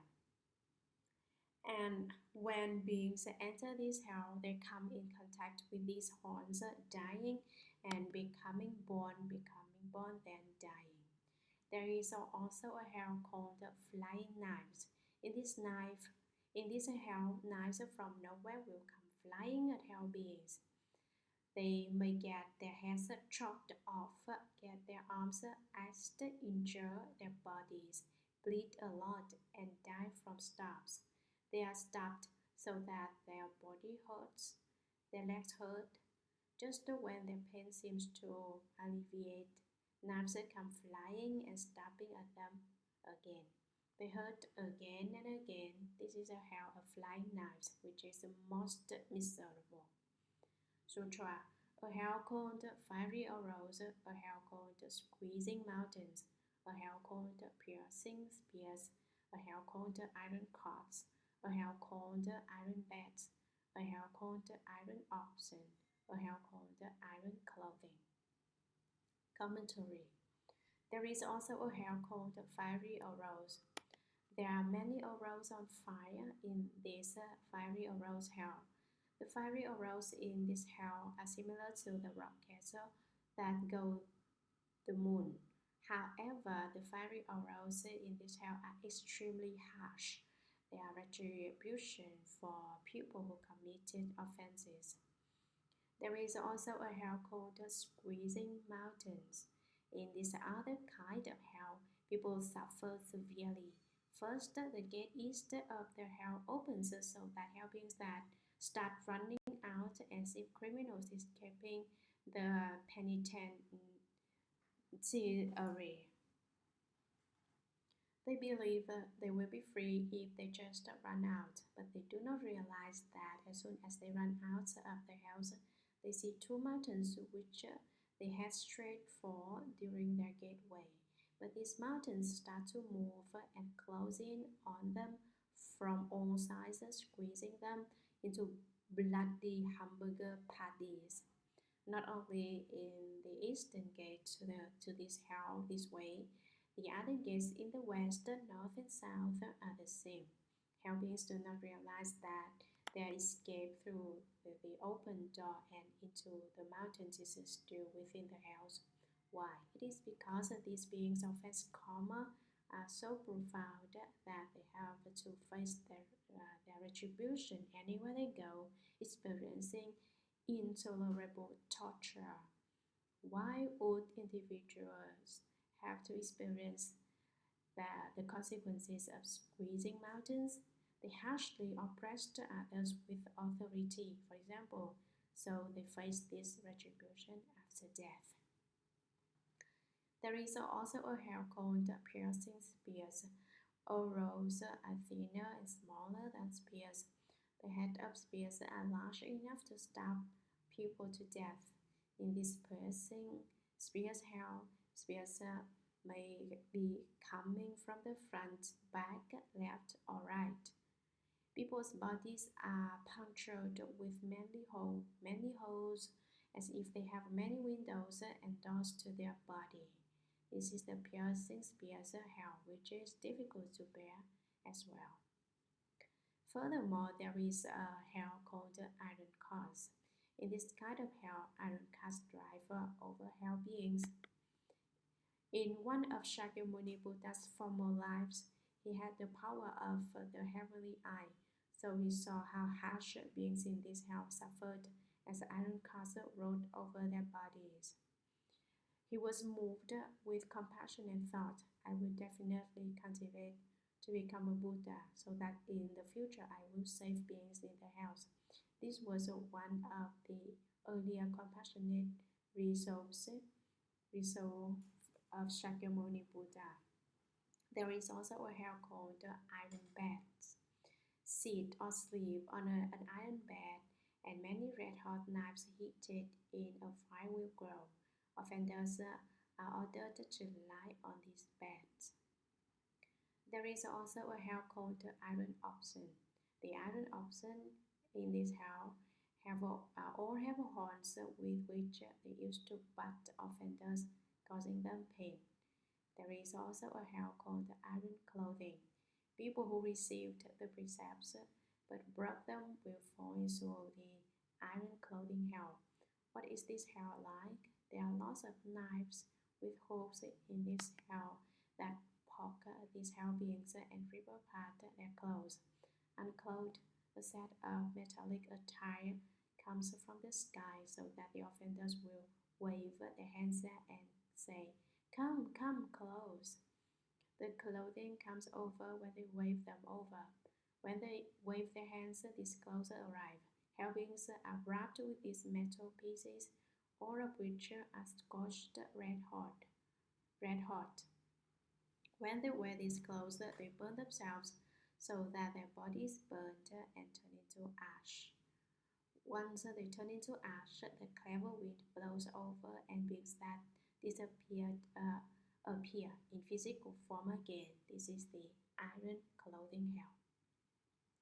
Sutra, a hell called 1,000 blades, a hell called iron ashes, a hell called molten copper, a hell called embracing pillar, a hell called flowing fire, a hell called plowing tongues, a hell called hacking heads, a hell called burning feet, a hell called pegging eyes, a hell called iron pellets.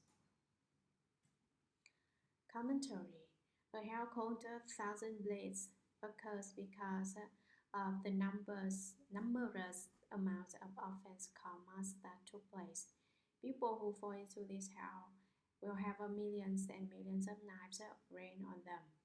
These knives are like raindrops that chop off offenders' heads, slice their bodies into pieces, split their bones and flesh into smithereens, and they die. Then they die. After death, a type of clever wind blows over and they live again to endure this type of offense. There is also a hell called iron ashes, where iron ashes step on offenders' bodies, walking back and forth on them. There is also a hell called molten copper that places hell beings in molten copper. Since the copper melts in there, people do too. There is also a hell called the embracing pillar. I explained this during my Shuragama Sutra lectures, but people have forgotten, I am afraid. The embracing pillar hell is where people embrace this very hot copper pillar and cannot unglue themselves from it. Why do people fall into this type of hell? It is because they are licentious. Both lustful males and females engage in so many lewd acts in their lifetimes, so they fall into this embracing pillar hell after death. A man who falls into this hell will see a copper pillar as his most beloved female and go over and hold her, but the fiery hot copper pillar will burn and kill him. The clever wind blows over though and he lives again. The embrace burning and death occur again and again. Males see this pillar as females, whereas the females see this pillar as their favorite man, so they cannot help but run over and hug. When they do, they are burnt into ash by the fire of this copper pillar. When the clever wind blows over them, they are live again. Then they again run over to embrace the pillar, then die again, and then live again to embrace it again. What makes them embrace it and suffer, then die only to live again to suffer? Did someone pre-plan this? No, this hell is created by their karma of lust. Whether male or female, being in love is not a good thing. If you walk down the wrong path, you will fall into the hell of embracing pillar, which is most miserable. There is a hell called flowing fire. This fire flows like water. The fire of living beings' sexual desire creates this hell of flowing fire.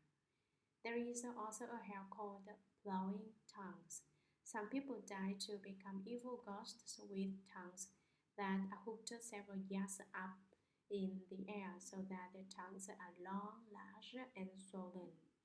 Their tongues are then cut and blows used to loosen soil swing back and forth on their tongues, marking up many grooves. Why do they suffer this kind of retribution? It is because when these people were alive, they slandered the triple jewel, spoke of their offenses, and raped the triple jewel.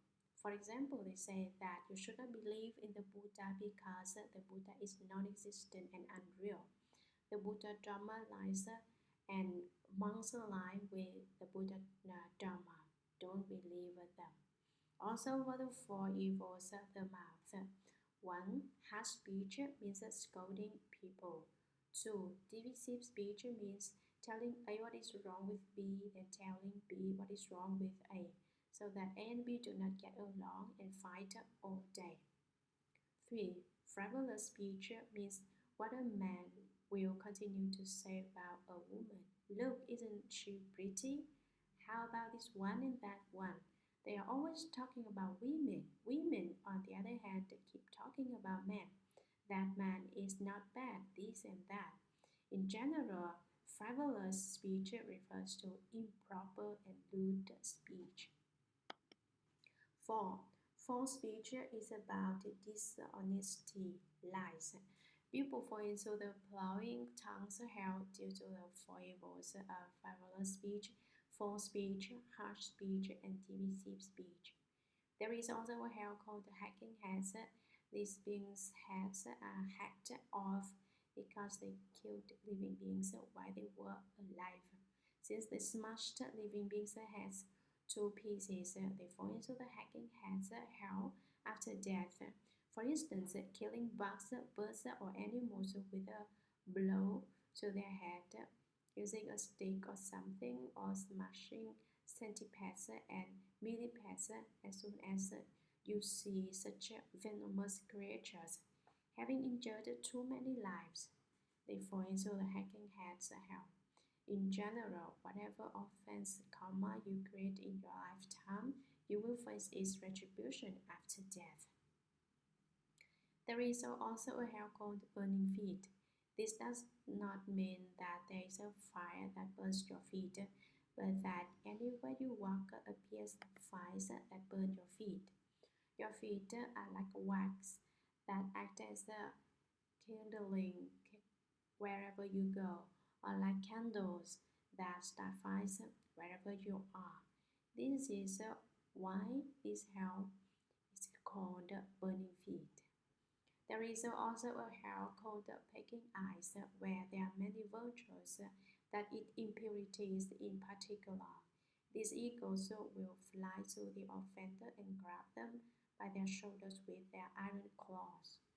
The victim tries to knock off the vultures but cannot do it. The vultures will then turn their heads and peck the victim's eyes. They injure the eyes, drink the liquid in the eye sockets, then drink the marrow of the offender's brains. Once these beings die, the vultures fly off. When the offenders live again, they fly back. There is also a hell called the iron palace that are slashed as the metal axe. In this hell, these palaces smack you on the head and body from all four sides. Once these people are dead, they do not attack, but once they return to life, they recur. Sutra.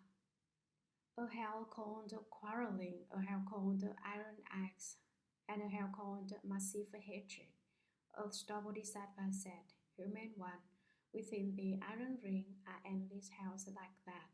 There is also the hell of crying out, the hell of pulling tongues, the hell of dung and urine, the hell of copper logs, the hell of fire elephants, the hell of fire dogs, the hell of fire horses, the hell of fire oxen, the hell of fire mountains, the hell of fire rocks, the hell of fire bats, the hell of fire beams, the hell of fire eagles, the hell of sawing teeth, the hell of flaying skin, the hell of drinking blood, the hell of burning hands, the hell of burning feet, the hell of hanging hooks, the hell of fire rooms, the hell of iron cells, and the hell of fire wolves. Each of those hells contains lesser hells numbering from 1, 2, 3, 4 to hundreds of thousands. Each of those lesser hells has its own name. Commentary. A hell called quarreling, where many ghosts come and scold you all day long, criticizing you all the time. Why do people fall into this kind of hell? It is because they enjoy arguing with others, so they fall into this type of hell. There is also a hell called iron axe, where these axes chop off hell beings' heads. And there is also a hell called massive hatred. Everyone in this hell is very angry, so they hit each other and fight each other.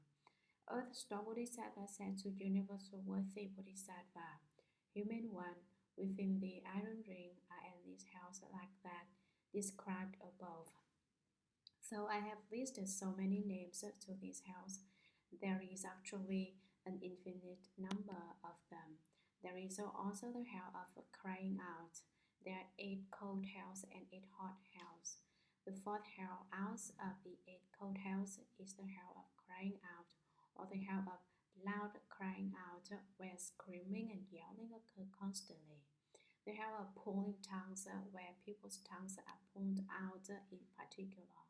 The hell of dung and urine, where beings eat excrement when hungry and drink urine when thirsty. The hell of copper logs, where beings seem to be locked inside and cannot get out. The hell of fire elephants, the hell of fire dogs that emit smoke. The hell of fire horses, the horses are on fire. The hell of fire oxen, the hell of fire mountains. The hell of fire ropes that smash you and press you under. The hell of fire bats, the hell of fire beams, the hell of fire eagles that eat people's eyes and fly away. The hell of swallowing teeth, the hell of flaying skin, the hell of drinking blood, the hell of burning hands, the hell of burning feet, the hell of hanging hooks, the hell of fire rooms that trap you inside, the hell of iron cells, and the hell of fire wolves. Each of those hells contains lesser hells numbering from 1, 2, 3, 4 to hundreds of thousands. There are larger hells and smaller hells. In each large hell, there may be 1, 2, 3, or 4 smaller hells, or hundreds of thousands. Each of those lesser hells has its own distinct name. Sutra. Earth-star Bodhisattva told the Universal Worthy Bodhisattva, Human one, such are the karmic responses of beings in Jambudvipa who commit evil deeds. The power of karma is extremely great. It rivals Mount Sumeru in its height. It surpasses the great oceans in its depths. It obstructs the path leading to sagehood. For that reason, beings should never think that minor bad deeds are unimportant, or assume that they do not count as offenses. After death, there will be retributions to undergo that reflect on those details. Fathers and sons have the closest relationship, but their roads diverge and each must go his own way. Even if they met, neither would consent to undergo suffering in the other's place. Now, based on the awesome spiritual power of the Buddha, I will describe some of the retributions for offenses that take place in the hells. Please, human one, listen for a moment to what I am going to say. Universal Worthy replied, I have long known of the retributions that come about in the three evil paths. My hope in asking the human one to describe them is that when beings in the future Dharma ending age who are committing evil deeds hear the human one's descriptions, they will be moved to take refuge with the Buddha. Commentary. Or Bodhisattva told Universal Worthy Bodhisattva, Human One and Virtuous One, such are the karmic responses of beings in southern Jambudvipa who commit evil deeds. The power of karma is extremely great. How great? It rivals the Mount Sumeru in its height. It surpasses the great oceans in its depths. It obstructs the path leading to sagehood. How come we do not yet fulfill our karma in the way in our cultivation? It is because we are obstructed by the power of our karma. That is why we cannot realize the holy way. For that reason, beings should never think that minor bad deeds are omnipotent. Do not look lightly on minor acts and deeds of evil. Why? It is because numerous minor deeds of evil become great evil, or assume that they do not count as offenses. After death, there will be retributions to undergo that reflect all those details. Evil deeds as numerous as a hair or as tiny as dust particles will beget retribution. Fathers and sons have the closest relationship, but their roles diverge and each must go his own way. When it is time for the house, fathers refuse to suffer on behalf of their sons. Even filial sons refuse to suffer in their house for their parents. In this way, each takes his or her own path. Even if they met in their house, neither would consent to undergo suffering in the other's place. Why?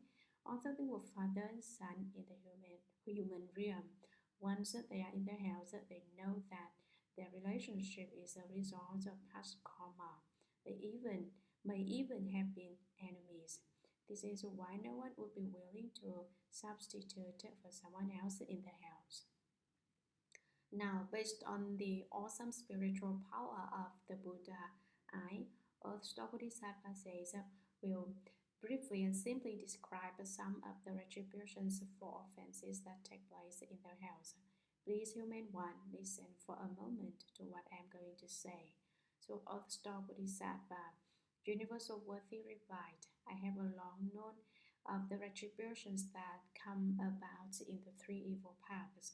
Whether you explain or not, I already know. However, no beings in the future do. My hope in asking the human one to describe them is that when beings in the future Dharma ending age who are committing evil deeds hear the human one's descriptions, they will be forewarned and cautious about not committing any evil. This is why I hope the human one will explain this to me. All beings will be moved to take refuge with the Buddha, part of the Triple Jewel and Buddhism. Sutra. Earthstar said, Human one, this is what happens during retributions in their house. Offenders may go to a hell in which their tongues are stretched out and plowed through by cattle, or to a hell in which their hearts are pulled out and eaten by yakshas, also a hell in which their bodies are cooked in cauldrons of boiling oil, also a hell in which they are forced to embrace red-hot copper pillars, also a hell in which they are burned by a fire that constantly pursues them, also a hell in which cold and ice are all pervasive, also a hell in which excrement and urine are endless, also a hell in which flying mazes are unavoidable, also a hell in which fiery spears stab them repeatedly, also a hell in which they are constantly beaten on the chests and backs, also a hell in which their hands and feet are burned, also a hell in which they are bound by iron snakes that coil around them, also a hell in which they are pursued by racing iron dogs, also a hell in which their bodies are stretched stormed by iron moons. Commentary. of Star said, the universal worthy Bodhisattva.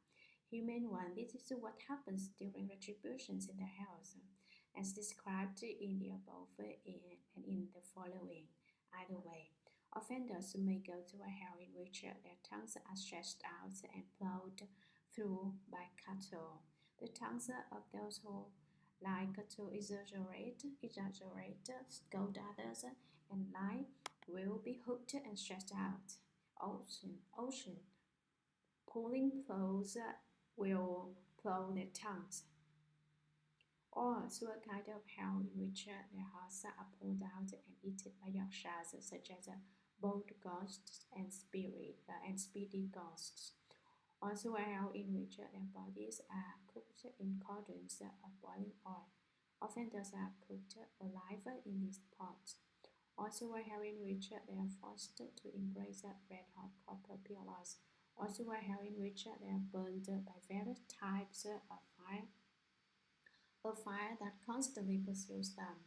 Also a hell in which cold and ice are all but received. Also a hell in which excrement and urine are illegal. Also a hell in which flying mazes are unavoidable. What are mazes? Mazes are shaped like apples or lemons, but they have thorns or needles around them. These things may be in the ground or come from the air. Although they are metal, they can fly and pierce you in the head, eyes, ears, mouth, nose, or anywhere. In fact, they hit you where you hurt. Or so a hell in which fiery spears red hot from a fire stab a hole in them repeatedly. They open up a road and burn a hole in your body, so it is good for ventilation. Also a hell in which they are constantly eaten on the chests and backs. Also a hell in which their hands and feet are burned. Also a hell in which they are bound by iron snakes that coil around them and burn them. The iron snakes in the hell are a type of insect that spit out smaller snakes. These iron snakes have not just one mouth, but mouths all over their bodies. Each mouth can spit out a small insect or snake. Each small snake has 12 iron mouths that squirm from the offenders of eyes into their bodies then exist from the genitalia. Their bites are so painful that they are impossible to bear. Why do hell beings face this type of retribution? It is because these beings enjoy the lust, and when they alive, they overindulged in sexual desire. Women like men and men like women. They set no limit for themselves, hence they face a type of retribution of falling into the house in the future. This is extremely dangerous. To a hell in which they are concealed by racing iron dogs, or also a hell in which their bodies are stretched, stomped by iron moons, about the same size as the horses and slightly larger than the sex. Sutra. Human one to inflict these retributions in each hell. Hundreds of thousands of instruments made of copper, iron, stone, or fire arise from karmic forces. Those four materials come into being in response to the kinds of karma that offenders create. If I were to explain in detail what happens during retributions in the hells, then I would need to tell of the hundreds of thousands of sufferings that must be undergone in each specific hell. How much more would that be the case for the sufferings in all the many hells? Now, having based myself upon the awesome spiritual power of the Buddha, I have given a general answer to the human one's question, for if I were to speak in detail, it would take eons. Commentary. O Star Bodhisattva called out again, human one, to inflict these retributions in each hell, as I so explained above. hundreds of thousands of instruments made of copper, iron, stone, or fire arise from karmic offenses. Do these copper, iron, stone, or fire really exist? No. Why? Those four materials come into being in response to the kinds of karma that offenders create. Living beings face the retribution to whatever causes they create.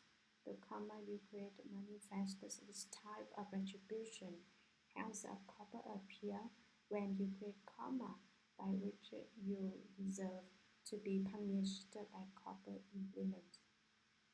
Hands from iron appear when you create karma by which you deserve to be punished by iron implements. The same applies to stone and fire. If I were to explain in detail what happens during retributions in the house, then I would need to tell of the hundreds of thousands of sufferings that must be undergone in each specific hell. There is not just one type of suffering in one hell, but hundreds of thousands of sufferings. How much more would that be the case for the sufferings in all the many hells?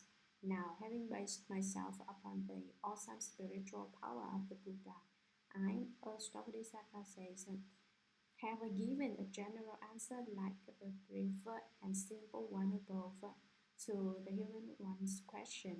For if I were to speak in detail, it would take several great years, and I would still not finish. The First Come One's Praises, Chapter 6, Sutra. At that time, the world honored one emitted a great bright light from his entire body, totally illuminating Buddha lands as many as grains of sand in millions of billions of Ganges rivers. His strong voice reached all the Bodhisattvas, Mahasattvas in those Buddha lands, as well as the gods, dragons, ghosts, and spirits, humans, non-humans, and others, as he said, "Listen today as I praise Earth's Bodhisattva Mahasattva, who displays an inconceivable awesome spiritual strength and compassionate power throughout the 10 directions in rescuing and protecting beings who are suffering for offenses they have committed. After I pass into tranquility, all of you Bodhisattvas, Mahasattvas, and all of you gods, dragons, ghosts, spirits, and others should use vast numbers of expedient means to protect this sutra and to cause all beings to attain the bliss of nirvana." After that was said, the a Bodhisattva named Universally Expansive, rose in the assembly, placed his palms together respectfully, and said to the Buddha, "We are now about to witness the world honored one praising us, the Bodhisattva's inconceivably great, awesome spiritual virtue. We hope that the world honored one will also aid beings in the future Dharma ending age by telling us about how Earth's Bodhisattva benefits people and gods and about the workings of cause and effect. That will help the gods, dragons, and the rest of the Eightfold Division, along with beings of the future, to receive the Buddha's teaching respectfully." Commentary, Chapter 6, The First Come One's Praises. Like we said many times before, the first come one is the Buddha. Praises include compliments. This is Chapter 6. The Earthstone Sutra contains 13 chapters. This is an explanation of Chapter 6. There are 7 more chapters. At that time, the world honored one emitted a great bright light from his entire body, an indication of the profound importance of the Earthstone Sutra. Totally illuminating Buddha lands as many as grains of sand in millions of billions of Ganges rivers is this light. His strong voice is as loud as thunder or a lion's roar. Most people are delighted with and respectful because of the Buddha's voice. For example, Some people lecture on the sutras with a voice that is not very loud and clear, so that listeners get drowsy and do not wish to listen to anymore. A lecturer's voice must be crystal clear, like a copper bell. Even if audience members are sleepy, they will wake up because of such a strong and clear voice. People are happy with the Buddha's voice, so they do not fall asleep. The more they listen, the happier they are. They hear one line and want to hear the next line, as if they are eating something delicious and do not wish to let go. Although the Buddha's voice is loud, it is not the same as when we yell so that our voice sounds scratchy, volatile, or fuzzy. People hear the Buddha's strong and clear voice and enter the samadhi of hearing the Dharma. Unfortunately, we were not born during the time of the Buddha and do not get to hear the Buddha's voice. Sorry, it is too bad. Reached all the Bodhisattvas, Mahasattvas in those Buddha lands, as well as the gods, dragons, ghosts, and spirits, humans, non-humans, and others, as he said. Listen today as I praise Earth-Star Bodhisattva Mahasatva, who displays inconceivable, awesome spiritual strength and compassionate power throughout the world in the 10 directions, rescuing and protecting beings who are suffering for offenses they have committed. Why do I praise Earth-Star Bodhisattva? It is because Earth-Star Bodhisattva's compassion is inconceivable. His wisdom is inconceivable. His awesome might is inconceivable. And the wonderful uses of his spiritual powers are all inconceivable. He vows to save beings who have committed offenses in particular. He believes that people who do not commit offenses do not suffer so much. People who commit offenses suffer too much. They suffer the worst suffering among all types of sufferings. The Buddha said, after I pass into tranquility, all of you Bodhisattvas, Mahasattvas, and all of you gods, dragons, ghosts, spirits, and others should use vast numbers of expedient means to protect this Earth-Star Sutra. See, while we are explaining the Earth-Star Sutra, the Eightfold Pantheon of gods, dragons, etc., as well as great bodhisattvas are all here providing protection and to cause all beings to attain the bliss of nirvana, permanence, bliss, true self, and purity. After that was said, the Bodhisattva named universally expansive rose in the assembly, placed his palms together respectfully, and said to the Buddha, we are now about to witness the world-honored one praising Earth-Star Bodhisattva's inconceivably great awesome spiritual virtue. I see now that the world-honored one is about to praise Earth-Star Bodhisattva for his many inconceivable mighty spiritual virtues. Like those mentioned earlier, we hope that the world-honored one will also aid beings in the future Dharma ending age by telling us about how Earth-Star Bodhisattva benefits people and gods and about the workings of cause and effect. That will help the gods, dragons, and the rest of the Eightfold Division, along with beings of the future, to receive the Buddha's teaching respectfully. Sutra. At that time, the world-honored one said to the Bodhisattva universally expansive and to all those in the fourfold assembly, listen attentively, listen attentively. I will briefly describe to you how Earth-Star Bodhisattva's virtuous deeds keep benefiting people and gods. Commentary. At that time, the world-honored one said to the Bodhisattva universally expansive and to all those in the fourfold assembly of bhikshus, bhikshunis, upasakas and upasikas, and others such as the Eightfold Division of gods, dragons, and others.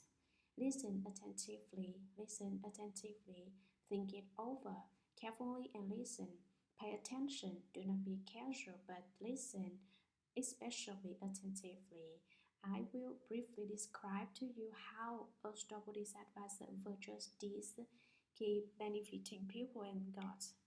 I will now briefly describe Ashta Bodhisattva for all of you in the Great Assembly about the blessed and virtuous deeds he does to help humans and celestial beings. What are blessed and virtuous deeds? According to one article called Great Standards in the Book of History that contains 9 sections that explains 5 types of blessings. The first type of blessing is called blessings and longevity. What are blessings? Blessings means being very much at ease with everything. Longevity means a long life and not a short life. One is shown upon by the stars of blessings, prosperity, and longevity. Blessings are natural so that you are very much at ease. Prosperity could be one's monthly income from being a government official.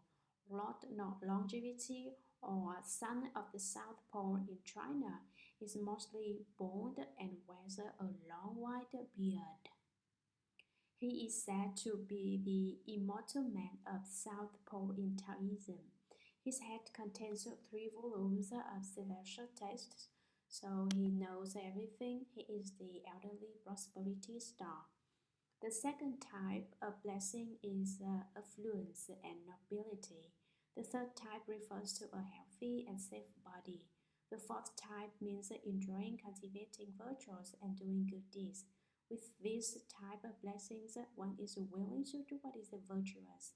The fifth type of blessing is a peaceful passing.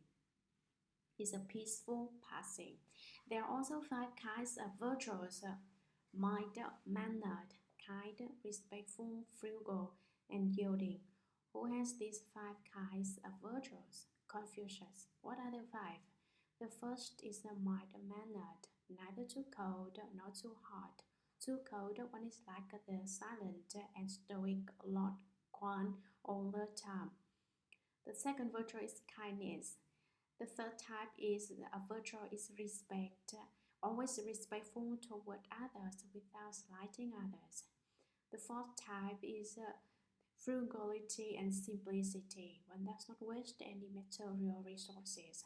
For example, one usually eats 5 bowls of rice but reduces one's intake to 3 bowls, leaving the other 2 bowls for those who are starving. One maintains a simple lifestyle. One serves oneself a simple and restricted diet. One treats the guests without letting the meal linger on. We must try to save on what we use, what we wear, what we eat, what we live in, so that none of it is excessive. The most important thing is frugality. The fifth type of virtue is yielding. Do not rush forward to fight for anything. Yield means letting other people be number one. Let other people enjoy the good things and pick up bad things ourselves. This is yielding. Politely yield. These are the 5 virtues. Speaking of yielding, Kong Rong at the age of 4 knew to yield his pair. Kong Rong was someone before the Three Kingdoms period in China. He was in a real high political office. When he was 4 years old, some guests brought a gift basket made out of bamboo, a pair for his family. The elders told him to get a pair, and what does he do? He picks the smallest one. The guests ask, "Why don't you pick a big one? Why don't you pick such a small pair for yourself?" He said, "I am the youngest. I should eat a small one. My older brothers are older than I am, so they should eat the big ones." He yielded the bigger pairs for his brothers and took the smallest one for himself. Later, he reached a very high office. During the Han Dynasty, Huang Xiang, at the age of 9, knew to warm his parents' bed. Every night at bedtime, he would go and sleep on his parents' bed so that it is warm before he goes to sleep on his own bed. shows his filiality by warming up the bed, which is a type of virtuous conduct. The five virtues are about being mild-mannered, kind, respectful, frugal, and yielding. Sutra. Universally expansive replied, "Excellent, world honored one, we will be happy to listen." The Buddha told the Bodhisattva universally expansive, "If in the future good men or women, upon hearing Earth-star Bodhisattva Mahasattva's name, place their palms together, praise him, bow to him, or gaze at him in worship, they will overcome 30 years' worth of offenses. Universally expansive, if good men or women gaze upon and bow but once to painted or drawn images of the Bodhisattva or images made of clay, stone, lacquer, gold, silver, or bronze, they will be reborn 100 times in the heaven of the 33 and will eternally avoid falling into the evil destinies. If their blessings in the heavens come to an end and they are born in the human realm, they will become national leaders who will suffer no loss of benefits. There may be women who dislike having female bodies. Suppose they wholeheartedly make offerings to images of Earth-star Bodhisattva, such as paintings or images made of clay, stone, lacquer, brass, iron, or other materials. If they continually make offerings day after day without fail of flowers, incense, food, drink, clothing, colored silks, banners, money, jewels, and other items, then when those good women finish their current female retributions, throughout the thousands of millions of years, they will never again be born in wombs where there are women, much less be one, unless they choose to, through the strength of their compassionate vows, in order to liberate beings. Based on the strength of their offerings to the Earth-star Bodhisattva and the power of their meritorious virtues, they will not be born with female bodies for hundreds of thousands of years. Commentary. Universally expansive Bodhisattva replied, "Excellent, world honored one, we will be happy to listen." The Buddha told the Bodhisattva universally expansive, if in the future good men or women who received the 5 precepts and practiced the 10 good deeds, upon hearing Earth-star Bodhisattva Mahasattva's name, placed their palms together when they see an image of Earth-star Bodhisattva, praise him, saying that Earth-star Bodhisattva is a real great Bodhisattva who is truly compassionate, uses his spiritual powers in wonderful ways. He is really incredible. Or they bow to him or gaze at him in worship. They may not wish to leave the image of Earth-star Bodhisattva that they see. They stay in a place to look, forgetting to eat or anything else. This is similar to someone being infatuated with something and forgets everything else. They will overcome 30 years worth of offenses. Universally expansive, if good men or women who received the 5 precepts and practiced the 10 good deeds, gaze upon and bow but once to painted or drawn images of the Bodhisattva Earth-star, or images made of clay, stone, lacquer, gold, silver, or bronze, they will be reborn 100 times in the heaven of the 33 and will eternally avoid falling into the evil destinies. With the merit of bowing to Earth-star Bodhisattva, they will never fall into the evil destinies. If their blessings in the heavens come to an end and they are born in the human realm, they will become national leaders who will suffer no loss of such a major benefits. People who are kings now bowed to Earth-star Bodhisattva before. Presidents of nations had some merit from the past too. There may be women who dislike having female bodies. Do not be satisfied with having a female body, because the female body is the form of trouble. First, gas-like objects come, then horse-like objects come a few days later. Isn't that so much trouble? Women may cry for no reason all of a sudden, smile for no reason all of a sudden, get angry for no reason all of a sudden, and then become distressed for no reason all of a sudden. Isn't that so much trouble? Why is a female body so troublesome? I'm not saying this to make you hate the female body so that you will live the householder's life and become a bhikshu or bhikshuni. The female body is really so much trouble.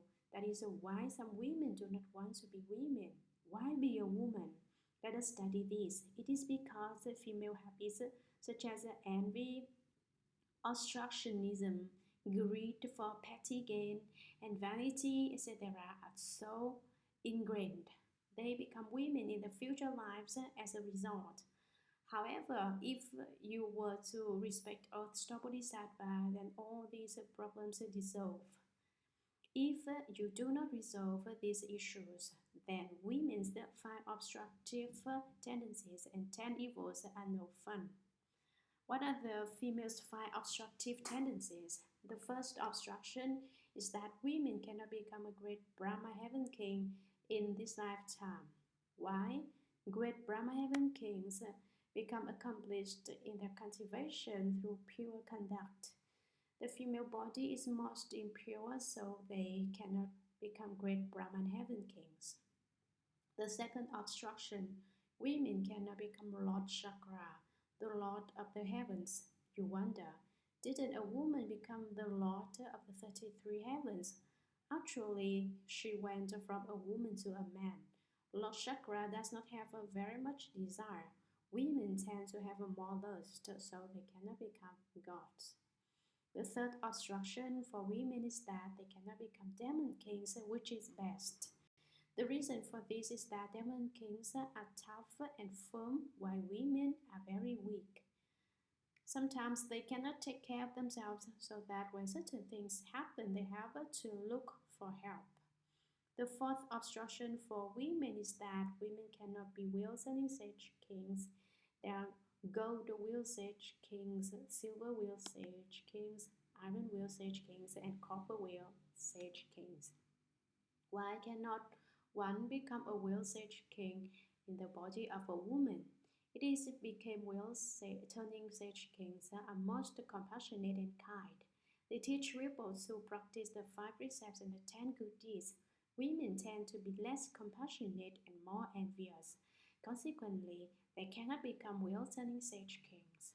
The fifth obstruction for women is that they cannot become Buddhas, since the body of Buddhas comes with a myriad virtues, while the female body is full of evil, such as jealousy, obstructive tendencies, and pettiness, a heart the size of sesame. This is why women in their bodies cannot become Buddhas. Although women experience these 5 obstructions, if they can be free of jealousy, lust, and weakness, all the evils and tainted thoughts, then there is still hope for women to turn into men. Shariputra, for example, said the dragon girl cannot become a Buddha. So she took here her favorite pearl that she cannot possibly give up, and gave it to the Buddha. The Buddha accepted her pearl. She explained, I can become a Buddha now. The Buddha accepted the pearl I offered him. Is this fast? Shariputra responded, It is very fast. She said, The speed at which I become a Buddha is as fast as the speed at which I offered this pearl to the Buddha. After saying this, she became a Buddha immediately indeed. Women should not give up on themselves and lose hope because of these 5 obstructions. They should only be afraid that they are not bold enough in their resolves. Were they to bring forth their resolves boldly, they can become Buddhas too. For instance, the dragon girl offered her favorite pearl and became a Buddha immediately. Now, let me explain briefly women's 10 evils. I will not explain them in too much detail because of the time constraint. The first evil is that parents are unhappy that the newborn is a female. They would be happy if the baby were a male. Although not all parents are like this, most countries share the same attitude of favoring males over females. Girls leave a poor impression on their parents as soon as they are born. The second is that parents are not so interested in raising daughters. The third is that women are often afraid and shy. Conversely, men are not afraid of being embarrassed. The fourth is that parents worry about their daughter's marriage. Americans are different though, they do not care. You do whatever you want. The trends in countries such as China, for example, are that Chinese parents worry about what kind of husband their daughter will have. The fifth is that daughters will definitely leave their parents.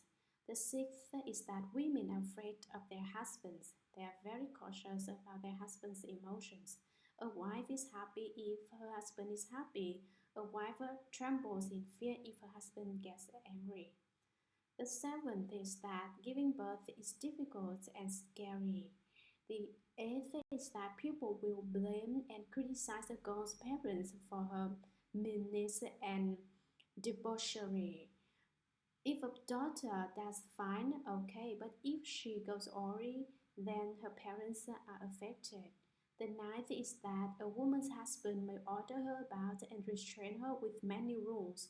If she does not observe such rules, he may divorce her. Is that a hassle?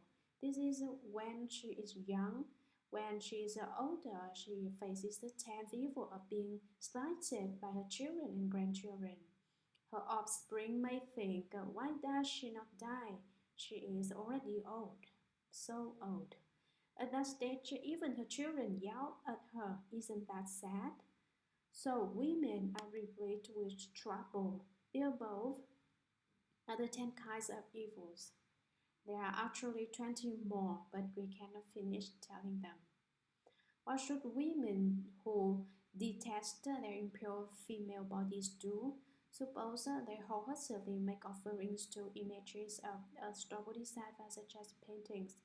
The reason why I requested a drawing of a Bodhisattva here is that this helps women who do not wish to have a female body anymore.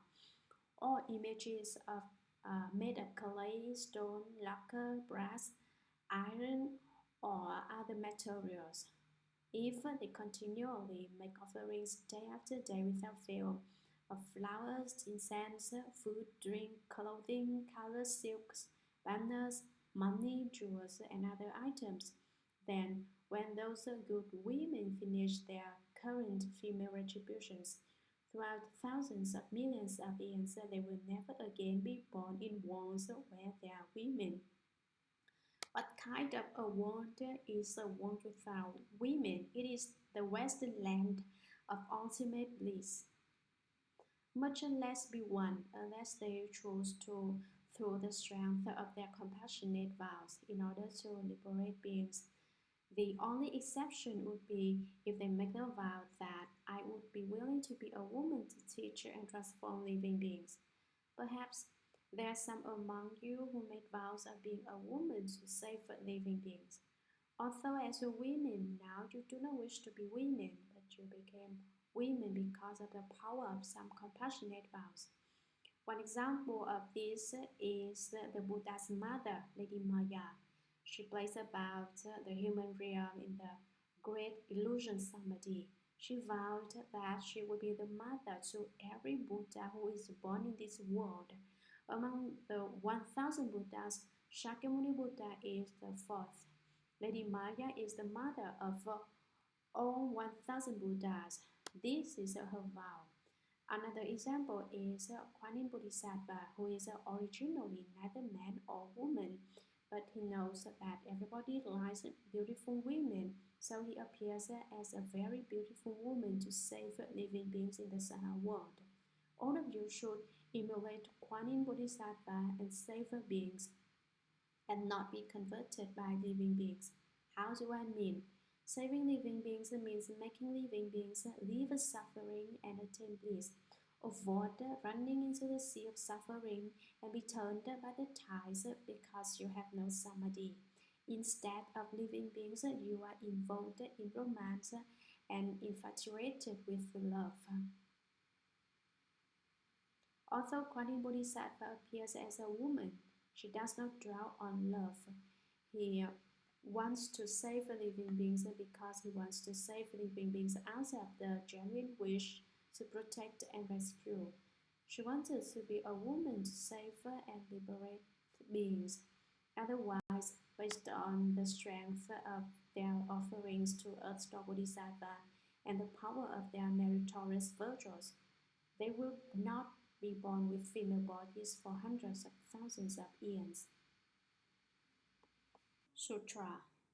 Moreover, universally expansive, some women may have imperfect features or be prone to sickness. Disliking those problems, they can sincerely gaze at and bow to images of Earthstar Bodhisattva with sincere resolve for even just a few minutes, and consequently, throughout millions of future eons of rebirth, they will continually be endowed with full and perfect features. If those women whose features are currently imperfect do not dislike having female bodies, then throughout millions of billions of lives, they will always be born as women of royal lineage, or will marry into royalty, or will become daughters of prime ministers, or women in prominent families, or daughters of great elders. They will be of upright birth and full featured. They will receive such blessings from having sincerely beheld and worshipped Earthstar Bodhisattva. Commentary. Moreover, universally expansive. Let me repeat, some women may have imperfect features or be prone to sickness.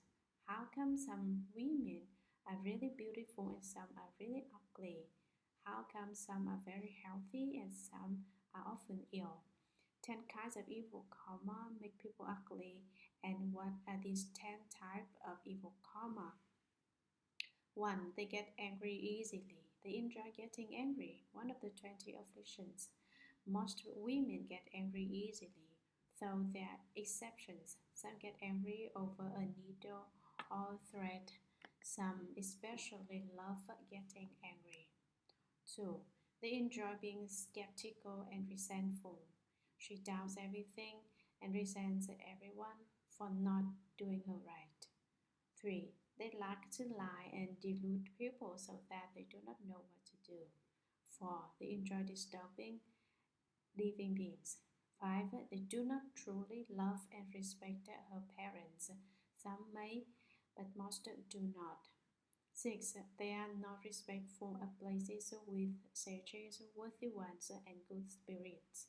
Sages would be, for example, arhats who cultivated the Buddha Dharma and certified to the fruition. 7. They not own women, but some women rob sages and worthy ones for the land, access, and property that they need. 8. They may extinguish the lights before the Buddhas in Buddhist stupas and temples. Very few women probably actually do this, but this is one action that leads to being ugly.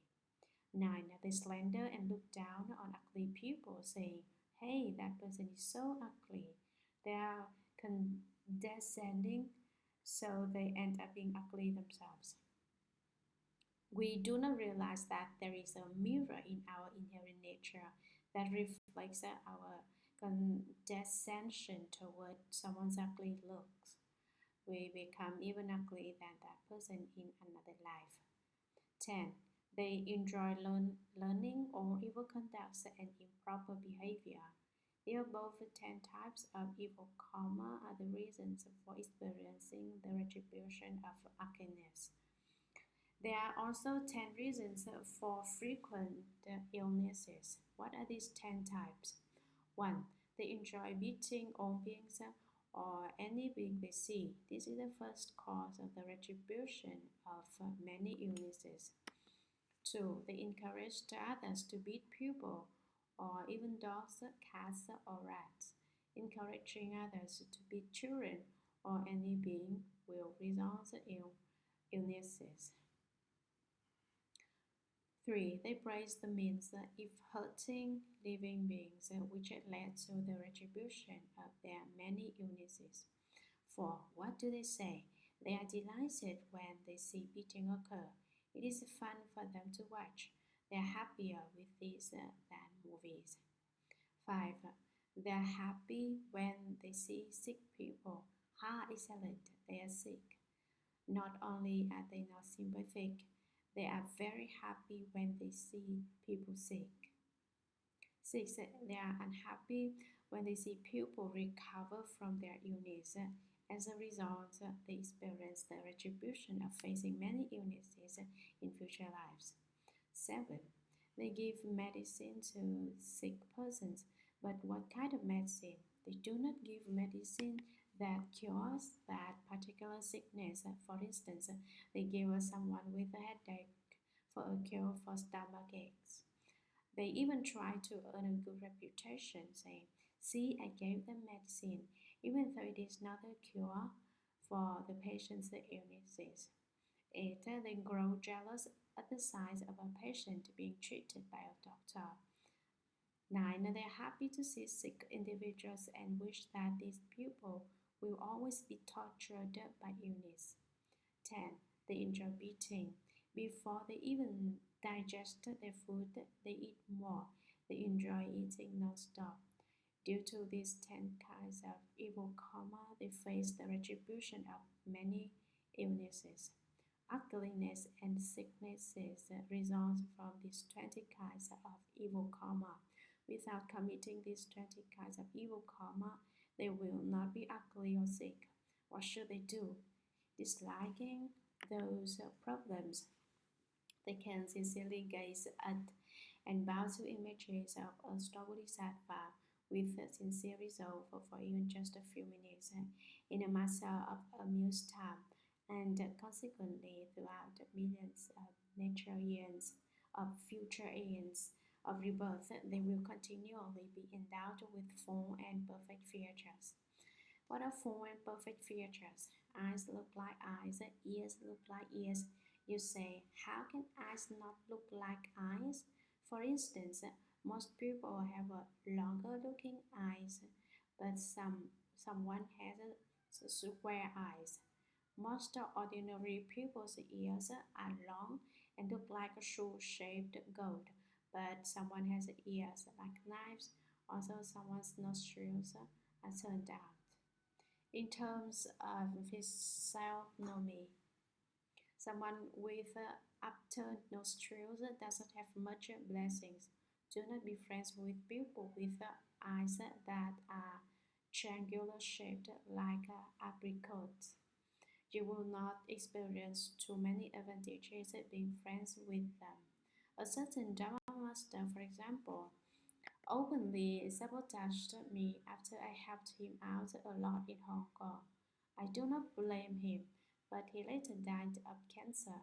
Before he passed away, he could not let go of his face and asked to sit in a crock pot like a Dharma master kind would. He said to open the crock 3 years later. If the body is still intact, then paste gold on it. However, before the next day his head already sank.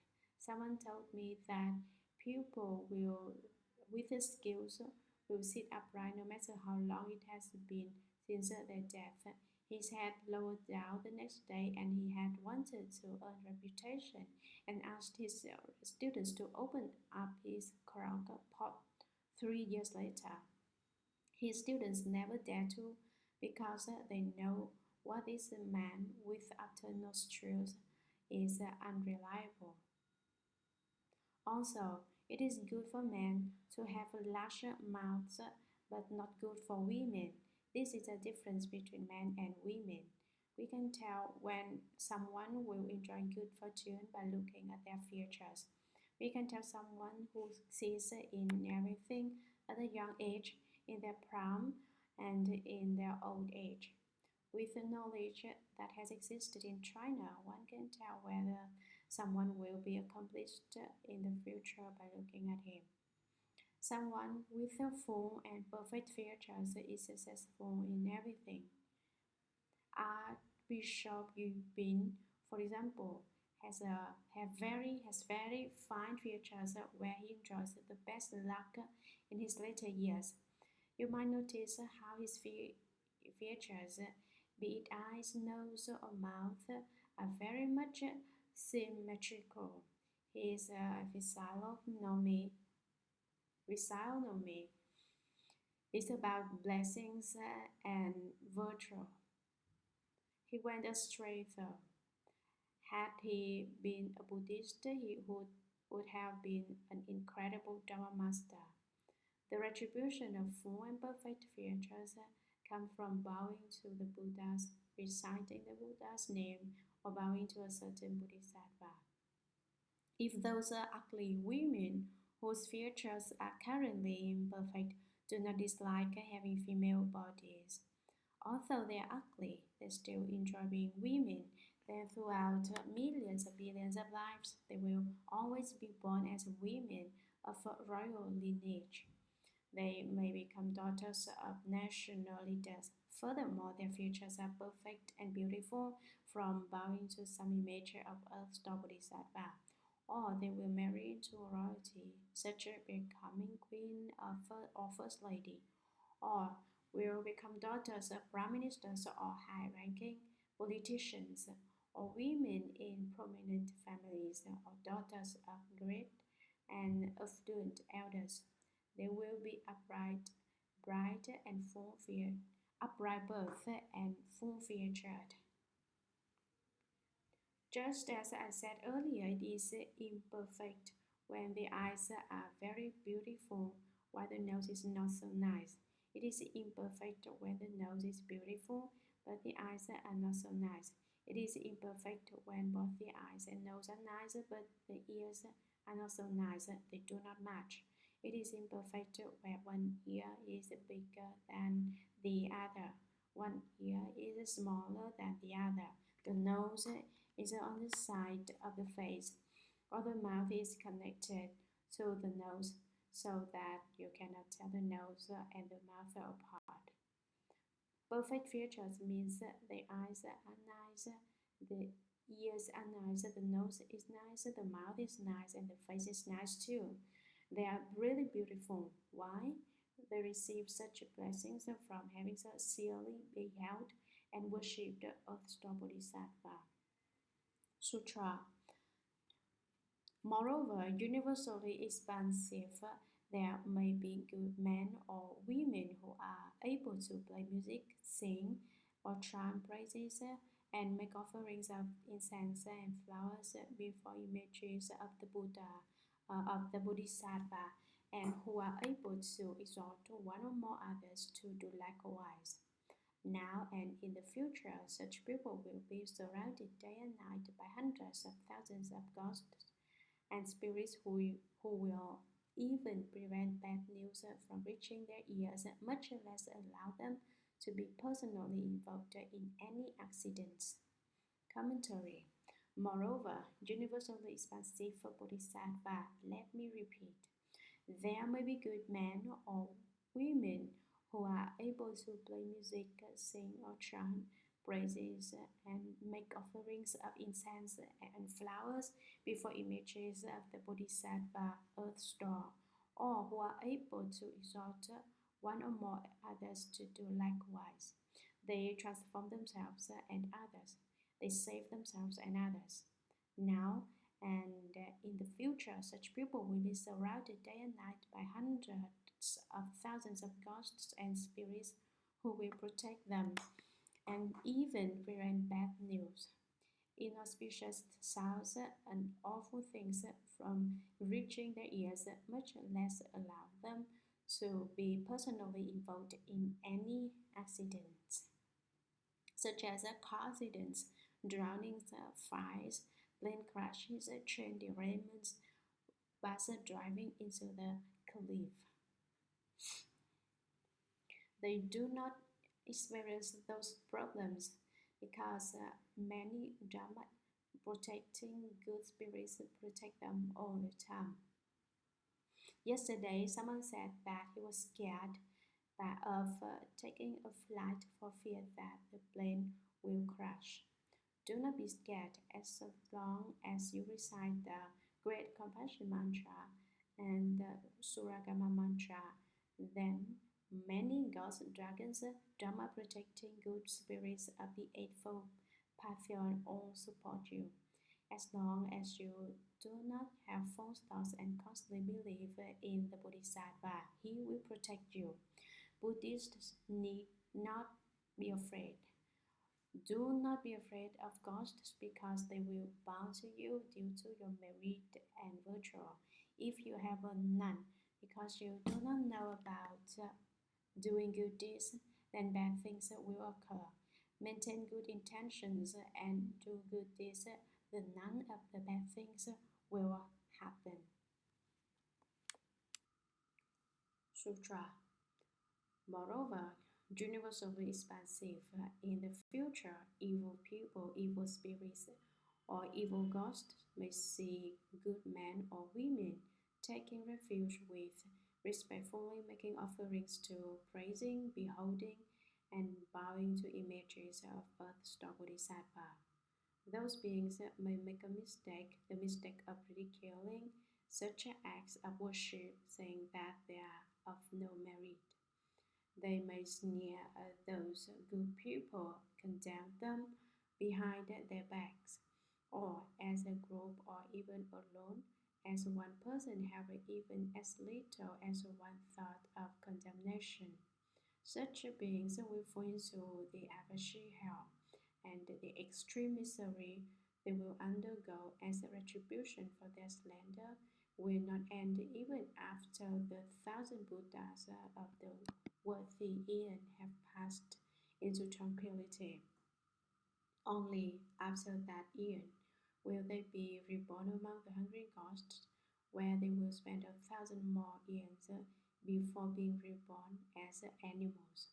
Only after another 1,000 eons they will obtain human bodies, but they will be poor and lowly with incomplete faculties, and their evil karma will cause them to suffer mental afflictions.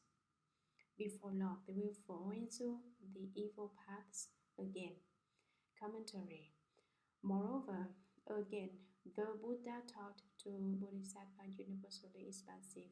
In the future, evil people who commit the 5 rebellious acts and the 10 evils, and the evil spirits who are defiant spirits because they do not observe the rules, criticize good men and good women. Some deviant spirits also go to temples, such as temples where offerings are made to Lord Kwan. Lord Kwan is not always there. On the occasions when Lord Kwan is absent, he goes to the temple pretending to be Lord Kwan to enjoy bloody flesh. People may offer him swine, lamb, or cow, all of which are food with blood that he enjoys. There are big evil ghosts such as a Kumbanda ghost that look like a winter melon. These ghosts are also called the ghosts that press on people while these people are sleeping. These big evil ghosts make such sleeping individuals mute and immobile. There are also small evil ghosts who may possess plants to display their spiritual powers so that people will believe them. For example, Nanpa Monastery had a camphor tree go and receive the precepts. Before it even received the precepts, it wielded its spiritual powers. For instance, anyone who goes there to light incense will receive a response such as a recovery from some illness, or someone recovers his lost items after lighting in incense before its tree. There was a variety of others. That person thinks that this is true miracles from Bodhisattva. So he may go and show his appreciation with offerings of sacrificial chickens, pigs, or wild animals. With these items, he has the food to eat. These are small evil ghosts. There are innumerable things in this world, so if you do not understand the Buddha Dharma, you may very easily think that this type of evil spirits and evil ghosts are truly efficacious bodhisattvas. People who study the Buddha Dharma ought to think that the Buddha Dharma is something to do with miracles. No, understand the principles in the Buddha Dharma to avoid such deceptions. Or evil people, evil spirits, or evil ghosts may see good men or women taking refuge with, respectfully making offerings to, praising, beholding, and bowing to images of earth or bodhisattva. Those beings may take the mistake of ridiculing such acts of worship, saying that they are of no merit. Evil people may then say, "Hey, you are too superstitious. What is the use of bowing to clay or wooden images? So these things is completely without merit. Do not believe this stuff." They ask you what the use of bowing to idol images. Some non-Buddhists, for example, believe there is no merit to bowing to pagan idols. They may sneer those good people who are bowing. They sneer with their teeth, showing to show that they look down on all of you who are too superstitious. Or they condemn them behind their backs. They do not say anything in front of your face, but after you leave, they say, "That group of people at Buddhist lecture hall is really superstitious. I do not know what they are doing as they wear that robe and sash, bowing to the Buddhas when getting up, then bowing. I do not know how it is meaningful for them to recite sutras and to bow the Buddhas all day. They sabotage, slander, and criticize people behind their backs. Why should a cultivator bow to the Buddhas? How is bowing to the Buddhas useful? I might as well sleep with that one." Or they get a group together or alone as only one person, have even as little as one thought of condemnation or tease. Perhaps they do not criticize others personally, but they abet others in avoiding sutra recitations. What is the good about reciting sutras? Do not bow to the Buddhas or listen to the sutras. The time you spend on listening to the sutras might as well be spent on taking some drugs so that you feel like you are in the land of ultimate bliss. Why believe in that stuff? Encouraging others to be like him, he may find a companion who will defy the rules in a certain situation or a Buddhist group because he knows that he will not be selected alone.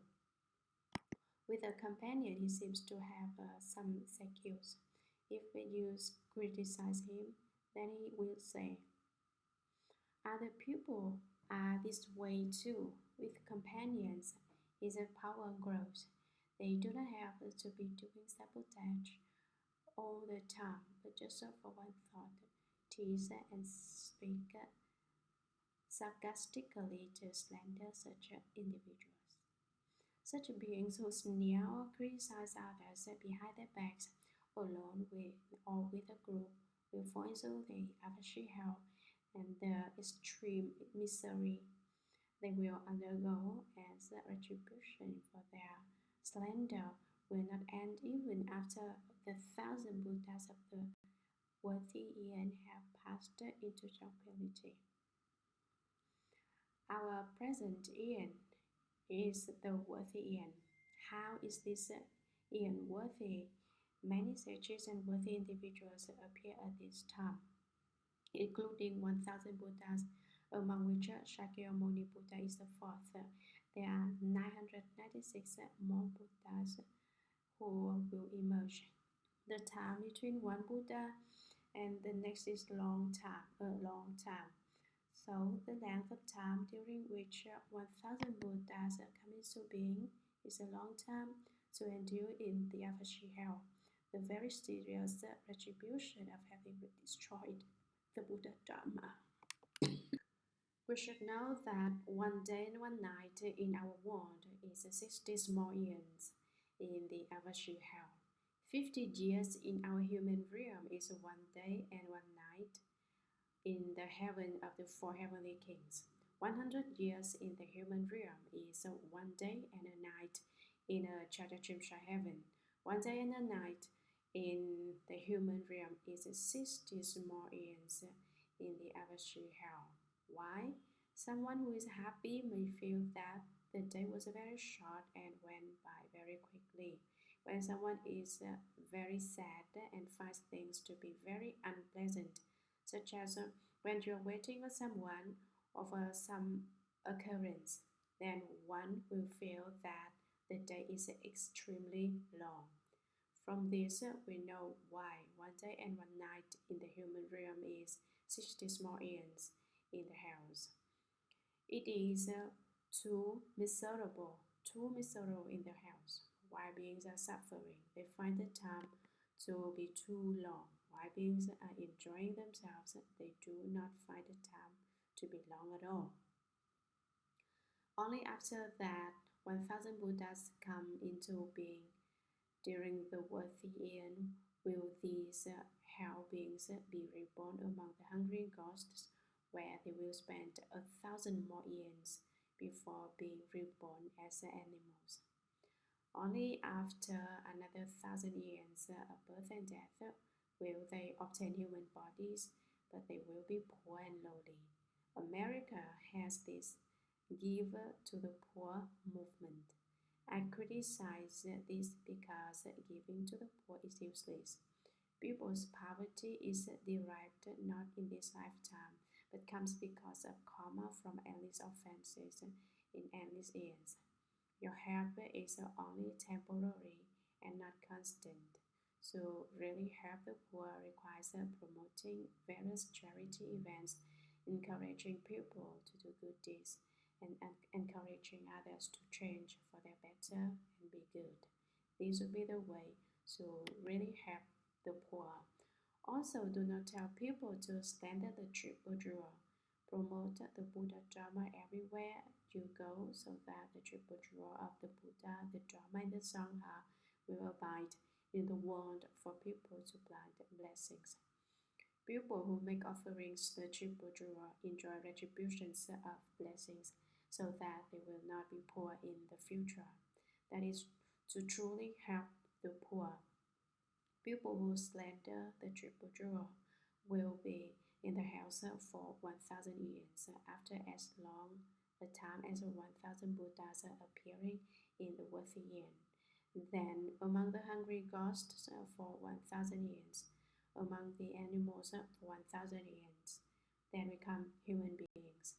As human beings, they are extremely poor and low class, with incomplete faculties such as no eyes, ears, nose, tongue, hands, feet, body, and mind. What happens to someone without a tongue?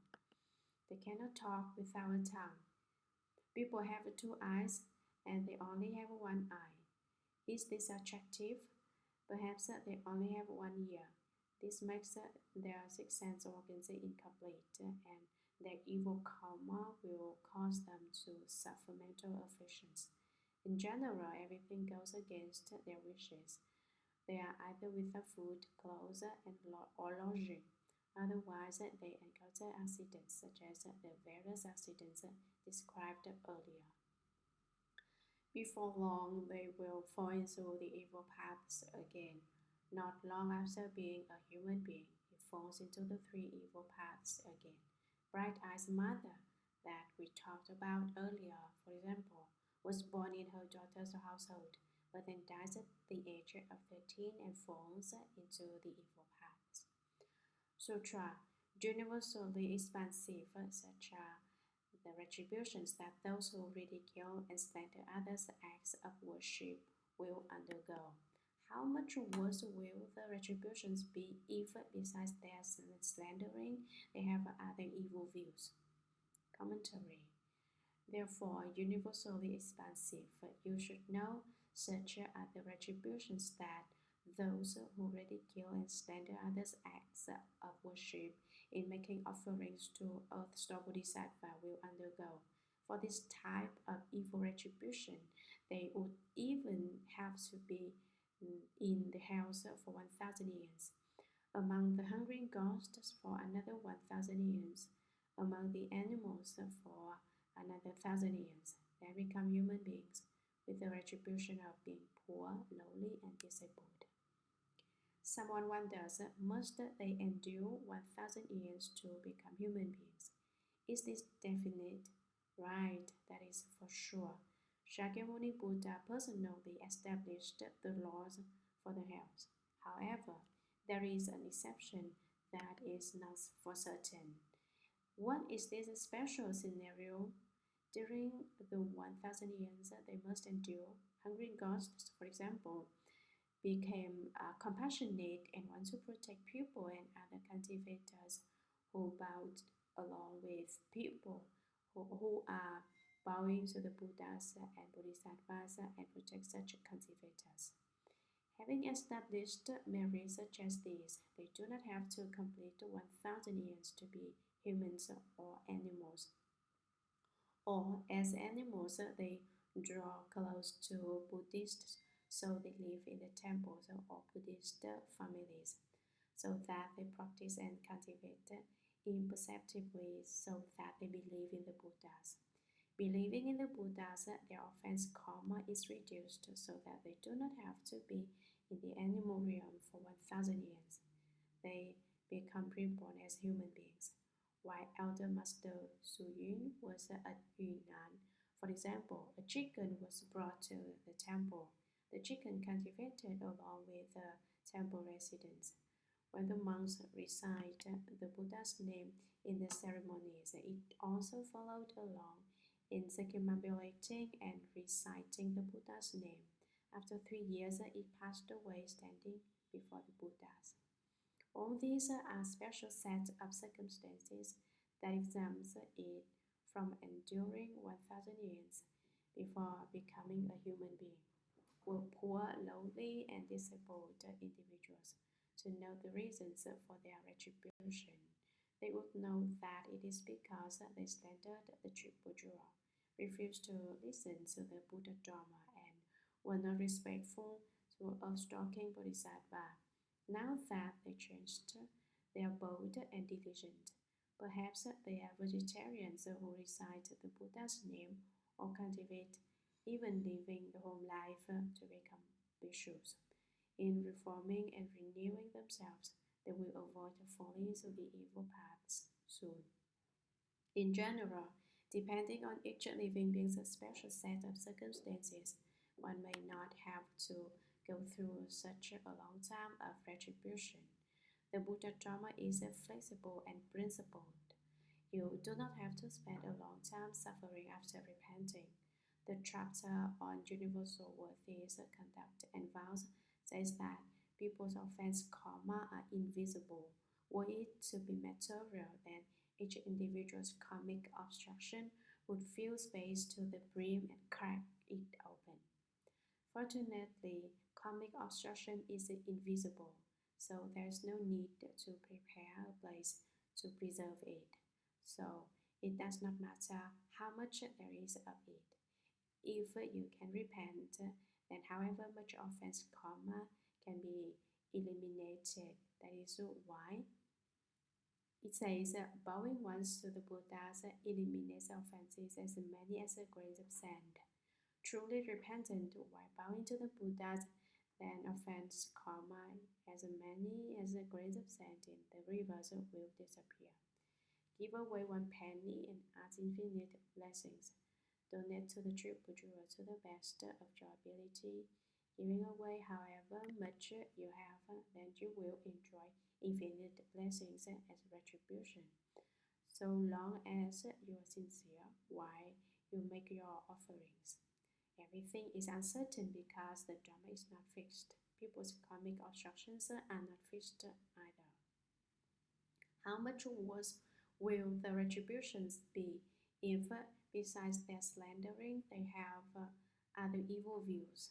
Not to mention if you develop some evil view, so break the triple jewel in particular, then your offense karma will be even greater. Sutra.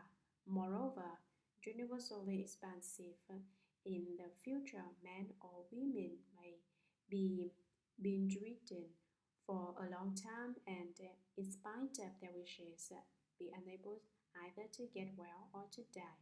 At night, they may dream of evil ghosts, or of family and relatives, or of wandering on dangerous paths. In numerous nightmares, they may roam with ghosts and spirits. Commentary. Moreover, universally expansive, Shakyamuni Buddha told universally expansive again. Let me elaborate a bit more for you. Universally expansive, in the future, men or women who receive and cultivate the five precepts and the 10 goodies may be bedridden for a long time. Why are they bedridden? No need to ask, it is obviously because of some illness, so that they are paralyzed and cannot get up. Why would someone be paralyzed? The source of the sickness is a heavy lust, because when paralyzed, one's legs are unusable. Legs are connected to the kidneys. Too much lust and the legs cannot walk. For instance, many people on the streets are disabled because of their swollen legs. To walk, they require the help of a cane. Their legs were not injured or amputated in a battle. They are disabled, though they have not incurred any injury or accident. This type of individual has too much lust. There are many Americans with this problem. Why? They do not know the harm in this and fail to realize why their legs are in this way, even at the time of death. Consequently, they frequently remain immobile in their beds, and, despite of their wishes, be unable either to get well or to die. They cannot live well or die well. Is that painful? They cannot do so either way. At night, they may dream of evil ghosts. Some people dream of evil ghosts and follow them in doing all kinds of bad things. The more they do these things, the worse their illnesses get. Some examples of bad things that occur when they dream of evil ghosts, and they are clear that these are evil ghosts, and yet they follow them and eat bad things, do bad things, and even engage in sexual activity in their dreams. Or they dream of family and relatives, such as their deceased father or mother.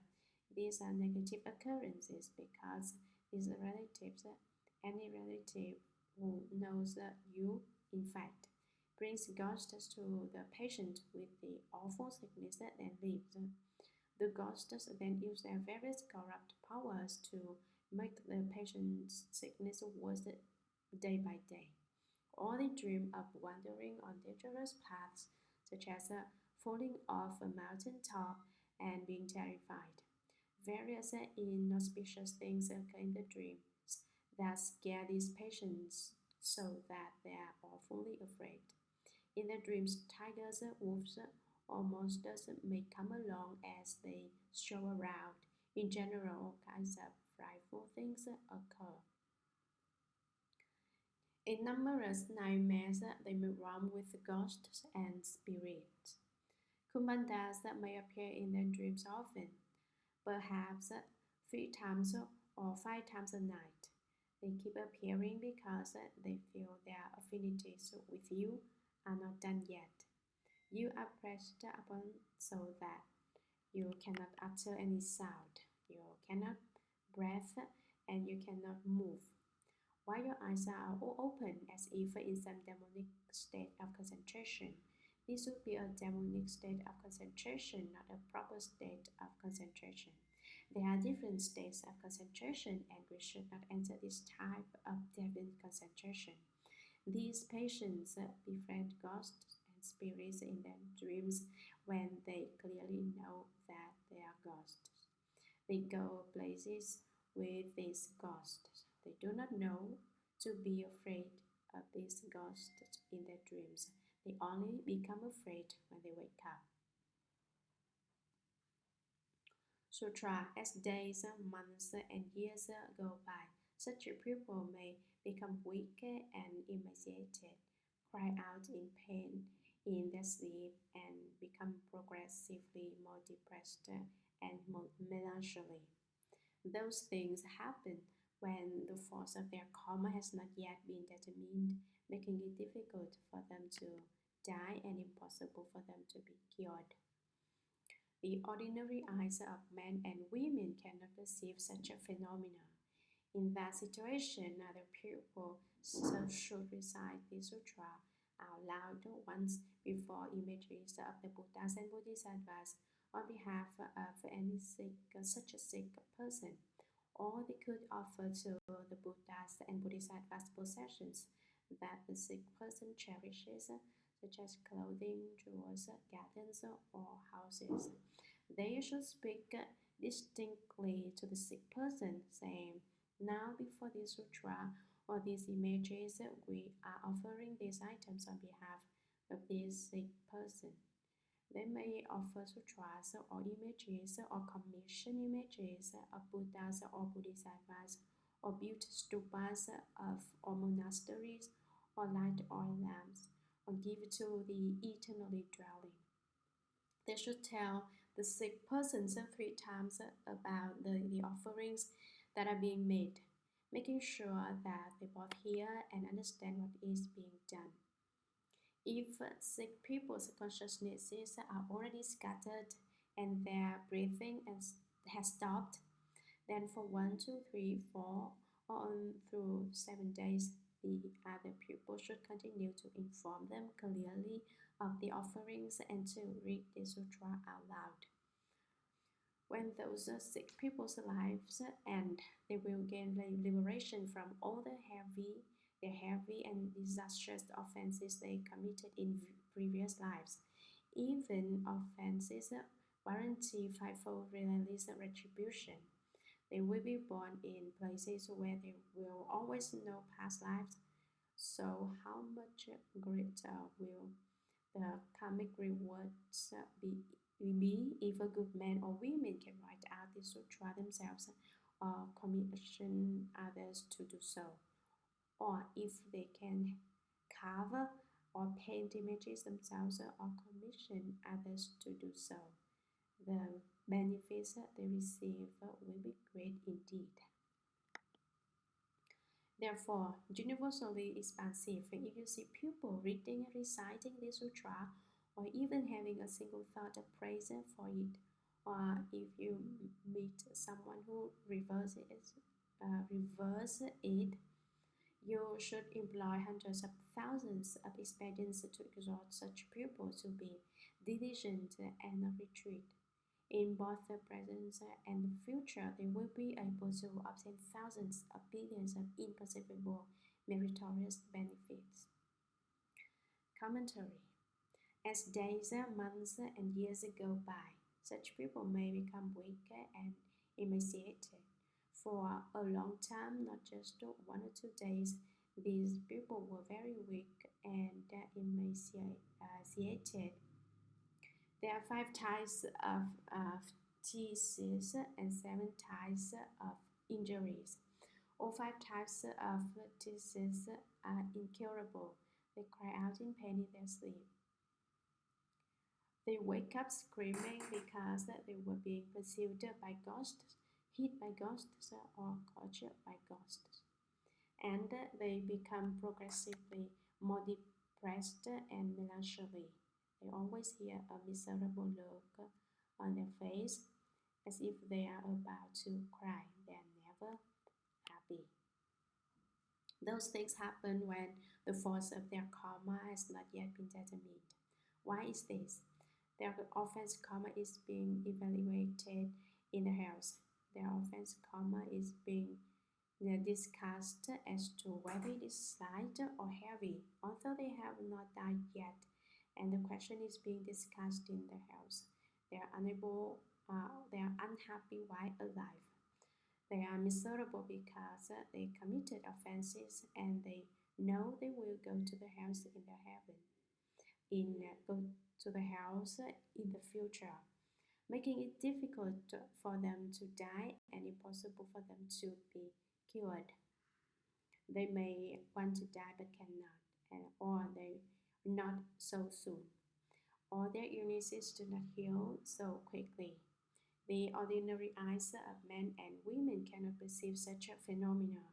Men and women do not know about this because they do not have the power of the heavenly eye and the power of knowing past lives. What can they do considering that they do not understand? There is a way. In that situation, other people should recite the sutra out loud once before images of the Buddhas and Bodhisattvas on behalf of any such a sick person. Before any of the Buddha or Bodhisattva's image, when it is before an image of a star Bodhisattva or other Bodhisattva images, if you do not have the Star Bodhisattva image, recite the Star Sutra and very loudly. Or they could offer to the Buddhas and Bodhisattvas possessions that the sick person cherishes, such as clothing, jewels, properties, gardens, or houses. They should speak distinctly or loud enough to the sick person, saying, "Now, before this Earth Star Sutra or these images of Earth Star Bodhisattva and others, we say our names, are offering these items that the patient values the most, such as gardens, dwellings, clothing, and other material goods on behalf of this sick person." They state the patient's name. They may offer sutras or images or commission images of Buddhas or Bodhisattvas. The greatest merit or build jeweled stupas or monasteries or light oil lamps before the Buddhas, or give to the eternally dwelling in the temples. They should tell the sick persons 3 times so that the sick hear it each time about the offerings that are being made, making sure that they both hear and understand what is being done.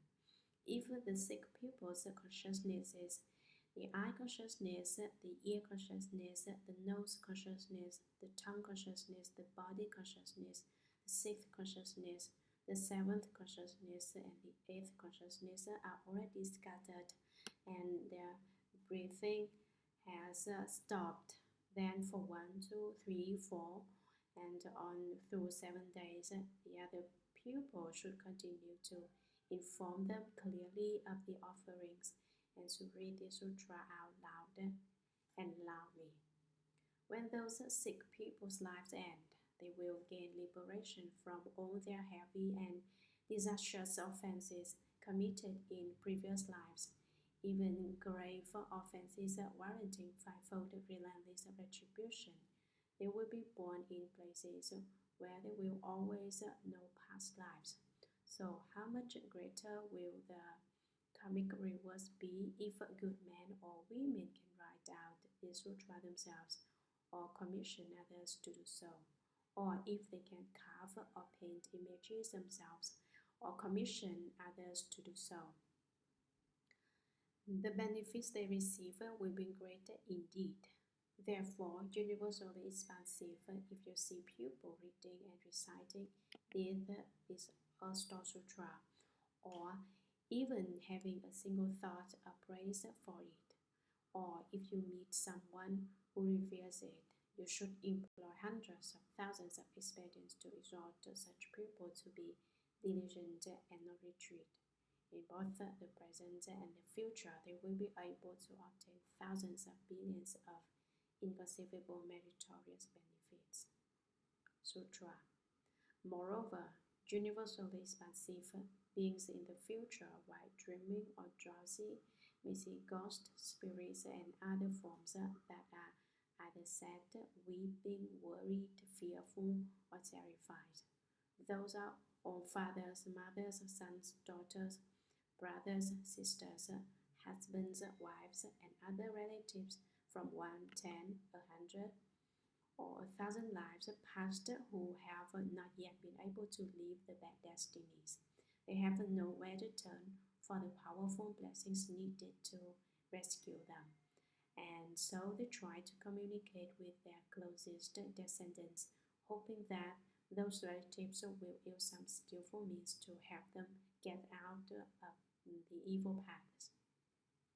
Universally expansive.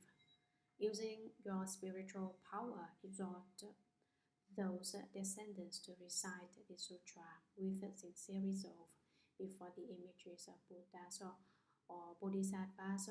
Also request others to recite it either 3 or 7 times.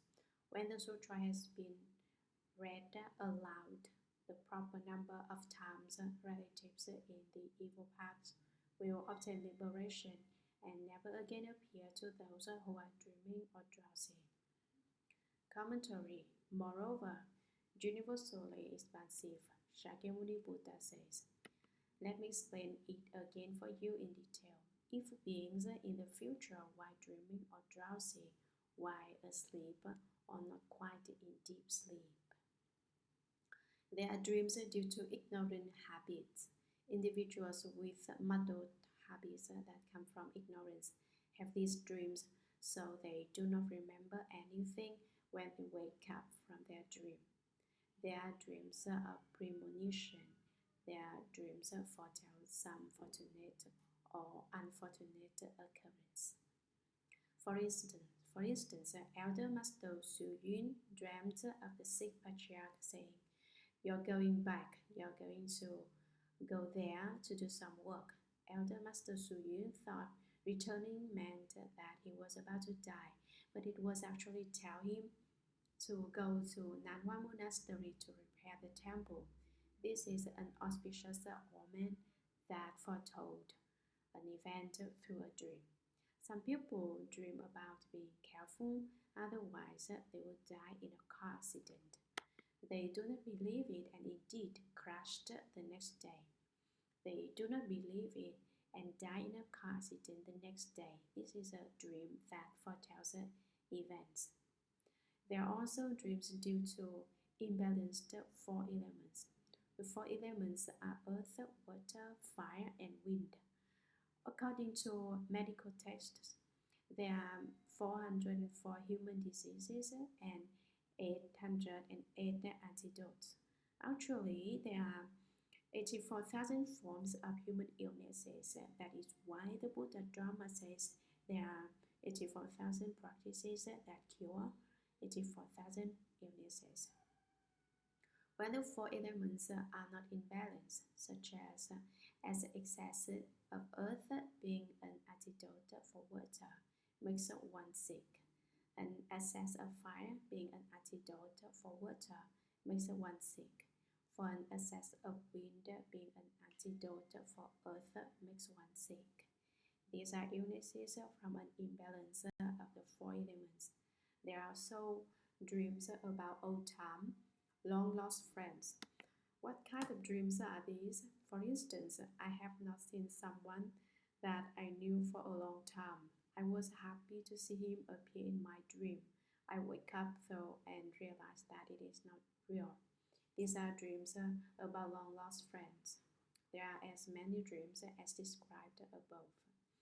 In their sleep or before dozing off, all beings may see ghosts, spirits with green faces, red hair, huge mouths, and sharp teeth, the length of elephant's tusks, and other strange and scary forms that are either sad, weeping, tearing, or dripping snot, worried, fearful, or terrified.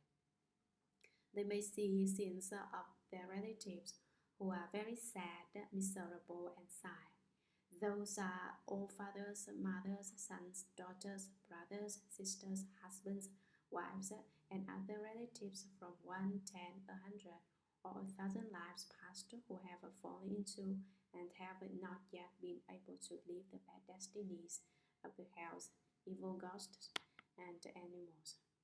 This is why we should see all beings as our parents from the past and Buddhas in the future. If we consider living beings our parents in the past, then we should be filial and not cause problems for living beings.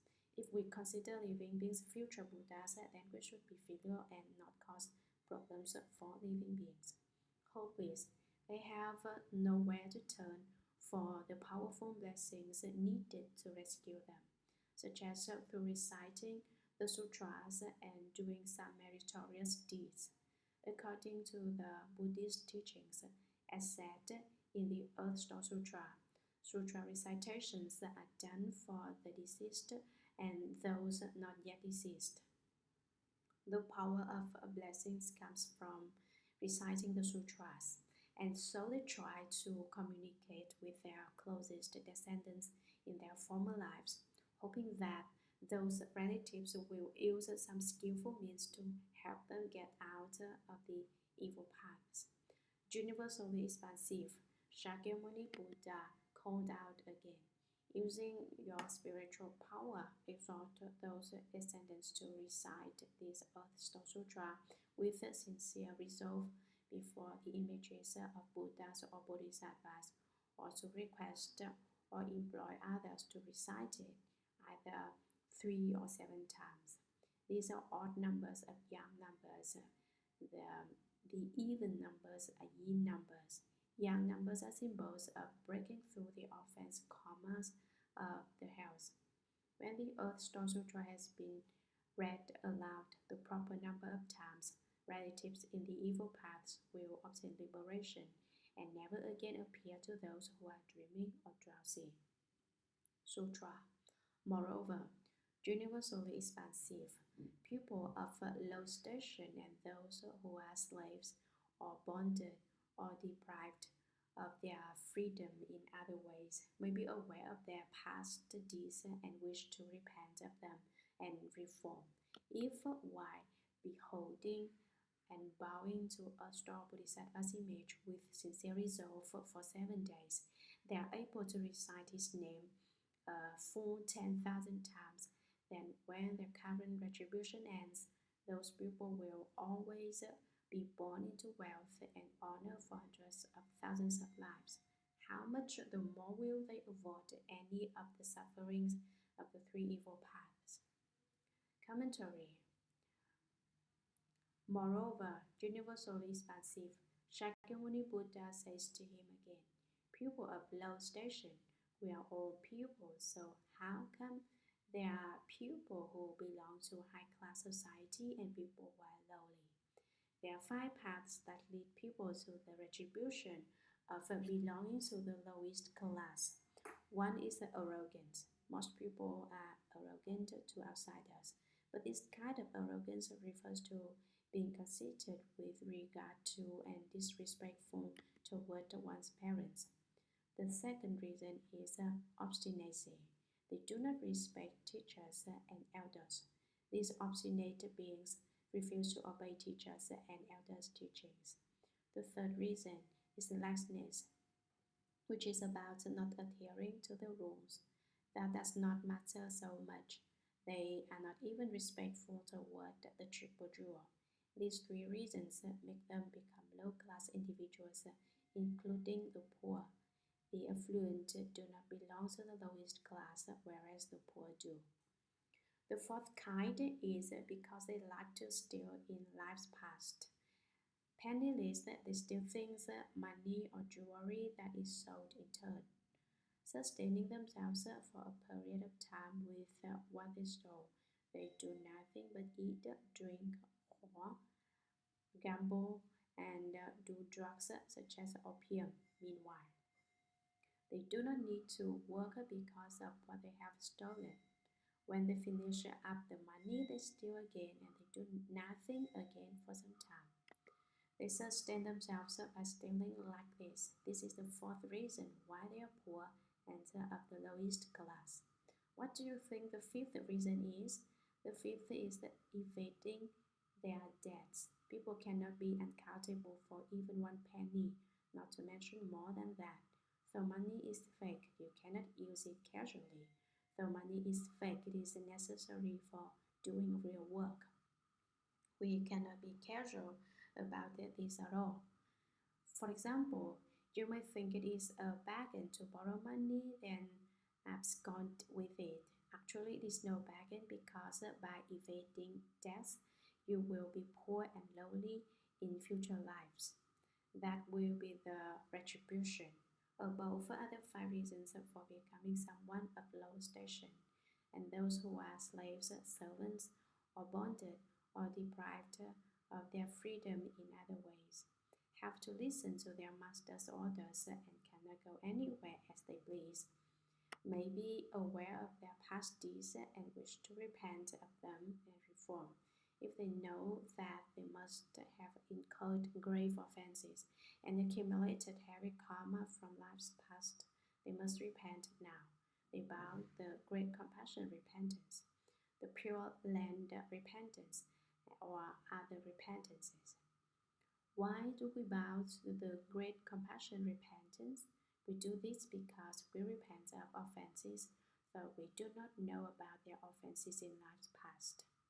If, while beholding and bowing to a store Bodhisattva's image with a sincere resolve for 7 days, they are able to recite his name a full 10,000 times, then, when their current retribution ends, those pupils will always be born into wealth and honor for hundreds of thousands of lives. How much the more will they avoid any of the sufferings of the three evil paths? They will always be born in elite families and never endure the pain of the three evil paths. There are 5 reasons for poverty and several reasons for nobility too. First is vastly giving and benefiting, being greatly compassionate with everyone. Second is being respectful toward parents, teachers, and elders. They ought not to hate our father for bringing us into the world, yelling at him, "Why did you have to have me, you jerk?" Or think about our master in this way: "You do not let me have any freedom. I have to listen to you on everything. This is too unfair." We are dissatisfied with our master in various ways. We bow to our master but criticize our master behind his back. This is about not being respectful to our parents, teachers, and elders. One of the reasons why we are not born in an elite family is that harsh. Do not bother with whether I am a good master or not. You cannot criticize me because there is offense in that, and you will not become born in an elite family. Second, respect parents, teachers, and elders. Earlier, we talked about not being respectful. Now we have to be respectful toward our parents, teachers, and elders. Third, being respectful and bow to the triple jewel. Earlier, we talked about not being respectful and not bowing to the triple jewel. This here is about being respectful and bowing to the triple jewel and all elders. Fourth, we must be patient, not angry, but gentle and humble. You must be happy and not at all afflicted, no matter who scolds you. Be patient when someone yells at you. Be even more patient when someone beats you. Cultivate patience so that you are free of hatred, anger, and temper. It is not easy to acquire good retribution. Furthermore, you have to be gentle and humble. Be polite and courteous to everyone. What is the fifth? It is erudition through listening to more sutras, encountering more dharmas, and studying more precepts. These 5 reasons cause people to become elites who are rich and powerful. But it is not enough to be rich and powerful due to causes in lives past. It would be best to be replete with these 5 conditions. though just one condition will prevent someone from becoming born in a poor and lowly family. How come someone is so fine, so noble? It is through their past deeds. We do not acquire these kind of blessings so simply in this one lifetime. People who fulfill any or all of these five criteria do not need to face the three evil destinies of hell beings, hungry ghosts, and animals. They can become born in enlightened families directly. Sutra. Moreover, universally expansive. In the future, in Jambudvipa, when the wives of Kshatriyas, Brahmans, elders, and upasakas of the various families and clans are about to give birth to sons or daughters, the family members should recite this inconceivable sutra and the Bodhisattva's name a full 10,000 times during the 7 days before the birth of those children. If those infants, whether male or female, had been destined to undergo a terrible retribution for things done in past lives, they will be liberated from those retributions.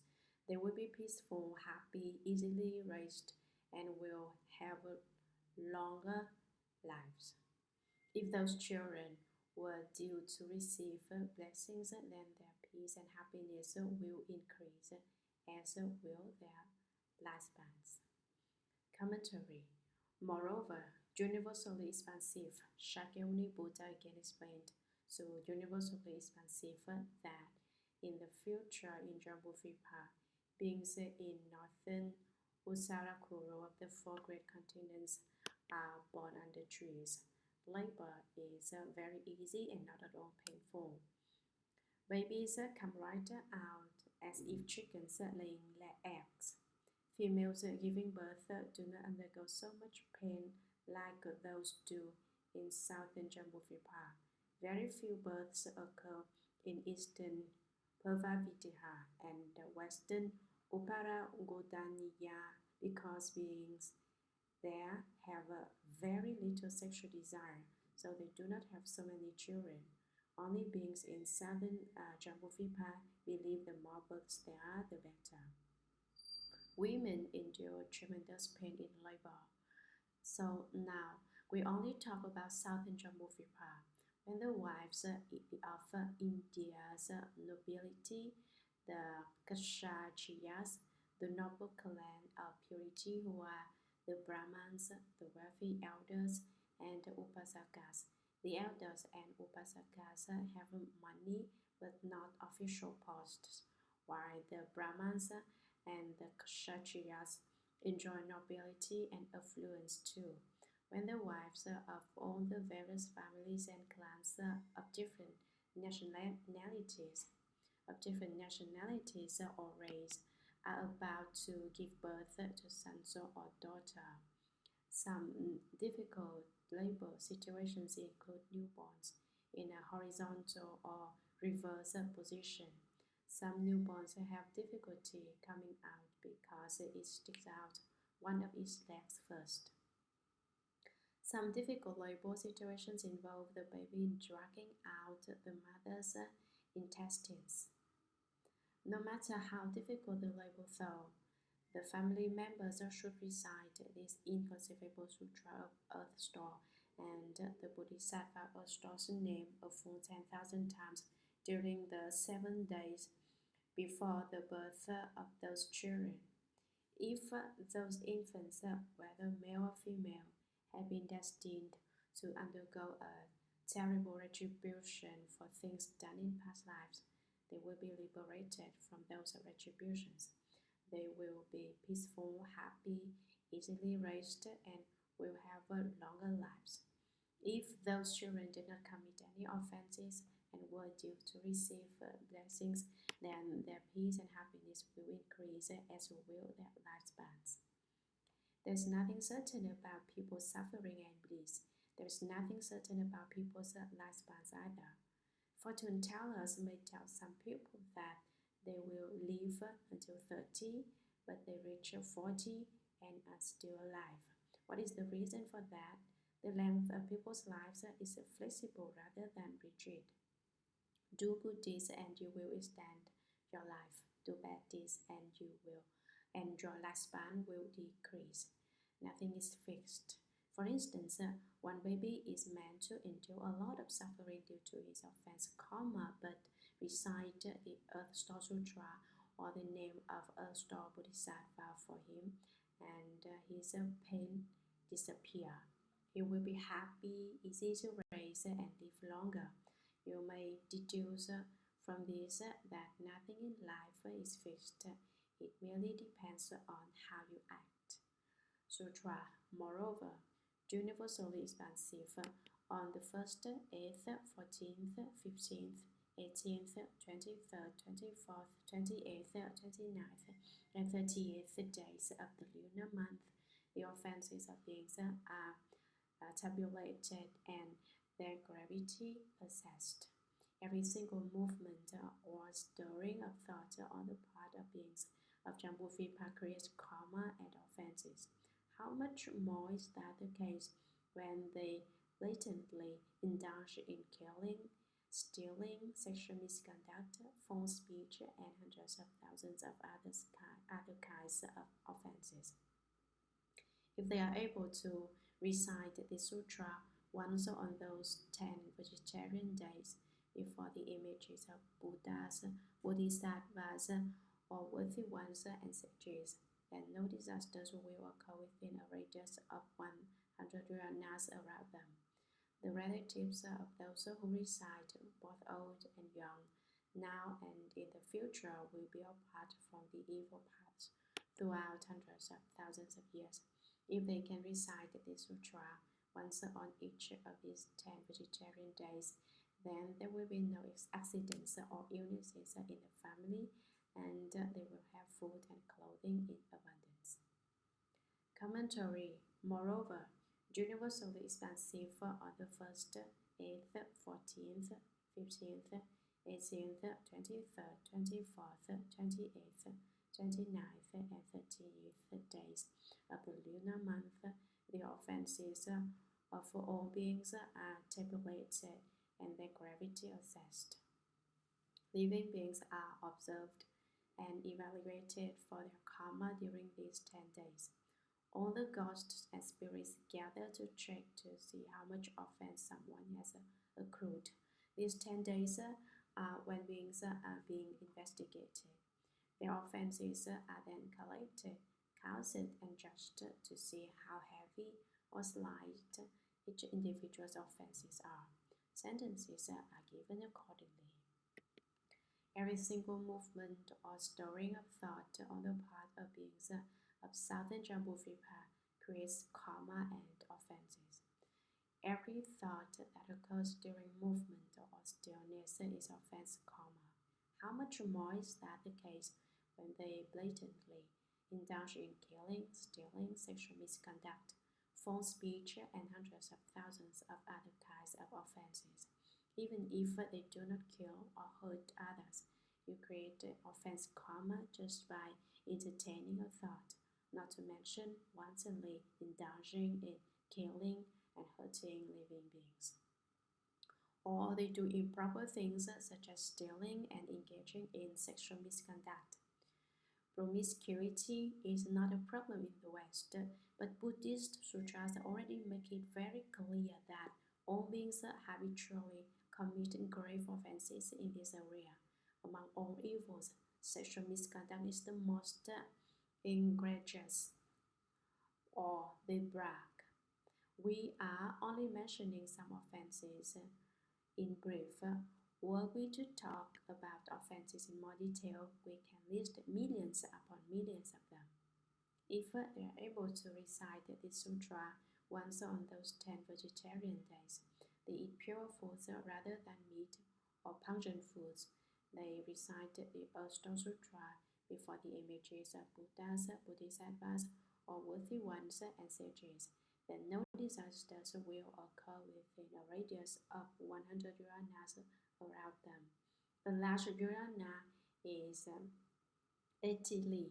A medium yojana is 60 li. and a small Uranus is 40 li.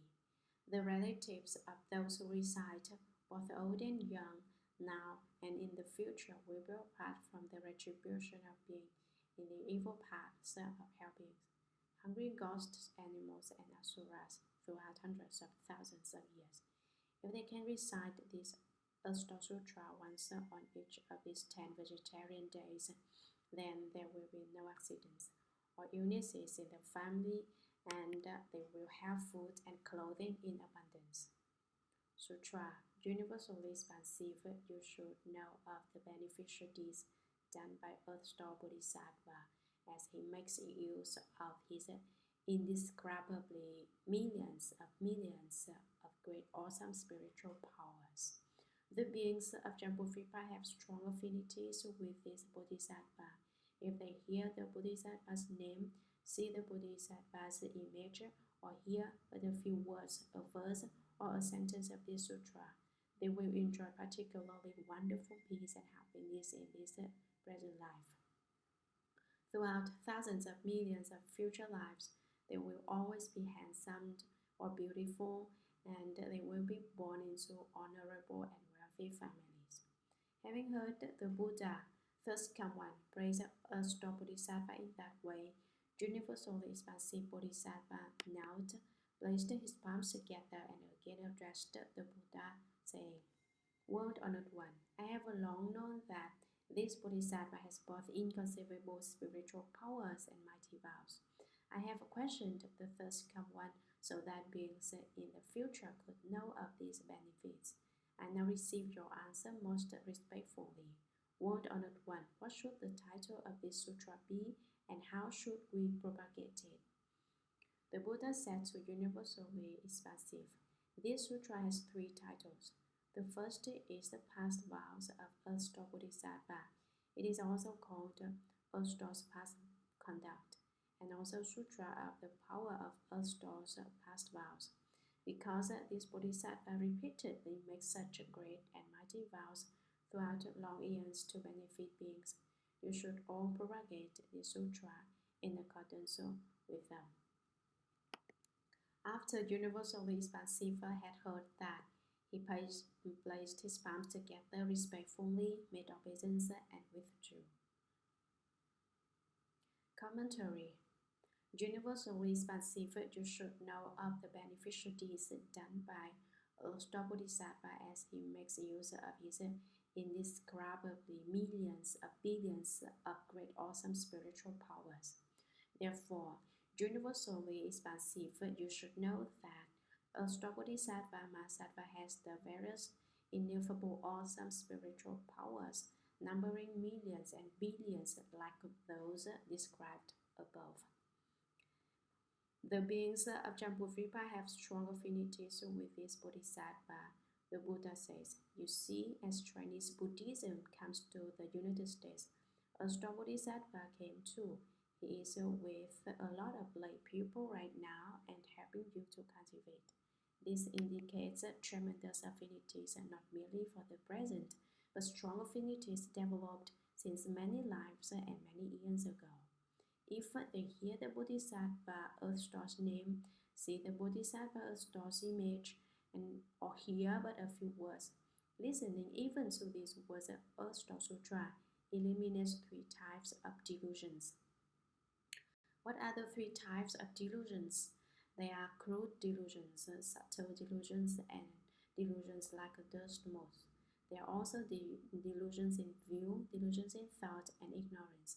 Delusions in view are crude delusions. Delusions in thought are subtle delusions, and ignorance is a delusion like a dust moth.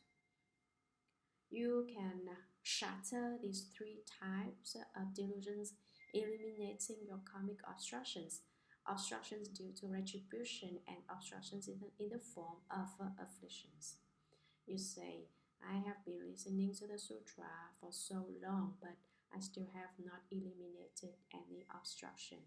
I still have so many afflictions and a huge temper like I had before I started listening to the sutras. With regard to obstructions in retribution, you say, I feel that I have not eliminated any obstructions. Your feeling indicates that you wish to eliminate them. If you did not want to, you would not even realize that you have karmic obstructions due to retribution, and obstructions in the form of afflictions. Originally, you felt that your afflictions were like your treasure and did not want to toss them. Now, you feel that you have not lost them, which means you are starting to be free of afflictions. Consequently, you can eliminate your three obstructions, realize your three wisdoms. The wisdom of various dharmas, all wisdom, and all modes of wisdom.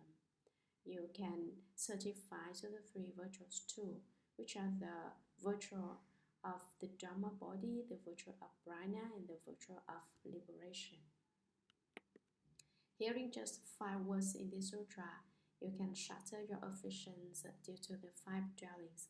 What are the afflictions of the 5 dwellings? They are affliction from dwelling in views and love, affliction from dwelling in desire and love, affliction from dwelling in form and love, afflictions from dwelling in no form and love, and affliction from dwelling in ignorance. Loving something from seeing it and being attached to it is affliction from dwelling in views and love. Affliction from dwelling in desire and love means where there is desire, there is affliction. Where there is love, there is affliction. Without love, there is no hatred, which means no afflictions. No love, no hatred, and no afflictions. Affliction from dwelling in form and love means attachment to objects of form. Affliction from dwelling in no form and love occurs in the formless realm. These, along with the affliction from dwelling in ignorance, make up the afflictions of the 5 dwellings. Encountering the Amitabha Sutra, you can eliminate the afflictions of the 5 dwellings and transcend transmigration in the 5 destinies. There are actually 6 types of beings, but asuras are scattered among the various destinies, so we say the 5 destinies. This sutra can also plant and develop your 5 roots, which will grow the 5 powers. The 5 roots are the roots of faith, diligence, mindfulness, samadhi, and wisdom. The 5 powers are the powers of faith, diligence, mindfulness, samadhi, and wisdom. These also develop the 5 aspects of the Dharma body, which are precepts, samadhi, wisdom, plus liberation and liberated knowledge and views. One can acquire the 5 aspects of the Dharma body since one is liberated even from one's knowledge and views. They may transcend through one gate and enter a wonderful and adorned path by hearing the principles contained in a verse or a sentence of this sutra. They will then acquire the perfectly bright nature that is one, or the perfectly bright sea of nature. There are many principles contained herein, but I am just saying some of these terms for you. We will talk about it when we have the opportunity in time. As a result, they will enjoy particularly wonderful peace and happiness in this present life. Through thousands of millions of future lives, they will always be handsome and or beautiful. Some people do not look right.